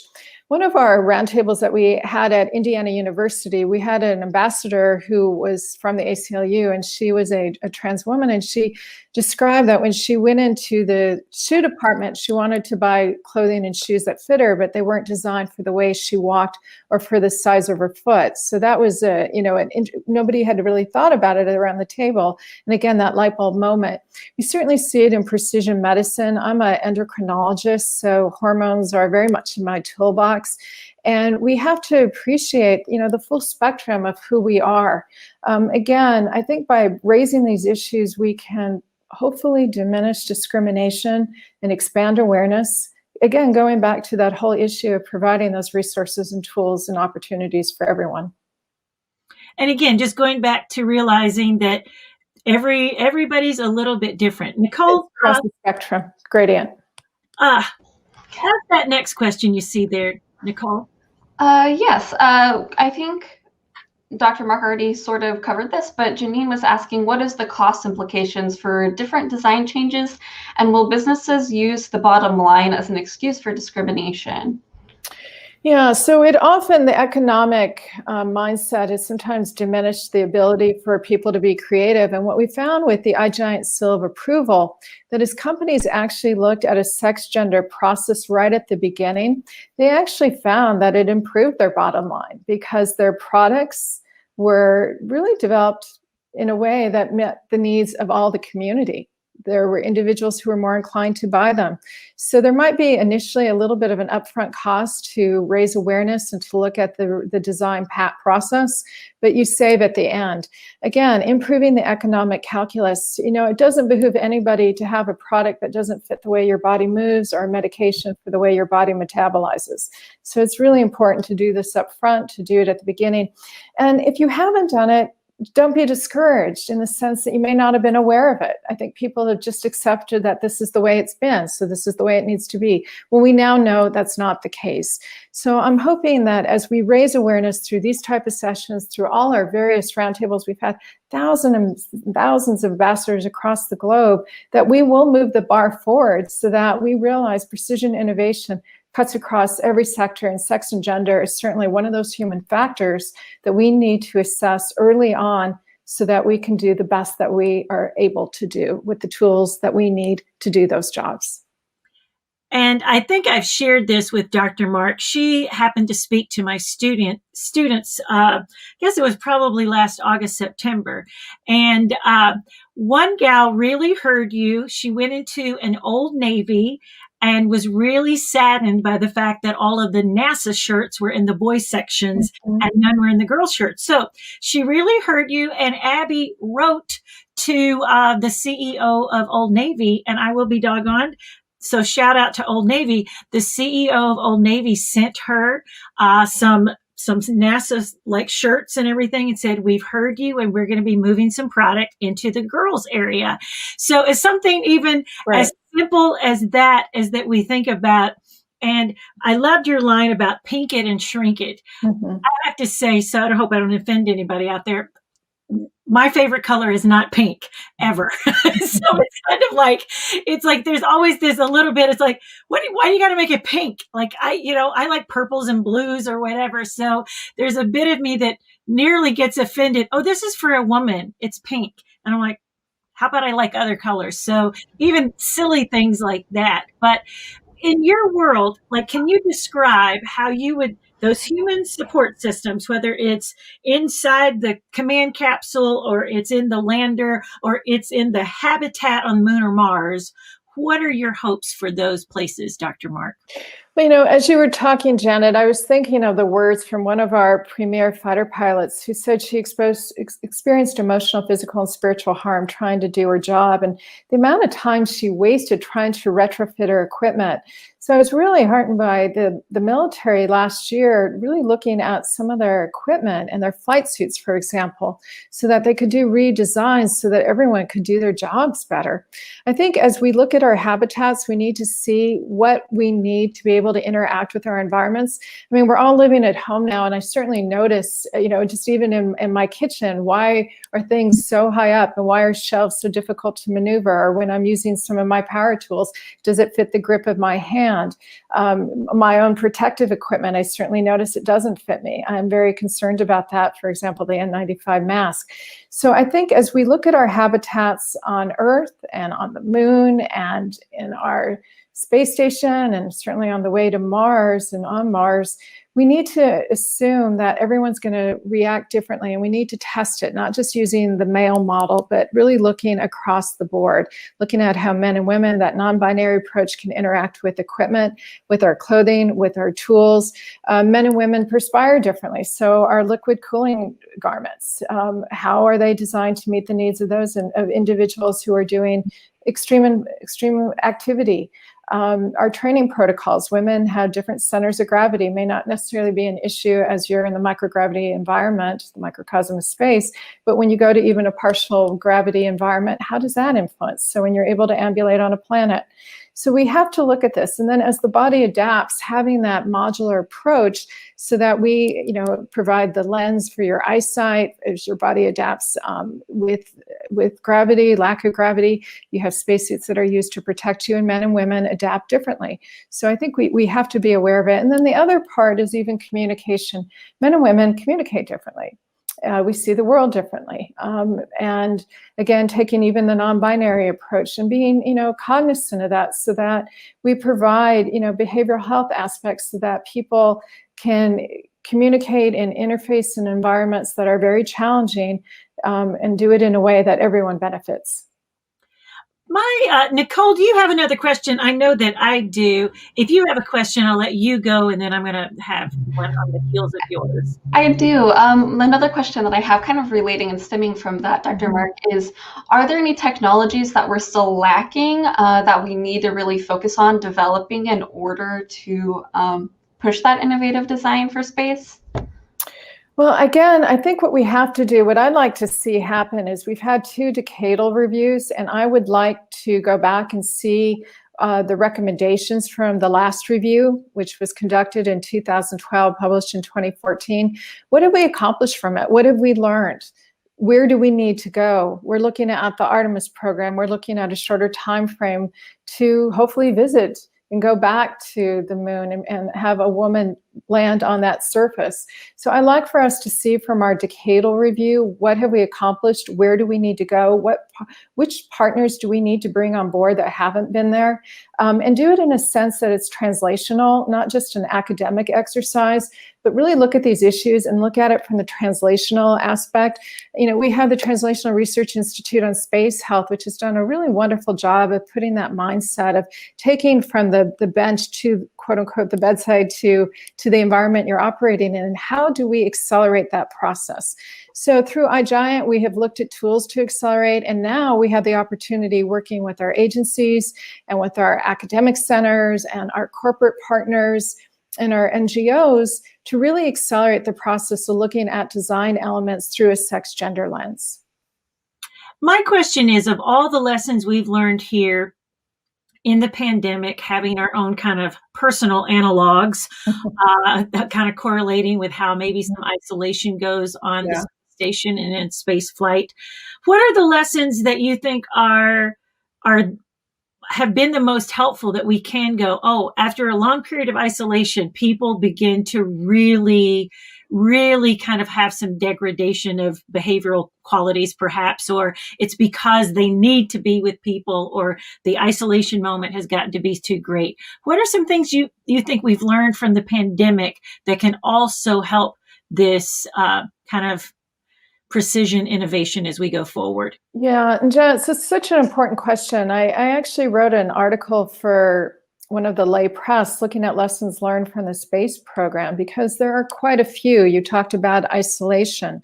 You talk about having scheduling in a day. I know men and women react differently to isolation, and I think it's important to understand that. I think, we know the behavioral health aspects are critical. They're critical to the success of any mission. They're critical to the success of how we live our lives here on Earth. I think what's also interesting is the body adapts in space. So that's, we have been talking about COVID and losing the sense of smell and taste. Well, in space, you may have that as well, as there's cephalic distribution of fluid and taste and smell may be impaired. And we know eating is so important, not only for our physical well-being, but also our psychological well-being. And understanding those differences will be very, very important. And interacting in this virtual environment, I thank goodness we have it, but I know we're also frustrated by it. So what do we need to do to develop technologies that we have that tactile sensation, that haptic sensation, so that we feel more connected to each other from a humanity perspective? And I certainly think, our protective equipment. I was thinking about it last night. When I went down to Antarctica, I was told I was going to be given PPE that would fit me. And when I arrived, I was given a small size boots and gloves and jacket, but it was for men. And I looked at some of the pictures last night, and I'm amazed that I was able to ambulate, to get around. I looked, first of all, like a giant penguin, with orange boots and my black and white jacket. But I didn't have technology that really worked for me. So every time that I had to get dressed to go out, I really did not look at it with joy, because it was uncomfortable. I wasn't able to do what I needed to do. And I think that plays a role. So it really comes even down to that minutia. We need to be able to really do precise innovation to the tools we need, to the opportunities, and to train us well to do it. We each come to a task differently. And now I think we are able to define how we can interact with the environment a little better. So these are important lessons. We're all living in this giant laboratory right now, and we can translate these lessons to what we need to do to the other extreme environment, and that is space exploration. All right, Nicole, I'm going to let you take this last question that we have gotten from Allison Robinson. Will you please moderate that question for us? Absolutely. So Allison asked Dr. Mark, when it comes to human spaceflight systems, do you think private organizations like SpaceX or Blue Origin are better equipped for precision innovation compared to other companies like NASA? That's a really good question. Well, first of all, I think you need a public-private partnership. You can't do anything alone. And it's the public-private partnerships that we have seen that have really accelerated the progress for COVID and certainly for space exploration. I think each one brings their own assets to the table. And it's not really, just like, again, not who's better or faster or smarter in regard to sex gender. It's the same thing with these different types of stakeholders. So it's understanding how to work together, how to complement each other.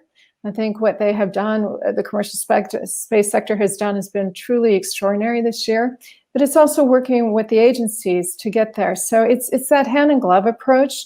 And I am really excited that we are democratizing space. I hope every one of us will have an opportunity to experience microgravity, to visit the moon, to reach for the stars. And it's going to require the commercial space sector working with our agencies to do that. And I look forward to working with everyone to help achieve that goal. All right, we've got one more question we're going to try to sneak in. Do you see AI as helping that iterative kind of design process, or helping some of those behavioral things and tactile things we need? Do I see AI doing that? Absolutely, absolutely. And or I think VR, those kinds of yeah, VR, MR, all our tools, our technologies that we have. But again, I want to have the audience go to Gender Mag. Just look it up. Dr. Burnett's really pivotal research, because we see there's inherent bias in a lot of these technologies. They're not designed often for the way a female brain may operate, or hand-eye coordination, or even how to read facial features. So I think it's important that we understand the inherent bias in these technologies. I know Explore Mars hosted a summit about a year or two looking at this. We know that the UN has certainly done that. A lot of our partners are doing that. So we have to understand it. I mean, we see it with electronic medical record, where there's greater burnout for women, because it's not designed for the way a woman processes information. Even some of our virtual reality technology, we've seen greater incidence of headaches in women. Again, that the processing of information and how the design is really not for a female brain, or even female size of the head. So when we use these technologies, they are a gift, but we also have to really go back and look at some of the inherent gender bias in the initial design and processing, so that we make sure that they fit the needs of everyone who needs to use them in every and any environment. And I cannot think of a better sentence to close our fantastic session out. We thank you, student Nicole Henderson, who I should mention is studying math and physics. So I believe you may have your thesis just right here before you. Again, we want to say thank you to everybody who joined us today. Please join us next Tuesday for Drinks with Explore Mars at 8 p.m. Most importantly, find a way to join with us as we celebrate this green run test for SLS on Saturday. Again, it will be a real historic moment that gets us ever closer to the moon and Mars. And so we are wishing all of the engineers great luck. Most of all, I want to say thank you to all of our great sponsors, all of our great attendees. Thank you for your fantastic questions. But most importantly, to my dear friend, Dr. Sarah Lynn Mark. We are all better and more informed and are thinking about things in a different way because you are here. And so we are very grateful. Everybody, we say thank you from Explore Mars. If you find ways that you want to support or volunteer or help out or have, and even want to recommend a webinar that you would like to hear, please let us know. Thank you again, and have a great afternoon.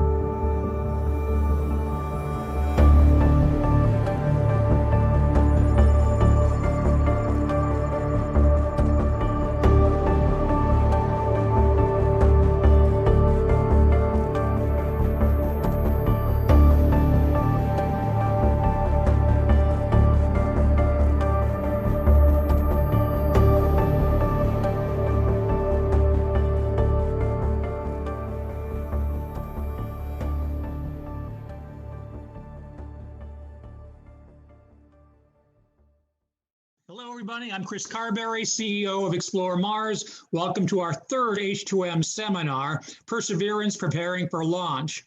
Before I introduce today's moderator, I have a few short announcements. First of all, if you haven't checked them out yet, Explore Mars is co-hosting Janet's Planet Online Astronaut Academy, weekdays at 10 a.m.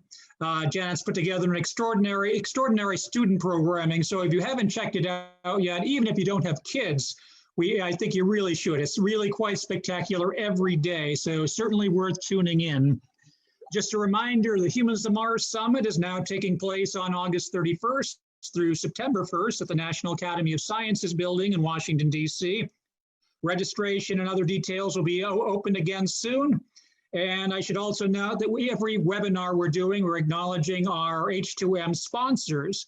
And not all of them each time, but we're doing, trying to acknowledge all of them over the course of these webinars. Today, I'd like to acknowledge Aerojet Rocketdyne, Lockheed Martin, Northrop Grumman, ULA, Paragon, MDA, National Institute of Aerospace, and the Science and Entertainment Exchange. So thank you very much for everybody who's sponsoring the Humans to Mars Summit. Lastly, if you have any interest in sponsoring this webinar series, or even an individual webinar, please reach out to us if you have an interest. We'll post some information on this shortly, but anything people can do would be greatly appreciated to be able, so we can actually continue to do these as well. Since we're not charging admission for these webinars, any sponsorships or donations people can do would be greatly appreciated. So without further ado, I'd like to introduce you to our moderator of today's session, a longtime friend of Explore Mars, Mary Angola, the manager for space communications at Aerojet Rocketdyne. Mary, thanks for leading our panel today. My pleasure. Thank you so much for joining us today. We have a wonderful lineup for you, and I'm very excited to welcome all of our guests. So during my day job, I get to tell stories. And so today our panel is going to tell the story of the Mars 2020 mission, and specifically the Perseverance rover. Recently, the rover was named after a Name the Rover contest that NASA had with over 28,000 entries. And so quite an enormous amount of support for this. And I think the name Perseverance is really fitting for this rover because it's going to face a lot of challenges on Mars, but it's ultimately going to make discoveries that will pave the way for human exploration to Mars. During my day job, I work a lot with NASA's Space Launch System, and that's the big exploration rocket that's going to take us to Mars one day. So the Mars 2020 rover is slated to launch this summer from Florida on ULA's Atlas V rocket. It's going to launch in a 541 configuration, which means the 5 represents the diameter of the fairing. So it's going to be a 5-meter diameter. The 4 is how many strap-ons. And so in this case, it has 4 solid rocket motors built by Aerojet Rocketdyne. And the 1 is the single engine Centaur. And so that'll use the RL-10 engine. And I want to give a shout out to the RL-10 team in West Palm Beach. They recently celebrated their 500th flight of an RL-10 last month on another Atlas V launch for the DoD's Space Force mission. So the Perseverance rover's got a really reliable upper stage engine that's going to take it to Mars. And so very excited for that. So without further ado, I want to introduce our panelists. Our first is George Tehu, and George is the program executive for Mars and lunar exploration at NASA headquarters. And second, we have Katie Stack-Morgan, who is the deputy project scientist of the Mars 2020 rover or Perseverance at NASA JPL. And last, we have Neil Tice, who is the Mars 2020 Perseverance Aeroshell program manager at Lockheed Martin. So without further ado, welcome, George. And can you tell us a little bit about yourself and your role in the program? Certainly, and thanks for having us all here. Looking forward to talking about the mission. So I'm in my role as a program executive for this mission at NASA headquarters. Largely what I'm doing is helping to keep the mission going, making sure that all the activities are moving down the field. The real hands-on work is done by the project team, which is a jet propulsion laboratory and a variety of other places with our partners, like at Lockheed Martin, where Neil is, and a variety of other places. And I've been at headquarters for about 20 years. Came in after spending some time doing some commercial space, a bit of military space, international cooperation, and then became a Martian in 2000, and have been loving it ever since. Got an opportunity to become a lunatic for a little bit and do some lunar missions on working some instruments and on the Lunar Reconnaissance Orbiter, and then came back to Mars. And so I've been working on this particular mission for a little over 8 years.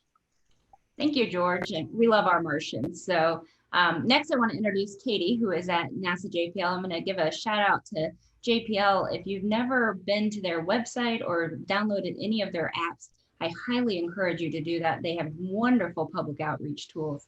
So Katie, do you mind telling us a little bit about yourself and telling us what your role is? Sure, thanks, Mary. Well, thank you to Explore Mars for having me today as a speaker. As Mary mentioned, I'm the Deputy Project Scientist for the Mars 2020 Perseverance rover. And that means I'm one of the scientists, part of a science leadership team at JPL, helping to develop and operate the Perseverance rover. And so our rover missions are usually made up of engineers and scientists. And so I'm on the science side. And so I help lead a team of over 350 scientists as we figure out what we're going to do on Mars, what science we're wanting to accomplish, and also helping the engineers design a spacecraft that can meet our science objectives. And I'm very excited for Perseverance and what it's going to accomplish on Mars, and also as the first leg of a potential Mars sample return campaign to bring samples from Mars back to Earth. And I came to Perseverance after working on the Curiosity rover. I worked on the Curiosity rover as a graduate student at Caltech, and then moved up the freeway to JPL to continue working on that mission, and eventually got pulled over to Mars 2020 and Perseverance. And so I'm very excited to bring my experience and working on Curiosity to Perseverance as we continue to explore the surface of Mars. And so we have great things ahead of us with this mission, and I'm excited to share that all with you today. Thank you so much, Katie. I can't wait to hear more about the science. I'm very excited for that. So our third panelist is Neil. Neil, welcome, and we're glad to have you. You want to tell us a little bit about yourself and your role on this mission?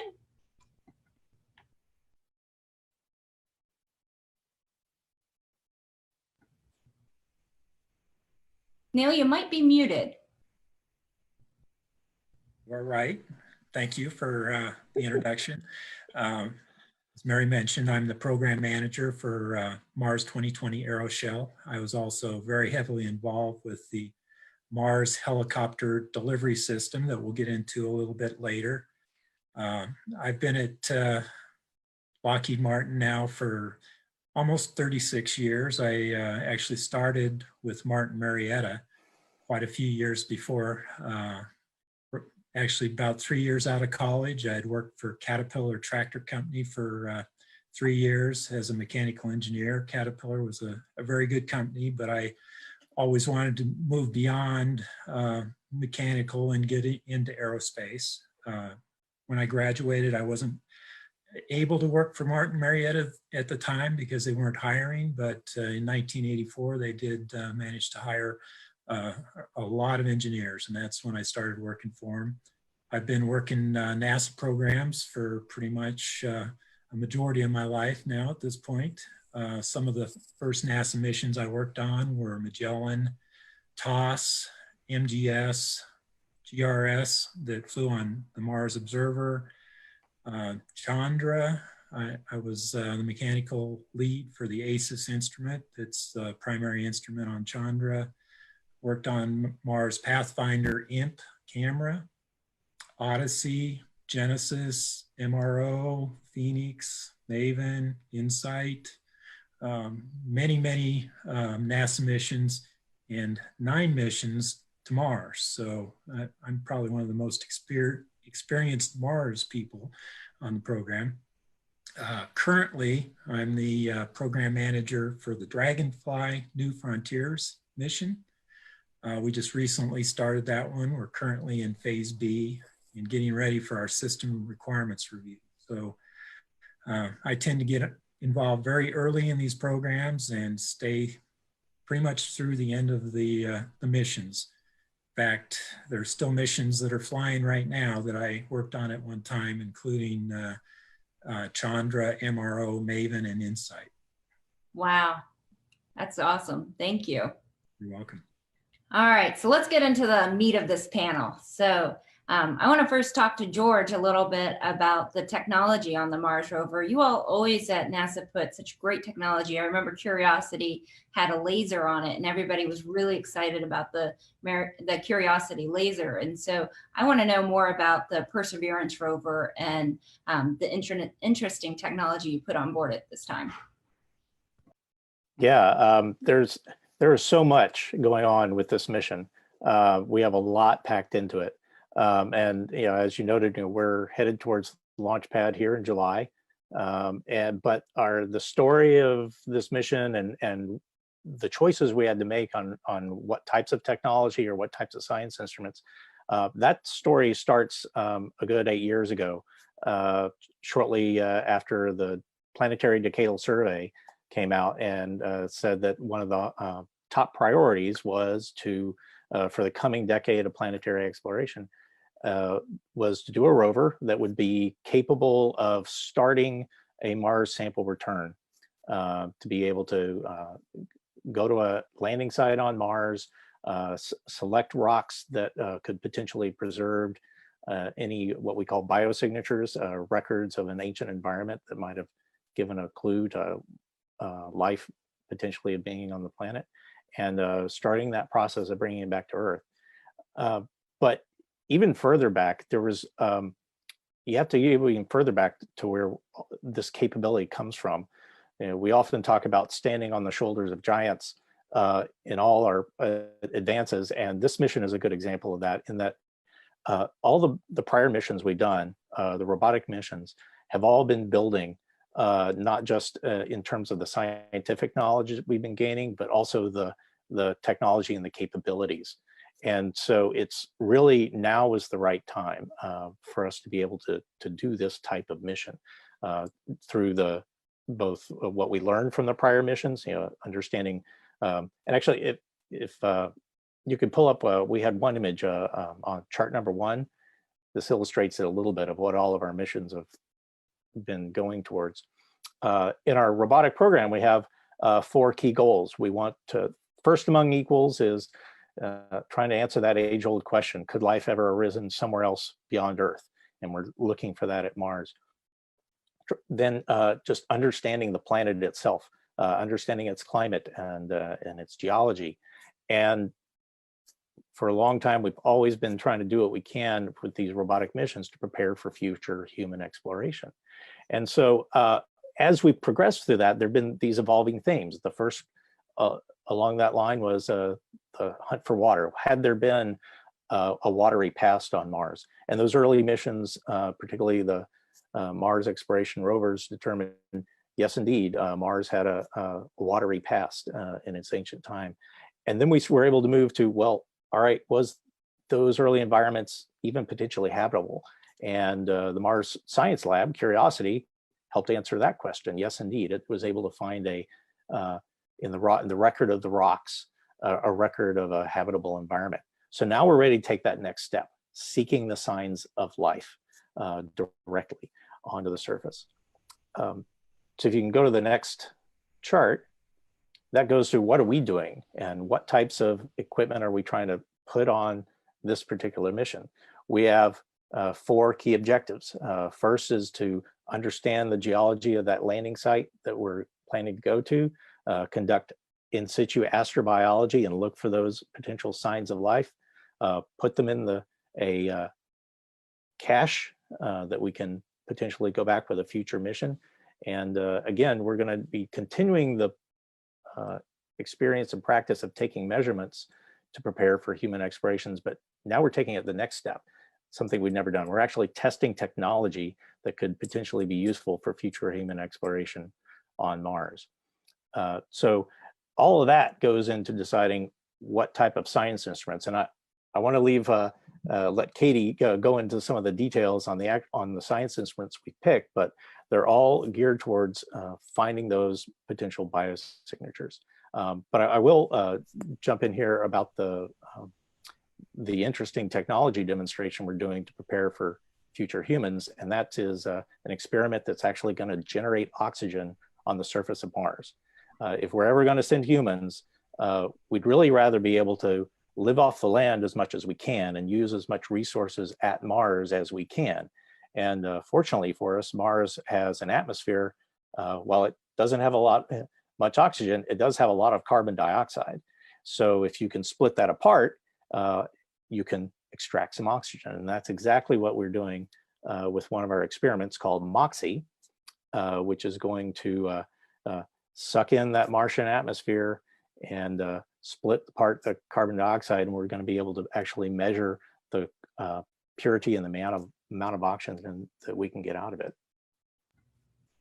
That's great, George. So I do want to come back to you later, though, to hear a little bit more about the helicopter that you're going to have. But since you started to talk about science, I want to give Katie a chance to jump in and talk a little bit about the science that we expect to receive from Perseverance, and how some of the science is different than the science we did have earlier with Curiosity and Spirit and Opportunity. So I'm gonna let Katie jump in if you don't mind. Yeah, so Mars is a fascinating planet and a fascinating planetary experiment. We know, based on what we know about Mars already, we think that it once had a surface environment that might not have been that different from our own planet here on Earth. At the same time, Mars also had incredible processes like impact processes and giant volcanoes. And we want to learn more about that geology with the Perseverance rover, understanding some of the major, surface processes that Mars experienced. Impacts, volcanics, history of water on the surface, and we can do that with Perseverance. But of course, the real key and kind of key of this mission is the search for ancient life.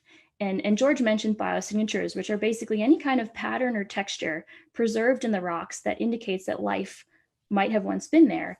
And with the Perseverance rover, we have a very unique payload, different from previous missions, that makes us uniquely well suited to searching for signs of biosignatures in a way that previous rovers have not been able to. So if you pull up slide 5, which is an image of the rover and its payload, I just wanted to point to some of the features and instrument payloads that make this rover so unique. So if we can get slide 5 up. What I want to highlight as we're waiting for that are the instruments on the arm of the rover. So the rover has instruments. It has instruments in the body of the rover, as well as the mast, which is the head of the rover. But what really distinguishes this rover from previous rovers are the instruments that we carry on the rover's arm, which are out there on the end there, nearly touching a rock. And the instruments I want to mention are the Pixel instrument, which is an X-ray spectrometer to look at the chemical composition of the rocks and soils, as well as the Sherlock instrument, which can look at organics and the composition and mineralogy of the rocks. And what's different about Perseverance compared to rovers like Curiosity is that Perseverance can actually map very fine scale textures with very fine scale composition and organics. And that kind of mapping in combination of textures and composition is exactly the way that we search for biosignatures in ancient rocks here on Earth. And for the very first time, we can do that on Mars in a non-destructive way. Previous rover missions have ground into the surface, collected powders, and looked for things like organics. But in doing so, they've destroyed some of those fine scale textures that are essential for making the case for a biosignature. And so with Perseverance, we have an instrument payload that it uniquely suits us to looking for signs of ancient life on Mars and making the best decisions about the samples that we're going to collect and hopefully bring back to Earth to really answer that question: did life once exist on the surface of Mars? And so we're really excited about that. And so of course, the search for life is a main objective for us, but we also hope to learn more about the evolution of Mars as a planet and the processes that turned Mars from a planet that may once have been habitable into the kind of cold, barren desert it is today, and understand the story of a planet as it evolves. And we can do that in situ on the surface with Perseverance, and also with those samples that we hope to bring back. Oh, that's amazing, Katie. I can't wait for this rover to make it there. So George, I'm going to go back to you because I want to hear about the helicopter. I'm excited about the helicopter as a technology demonstration. So can you tell us about what it's going to do and what its purpose is? Yeah, absolutely. Interesting history. When we put out the call for what types of science instruments we want to have on this, it was very broad and technology investigations. There was actually an idea to do some sort of helicopter that was proposed. Turns out wasn't quite ready yet, but it was worthwhile doing some technology investment in it. And so a few years went along, and JPL, who had proposed it, actually did make quite a few advances, and they got to the point where, yes, it was definitely viable. So we made the choice that this is a good example of a very high risk but high reward opportunity to have a secondary payload. You don't get a chance to go to Mars very often. And while the rover itself and our objectives for seeking signs of life and doing our other objectives are the prime mission, it created an opportunity that the helicopter could ride along and do its own demonstration of, is it possible to actually start having a new dimension of mobility at Mars, now in the aerial dimension. So fundamentally, it's going to, the size of it is, I can hold my hands up, the body of it is a little bit, almost CubeSat size, one cube a little bit bigger, but it's solar powered, has 2 counter-rotating rotors that about a little over a meter in diameter. And what we do is we carry this on the bottom of the rover. After we've landed, we'll be able to deploy it, and it'll, in the first earlier parts of the mission, that's really our opportunity to do a few test flights. So it's a fairly short duration demonstration opportunity.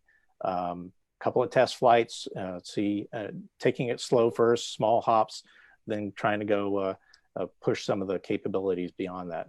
And really looking forward to seeing how it operates actually in the Martian environment.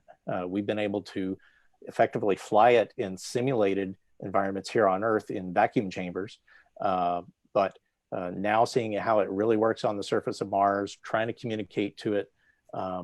We have to communicate through the rover. It's our relay to speak to the helicopter, and it'll do a couple of demonstration flights and potentially pave the way for future missions that might use a similar technology. Wow, that's great. I'm very excited about this. So George, your team helped work on the deployment mechanism for the helicopter. So can you talk a little bit about what that is and what that entails? Not George, I'm sorry, Neil. Sure. If you could go to slide, let's see, 15. So before I get into it, about 2 years ago, JPL came to Lockheed Martin asking if we could work on this Mars helicopter delivery system. They had a concept of putting the helicopter on the belly pan of the rover. And so we took that concept that was basically just a bunch of drawings that somebody had come together to install it onto the belly pan, and matured that design to the point where we could start building hardware. What you can see on the bottom of this picture is you can see the belly pan of the rover, and you can see a large black object, which is the debris shield that protects the MHDS or the helicopter during landing. I think you'd like to know a little bit more about how this operation will work. Well, the first operation, once the rover is on the surface and spent about 30 days checking out all the various subsystems, they'll be ready to drop the helicopter. So the first procedure in getting that helicopter onto the ground is to drop the debris shield. If you could go to chart 25.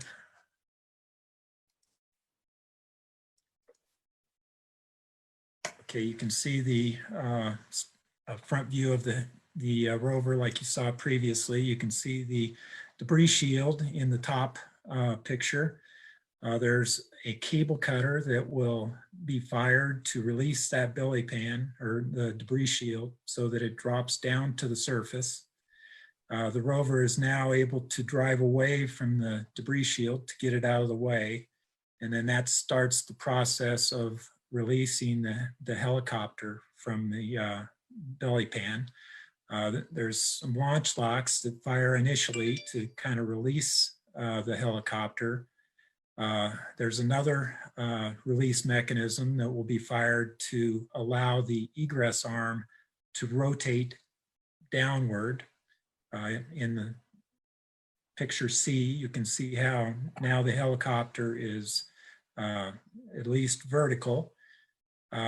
There's another set of mechanisms that have to be fired to release the legs. So you can see the first two legs have popped down and then the second two legs. And then the final release is another frangible, which is fired that allows the helicopter to drop down to the surface. The helicopter has very springy legs that allow it to just kind of bounce, and it just need enough clearance that the rover can drive away and leave the helicopter sitting on the ground. Oh, that's awesome. I'm looking forward to that, Neil. So I want to move a little bit more to launch now and talk with Katie, if you don't mind. How's the science team preparing for launch? Especially, how are you able to accomplish all the tasks you have to do with so many of you probably working from home right now? Yeah, fortunately, Mars rover scientists are very used to working from home or from different parts of the world. For curiosity and opportunity and spirit, our science teams are spread all over the world, and we call in every day to work together to operate rovers. So in a lot of ways, we've been preparing for this type of situation for a while. And so, we're continuing to work from our own, dispersed locations. But our science team right now, we're gearing up for launch and getting excited for landing. And what that means for us on the science side is really digging into the data that we have about our landing site and learning as much as we can about the geology of our landing site and doing as much preparation and planning as we can before we get there. Because the minute we land on the surface, we're going to have a lot of decisions to make. Where are we? What rocks do we think we're looking at? Where do we think we're going to drive? What's our first stop going to be? What's our first sample going to be? And so we kick off this whole series of decisions. And so the more prepared we can be to make those decisions, the better off we'll be when we're on the surface, when we're also experiencing the, being on Mars for the first time with this rover and checking out the instruments. And so the more prepared we can be, the better. And so what our science team is working on, we recently finished the construction of a geologic map of our landing site. And so mapping is something that geologists do here on Earth to understand the geologic history of rocks here.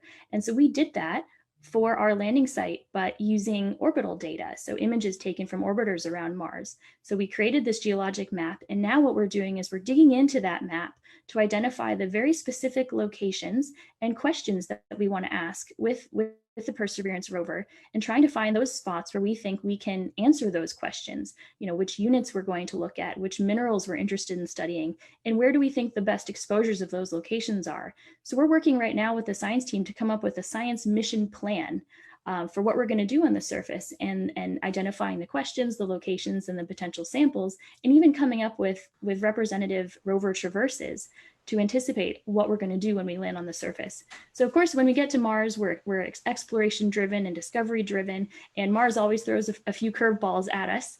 But the more we can do right now to prepare and be ready, I think the better we'll be at operating efficiently on the surface and accomplishing our science objectives. So that's what the science team is working on now. And actually we had a telecon going just before this webinar that I was dialed into, and we were talking about, objectives for atmospheric science. So we meet every couple weeks and we have conversations like that with the science team. So we're going full steam ahead on those preparations, and we're excited for landing and launch.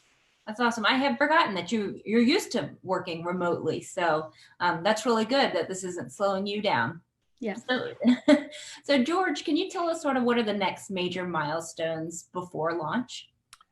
Sure. Actually, if you can pull up chart number 3, gives a timeline of kind of where we've been and where we're going in terms of the progress of the mission.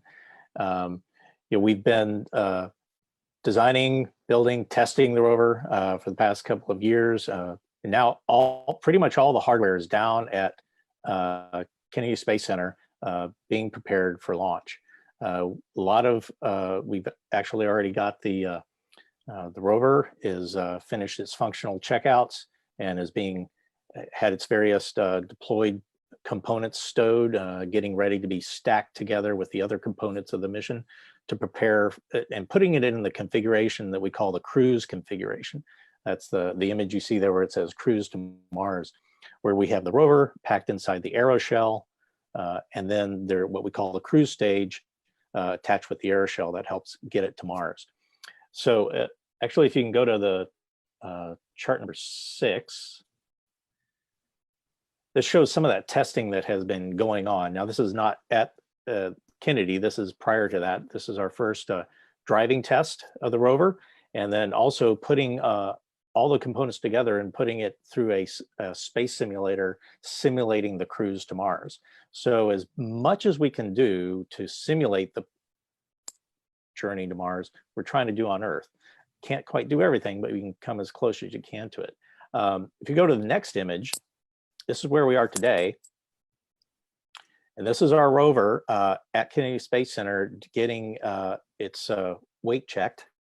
We call this a mass balance. We put it on a rotating platform and make sure that we fully understand where the center of gravity is, have to put on some ballast mass in certain places.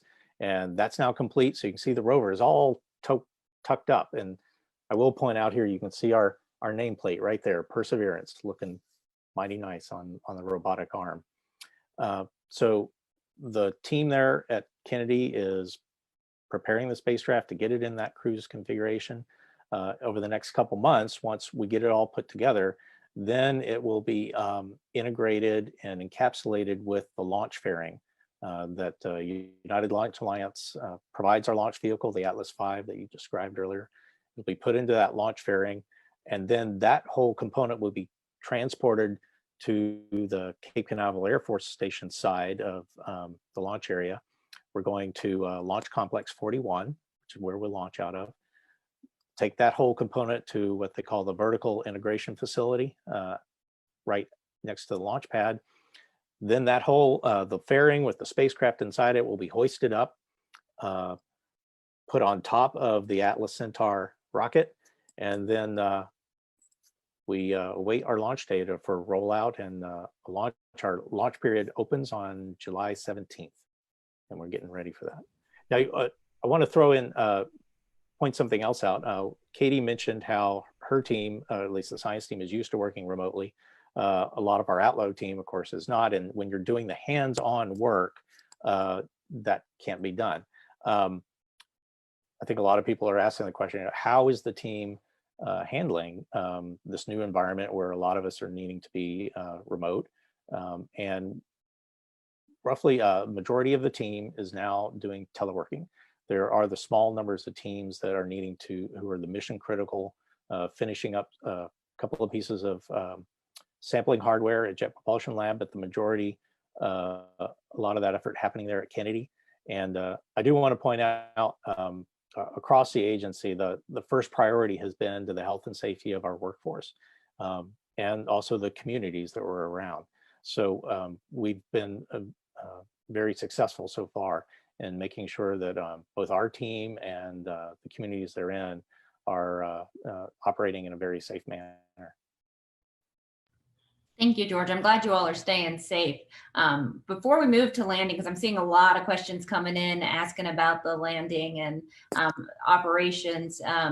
But Neil, I just wanted to check in with you if you had any fun facts you wanted to share about the launch.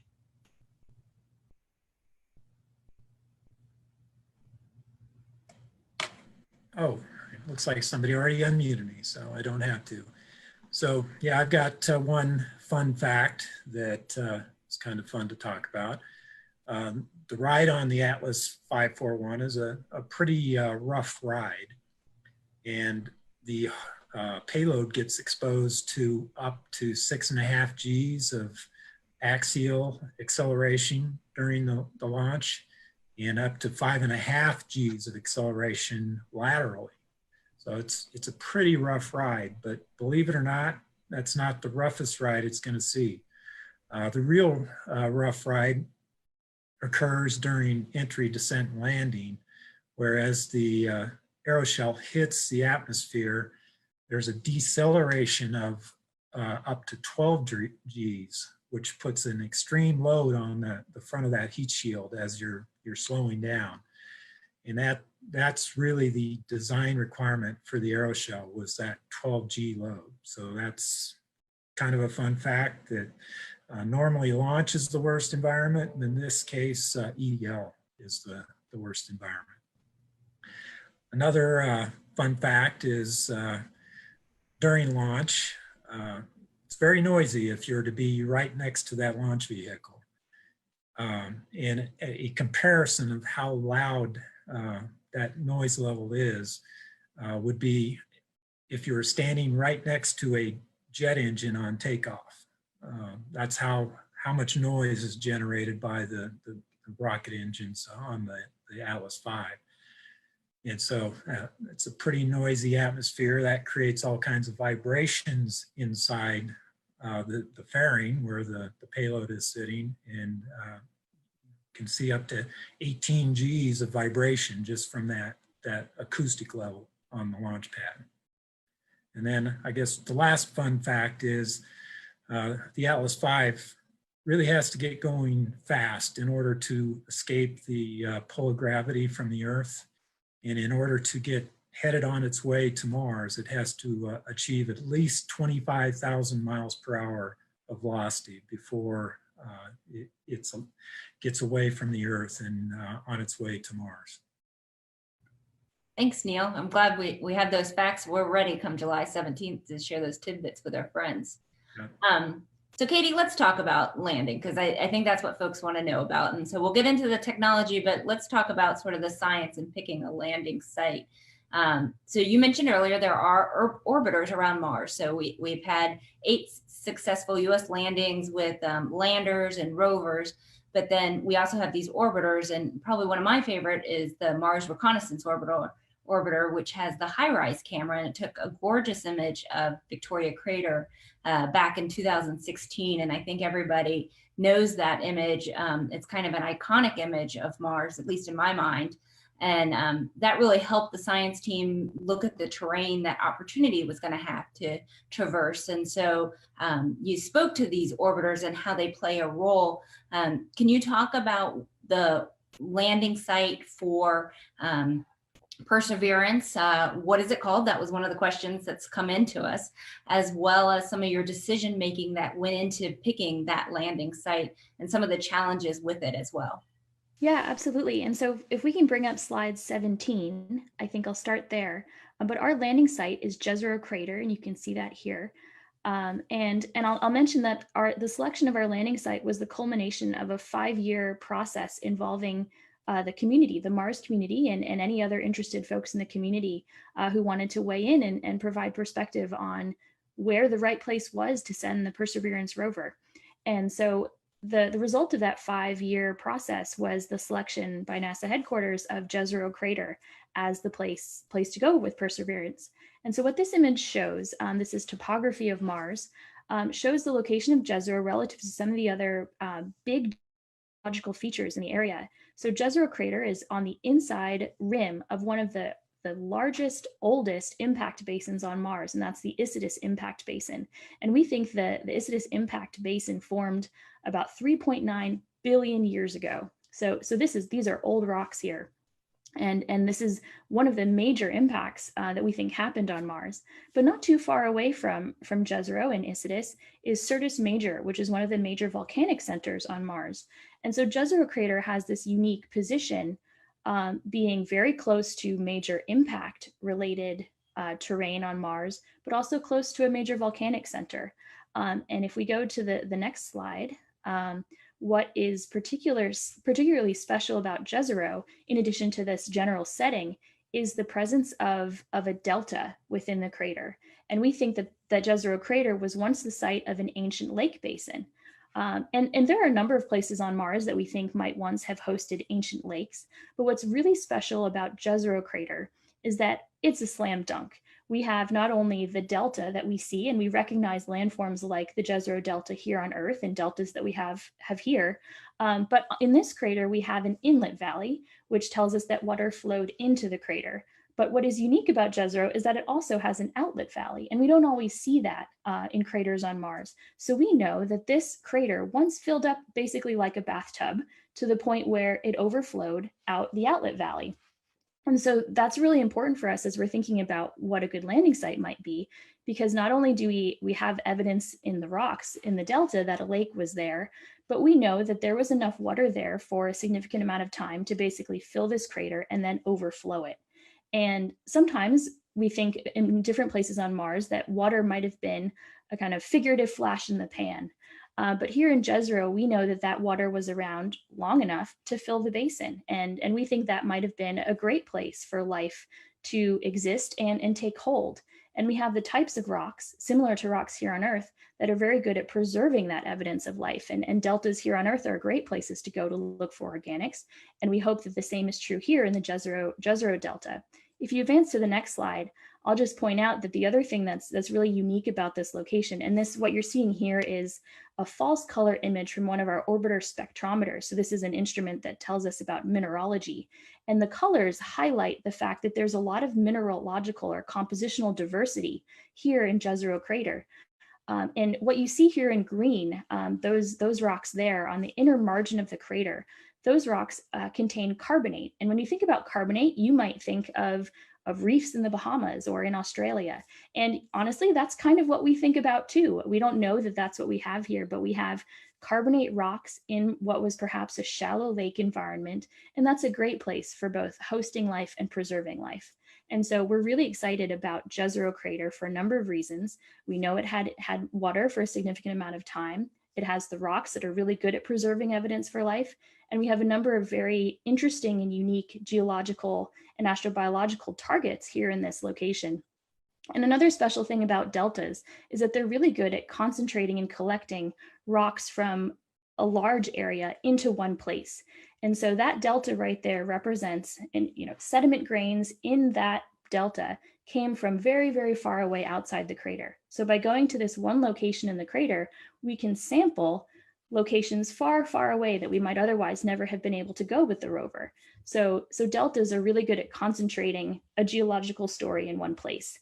And so these are some of the reasons why we've been so excited about Jezero Crater and the potential for exploring this with the Perseverance rover and helping us understand the surface of Mars and Mars's potential for hosting ancient life. Wow, this is great. So I think a lot of us know landing on Mars is really difficult. And so Neil, I want to ask you about why is it so difficult to land on Mars? And then can you tell us about the aeroshell and the heat shield and how that's used to protect the rover during the landing?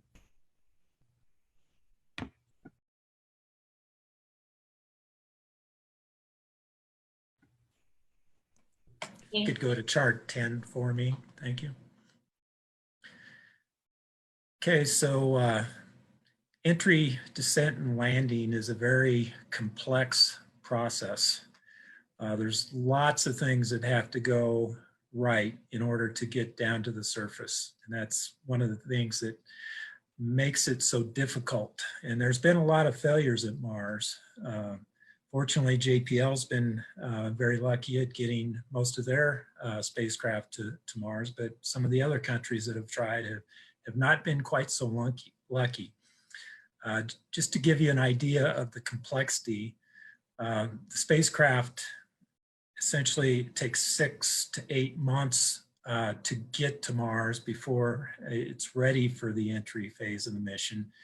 And the first thing that you have to do is separate the crew stage from the aeroshell. And so now the aeroshell is floating on its own, heading towards the atmosphere. It does have thrusters to adjust the angle of the spacecraft, of the aeroshell as it hits the atmosphere. Since it was previously installed on the cruise stage, they we do have to adjust the center of gravity of the aeroshell before it hits the atmosphere. And we do that by deploying a bunch of very heavy tungsten masses. There are actually 2 tungsten masses that weigh about 164 pounds each. And that sets the gravity where it needs to be as it hits the atmosphere. The spacecraft is really on its own at this point. Everything is robotically controlled and pre-programmed, which means you have to do it right the first time. There's no joysticking this spacecraft as it comes in. So as you hit the atmosphere, the aeroshell is the primary protection for the rover that's inside it. There's a peak heating phase where the heat shield gets to about 3,500 degrees surface temperature on the outer surface. And that aeroshell protects the rover from seeing those high temperatures. There's a thermal protection system called PICA that protects the rover by ablation. It allows the heat to flow away from the spacecraft, and the back shell also does some protection there. But once you get through that peak heating, now you're just kind of coasting. There's some additional balance masses that are released. 65-pound masses are ejected from the aeroshell. And that allows us to kind of surf our way through the atmosphere to the final landing point. And so it's actually, very ingenious. There's lots of things going on during EDL. All of these have to happen just right. The next major event would be to deploy the parachute. Parachutes seen a lot of testing. We're very confident in this parachute. JPL did all the testing, but there's always things that can go wrong with parachutes. And then after you've coasted on the parachute for a little while, then the heat shield is released from the rest of the structure. And there's some very good videos on YouTube showing the MSL heat shield leaving the back shell. And that allows the radar to turn on at the right time to see how far above the ground you are and determine the final landing points.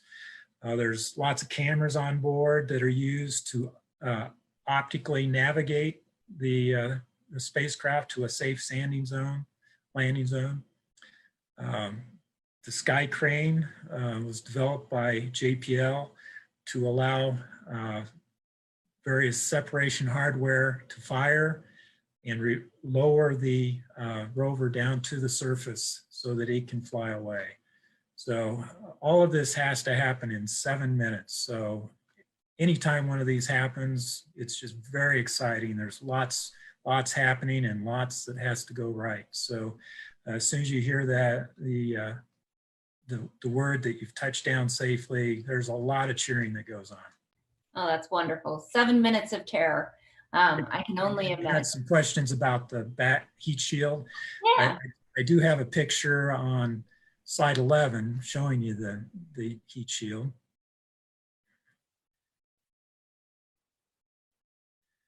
So this is the picture of the heat shield with the TPS ablator installed. We use a material called phenolic impregnated carbon ablator. It's actually a carbon weave that gets impregnated with phenolic. Phenolic is what ablates off that surface and allows the surface to stay cool enough that it doesn't soak back into the rest of the spacecraft. The next slide, you can see the overall aeroshell.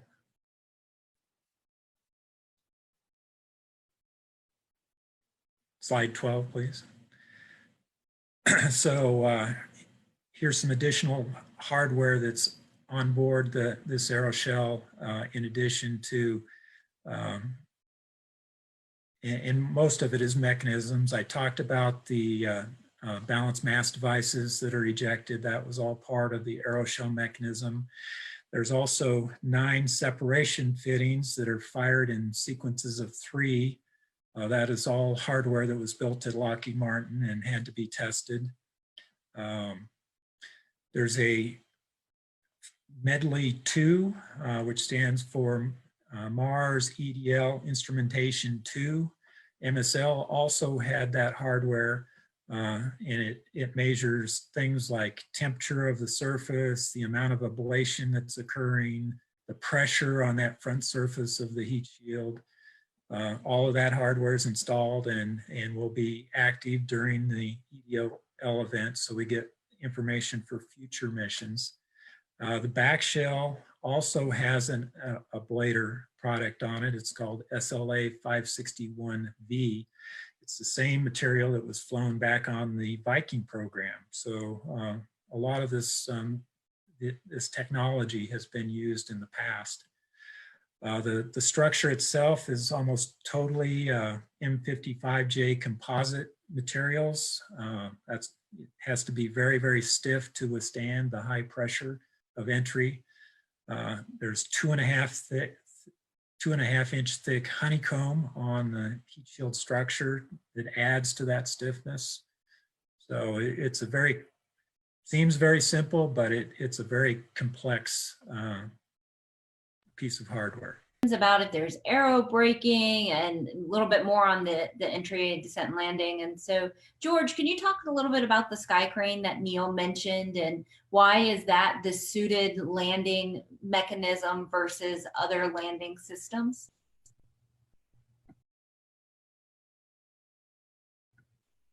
If you're familiar with how the Curiosity rover landed, then to the untrained, well, it looks very similar, right? But there's actually a lot extra going on for Mars 2020 and Perseverance that you can't actually see. A lot of improvements. And part of that starts with the sky crane and the descent stage. And there's two key new capabilities that we're going to have for Mars 2020 that Curiosity didn't have. One is called range trigger, and the other is terrain relative navigation. Range trigger is all about when do you pop the parachute. Previous missions would be able to, as they're coming in to landing, they've got an estimated velocity and estimated distance of the surface, and they determined on when to pop the parachute based on their velocity, a certain velocity marker. We were able, by just changing one line of code in the system and using other measurements in terms of our range to the target, we're able to now to pop our parachute based on our actual estimated range to where we're going. What that helped us do was shrink the size of what we call the error ellipse, or the landing ellipse. So where Curiosity was shooting for a target, ellipse that was 20 by 25 kilometers, we've been able to shrink ours down to about 8 kilometers diameter circle. So that was really what enabled that, and then terrain relative navigation enabled us to choose Jezero Crater because it helps us get to more interesting landing sites that the scientists want to get to.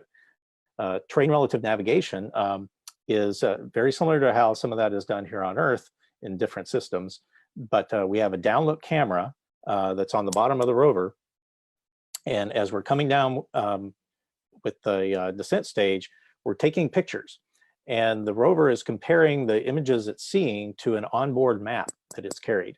This map was generated from the orbiters that we have around Mars, and the same ones that we use to pick the landing site. And on that map, we've marked out where are maybe some of the more dangerous places. And if, as the rover, as it's coming down, it can compare where it's headed with that hazard map. And if it looks like it's going towards one of those hazards, we have a built-in capability. It's called the divert maneuver. Curiosity did this too. After we pull away from the back shell and the parachute, we don't want that falling on top of us when we land. So we had a built-in divert maneuver. We used those engines to just go off in a direction. Curiosity, it wasn't a guided thing or a decision. It was just go in a particular direction. For us, we're able to use that same divert maneuver, and if it looks like we're headed to a more hazardous location, use that to go towards a safer location. So those are the two big new things that we have going on with our descent landing. And definitely for those of our viewers, if you haven't seen it, I recommend searching for either 7 Minutes of Terror or Curiosity Landing. Watch the animated video animations of the landing, but it's coupled with the team as that is actually happening with Curiosity landed. It's very exciting because you're going from, once you hit the top of the atmosphere, you're going about 13,000 miles an hour. You're hypersonic.